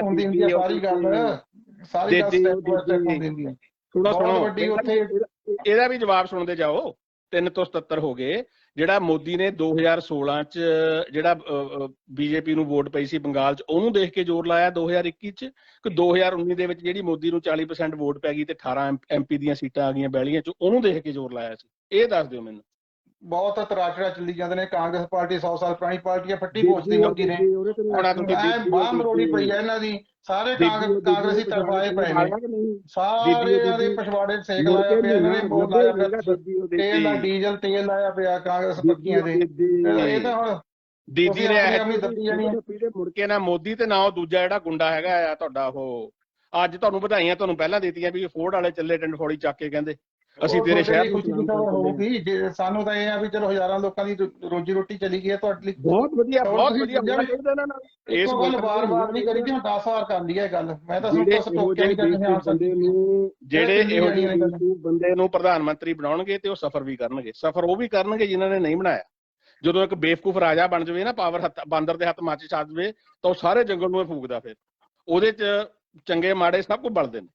ਹੋਣਾ ਚਾਹੀਦਾ ਇਹਨਾਂ ਦੇ ਨਾਲ, ਇਹਨਾਂ ਨਾਲ ਹੋਣਾ ਚਾਹੀਦਾ ਹੈ। ਆਈ ਐਮ ਗਲੈਡ। ਮੈਂ ਤਾਂ ਇਹ ਕਹਿੰਦਾ ਜਿਹੜੇ ਖਾਲਿਸਤਾਨੀ ਰੌਲਾ ਪਾਉਂਦੇ ਨੇ ਸਵੇਰ ਤੋਂ ਸ਼ਾਮ ਤੱਕ ਡਿਸਕਸ਼ਨ ਡਿਬੇਟ ਚੱਲਦੀ ਹੈ ਖਾਲਿਸਤਾਨੀਆਂ ਦੀ, ਮੈਂ ਕਿਹਾ ਮੋਦੀ ਨੂੰ 2 ਵਾਰੀ ਹੋਰ ਜਿਤਾਓ, 3 ਵਾਰੀ ਜਿਤਾਓ ਯੋਗੀ ਨੂੰ। ਇਹ ਗਿਣ ਕੇ 2044 ਤੱਕ ਕੰਮ ਪਹੁੰਚ ਜਾਂਦਾ ਹੈ। 2047 ਉਹ ਤੋਂ ਪਹਿਲਾਂ ਖਾਲਿਸਤਾਨ ਪੱਕਾ ਪਿਆ ਤੁਹਾਡਾ। ਮੋਦੀ ਨੂੰ ਜਿਤਾਉਂਦੇ ਰਹੋ ਬਸ। ਚਾਈਨਾ ਤੁਹਾਡਾ 600 ਸਕੁਅਰ ਕਿਲੋਮੀਟਰ ਦਾ ਏਰੀਆ ਕਾਬੂ ਕਰ ਗਿਆ। ਮੋਦੀ ਚੀਨ ਦਾ ਨਾਂ ਲੈਣਾ ਹੀ ਬੰਦ ਕਰਤਾ ਮੋਦੀ ਨੇ। ਸਮਝਦੇ ਹੋ ਜੀ ਤੁਸੀਂ? ਮੈਂ ਤਾਂ ਆਪ ਚਲੋ 2 ਮਿੰਟ ਹੋਰ। ਮੈਂ ਕਹਿੰਦਾ ਬਈ ਜਿਹੜੇ ਅੰਧ ਭਗਤ ਨੇ, ਅਗਰ ਕੋਈ ਮੋਦੀ ਦਾ ਵਿਰੋਧੀ ਹੈ, ਦੇਖੋ ਨਾ ਉਹੀ ਗੱਲ ਹੈ ਨਾ, ਅਸੀਂ ਹਮੇਸ਼ਾ ਇਹ ਗੱਲ ਕਹਿੰਦੇ ਆ ਵੀ ਵਿਰੋਧ ਬਿਨਾਂ ਤਾਂ ਨਹੀਂ ਗਾ, ਵਿਰੋਧ ਮੋਦੀ ਦਾ। ਹੁਣ ਤੁਸੀਂ ਵੀ ਬਿਨਾਂ ਦੀ ਗੱਲ ਮੋਦੀ ਮੋਦੀ ਮੋਦੀ ਮੋਦੀ ਮੋਦੀ ਮੋਦੀ ਮੋਦੀ ਮੋਦੀ ਮੋਦੀ ਮੋਦੀ ਮੋਦੀ ਮੋਦੀ ਹੋਈ ਗਈ ਹੈ ਤੇ ਬਿਨਾਂ ਦੀ ਗੱਲ ਤੇ ਬਾਈ ਜੀ ਤੁਸੀਂ ਖੇਚੇ ਹੀ ਨਹੀਂ ਕੀਤੀ ਬਿਨਾਂ ਤੇ ਆਉਣ ਦੀ। ਮੈਂ 100 ਵਾਰ ਕਿਹਾ ਬਈ ਬਿਨਾਂ ਮੋਦੀ ਮੋਦੀ ਮੋਦੀ ਮੋਦੀ। ਸੋ ਗੱਲ ਸਰੋਤਿਆਂ ਨੂੰ ਕਲੀਅਰ ਹੋ ਗਈ ਆ ਵੀ ਬਿਨਾਂ ਦਾ ਵਿਰੋਧ ਨਹੀਂ ਗਾ, ਮੋਦੀ ਦਾ ਵਿਰੋਧ ਆ। ਬਿਨਾਂ ਦੇ ਵਿੱਚ ਬਸ ਘਾਟਵਾਦ ਨਹੀਂ ਗੀ, ਮੋਦੀ ਦੇ ਵਿੱਚ ਘਾਟਵਾਦ ਮਹਿਸੂਸ ਹੁੰਦੀ ਆ। ਜੇ ਬਿਨਾਂ ਦੀ ਗੱਲ ਹੁਣ ਆਹ ਦੇਖੋ ਨਾ, ਮੋਦੀ ਮੋਦੀ ਮੋਦੀ ਮੋਦੀ ਹੋਈ ਜਾਂਦੇ। ਹੁਣ ਪਿਛਲੇ 15 ਮਿੰਟ ਦੇ ਵਿੱਚ ਤੁਸੀਂ 20 ਵਾਰੀ ਮੋਦੀ ਕਹਿ ਦਿਆ।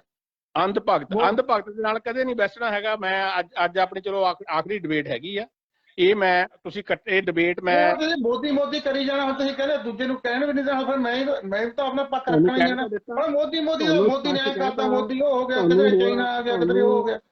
ਤੁਹਾਨੂੰ ਮੈਂ ਸਟਾਂਪ ਤੇ ਲਿਖ ਕੇ ਦੇਵਾਂ ਵੀ ਮੋਦੀ 2 ਅਮੈਂਡਮੈਂਟਸ ਲੈ ਆਵੇ ਤੇ ਮੈਂ ਮੋਦੀ ਦੀ ਸਪੋਰਟ ਕਰੂੰਗਾ ਪੂਰੀ। ਉਹ ਲਿਆ ਨਹੀਂ ਸਕਦਾ ਕਿਉਂਕਿ ਜਿਹੜੇ ਮੋਦੀ ਦੇ ਪਿੱਛੇ ਚਲਾਉਣ ਵਾਲੇ ਨੇ ਉਹਨਾਂ ਨੇ ਡੰਡਾ ਦੇ ਦੇਣਾ ਮੋਦੀ ਦੇ, ਜੇ ਆ ਅਮੈਂਡਮੈਂਟਸ ਲੈ ਆਂਦੀ। ਜੇ ਕਿਸਾਨ ਯੂਨੀਅਨਾਂ ਨੇ ਮੰਗ ਰੱਖਤੀ ਤੇ ਜਦੀ ਹੋ ਜਾਣੀ ਹੈ। ਕਿਸਾਨ ਯੂਨੀਅਨਾਂ ਨਹੀਂ ਰੱਖਦੀਆਂ, ਮੋਦੀ ਕਰੂਗਾ, ਫਾਇਦਾ ਕੁਝ ਨਹੀਂ ਹੋਣਾ ਉਹਦਾ। ਮੋਦੀ ਨੇ ਜਿਹੜੇ ਬਿੱਲ ਨੇ ਇਹ ਕਿਸਾਨ ਯੂਨੀਅਨ ਦੇ ਆਖੇ ਲਾ ਕੇ ਪ੍ਰੈਸ਼ਰ ਸੈਟ ਬਣਾਏ ਨੇ। ਮੋਦੀ ਨੇ ਆਪਣੀ ਮਰਜ਼ੀ ਨਾਲ ਬਿੱਲ ਪਾਸ ਕੀਤੇ ਨੇ, ਆਪਣੀ ਮਰਜ਼ੀ ਦੇ ਨਾਲ ਯੂਨੀਅਨਾਂ ਕਰ ਰਹੀਆਂ ਨੇ ਨਾ। ਅਮੈਂਡਮੈਂਟ ਤਾਂ ਯੂਨੀਅਨਾਂ ਦੇ ਕਹਿਣ ਤੇ ਹੋਣੀ ਹੈ ਨਾ। ਦੀਵਾ ਬਾਲਣਾ ਮੋਦੀ ਬਹੁਤ ਹੋ ਗਈ ਲੰਬੀ ਚੌੜੀ ਗੱਲ। ਇਹਦੇ ਵਿੱਚੋਂ ਕੱਢ ਕੇ ਕਲਿੱਪ ਪਾਉਣੇ ਨੇ ਮੈਂ ਹੁਣ ਤੁਹਾਡੇ ਫੈਕਟ ਵੀ ਆ ਗਲਤ ਆ। ਤੁਸੀਂ ਅੱਗੇ ਵੀ ਪਾਈ ਜਾਂਦੇ ਜਿੰਨੇ ਮਰਜ਼ੀ ਪਾ ਲਓ, ਮੈਨੂੰ ਕੋਈ ਪ੍ਰੋਬਲਮ ਨਹੀਂ। ਮੈਂ ਕੋਈ ਚੋਣਾਂ 'ਚ ਨਹੀਂ ਖੜਾ। ਮੈਂ ਇੱਕ ਗੱਲ ਤੁਹਾਡੀ ਸ਼ਲਾਘਾ ਵੀ ਤੁਸੀਂ ਬੜੇ ਵਧੀਆ ਤਰੀਕੇ 'ਚ ਗੱਲ ਕਰਦੇ ਹੋ, ਪਰ ਸਮਝਦੇ ਤੁਸੀਂ ਵੀ ਹੈਗੇ ਹੋ। ਹੁਣ ਕਿਸਾਨ ਯੂਨੀਅਨ ਹੀ ਰੌਲਾ ਪਾਵੇ ਤੇ ਮੋਦੀ ਨੇ ਅਮੈਂਡਮੈਂਟ ਤਾਂ ਕਰਨੀ ਹੈ, ਇਹ ਗੱਲ ਨਹੀਂ ਹੁੰਦੀ। ਮੋਦੀ ਨੇ ਜਿਹੜੇ ਤਰੀਕੇ ਨਾਲ ਕਾਨੂੰਨ ਲਿਆਂਦੇ ਨੇ ਗਲਤ ਨੇ। ਮੋਦੀ ਅਗਰ ਤੁਸੀਂ ਲੋਕਾਂ ਦਾ ਭਲਾ ਚਾਹਣਾ ਹੈ, ਕਿਸਾਨਾਂ ਦੀ ਜਿਹੜੀ ਹੈਗੀ ਆ ਆਮਦਨ ਡਬਲ ਕਰਨੀ ਆ 2022 ਚ, ਤੇ ਮੋਦੀ ਕਰ ਦੇਵੇ। 2 ਸਿੰਪਲ ਚੀਜ਼ਾਂ ਨੇ। ਉਹਨਾਂ ਨੂੰ ਠੀਕ ਲੱਗਿਆ, ਉਹਨਾਂ ਨੇ ਕਰਤੀ ਆ। ਤੁਸੀਂ ਮਤ ਭੇਦ ਨੂੰ ਜਗ੍ਹਾ ਦਿਓ ਨਾ। ਆਪਣੇ ਦਿਮਾਗ ਦੇ ਵਿੱਚ ਮਤ ਦੇ ਵਿੱਚ ਭੇਦ ਹੋ ਸਕਦਾ। ਇੱਕ ਬੰਦੇ ਦੀ ਦੂਜੇ ਨਾਲ ਥੋੜ੍ਹਾ ਮਤ ਮਿਲਦੀ ਹੁੰਦੀ ਆ। ਸਕਦਾ ਜਿਹੜੇ ਮੋਦੀ ਦੇ ਪਿੱਛੇ ਮਾਸਟਰ ਨੇ ਉਹਨੇ ਡੰਡਾ ਦੇ ਦੇਣਾ ਮੋਦੀ ਦੇ, ਜਿਹੜੇ ਆ 2 ਅਮੈਂਡਮੈਂਟ। ਉਹ ਤਾਂ ਯਾਰ ਤੁਹਾਡੀ ਆਪਣੀ ਸੋਚ ਆ। ਸੋਚ ਕੀ ਹੈਗੀ ਆ ਤੁਹਾਨੂੰ ਤੱਥ ਦੱਸਦੇ ਹਾਂ। ਤੁਹਾਡੀ ਕੀ ਸੋਚ ਹੈ? ਬਹੁਤ ਲੰਬੀ ਚੌੜੀ ਕੰਮ। ਬਹੁਤ ਧੰਨਵਾਦ ਤੁਹਾਡਾ। ਹਰ ਹਰ ਮੋਦੀ, ਘਰ ਘਰ ਮੋਦੀ। ਓਕੇ ਜੀ।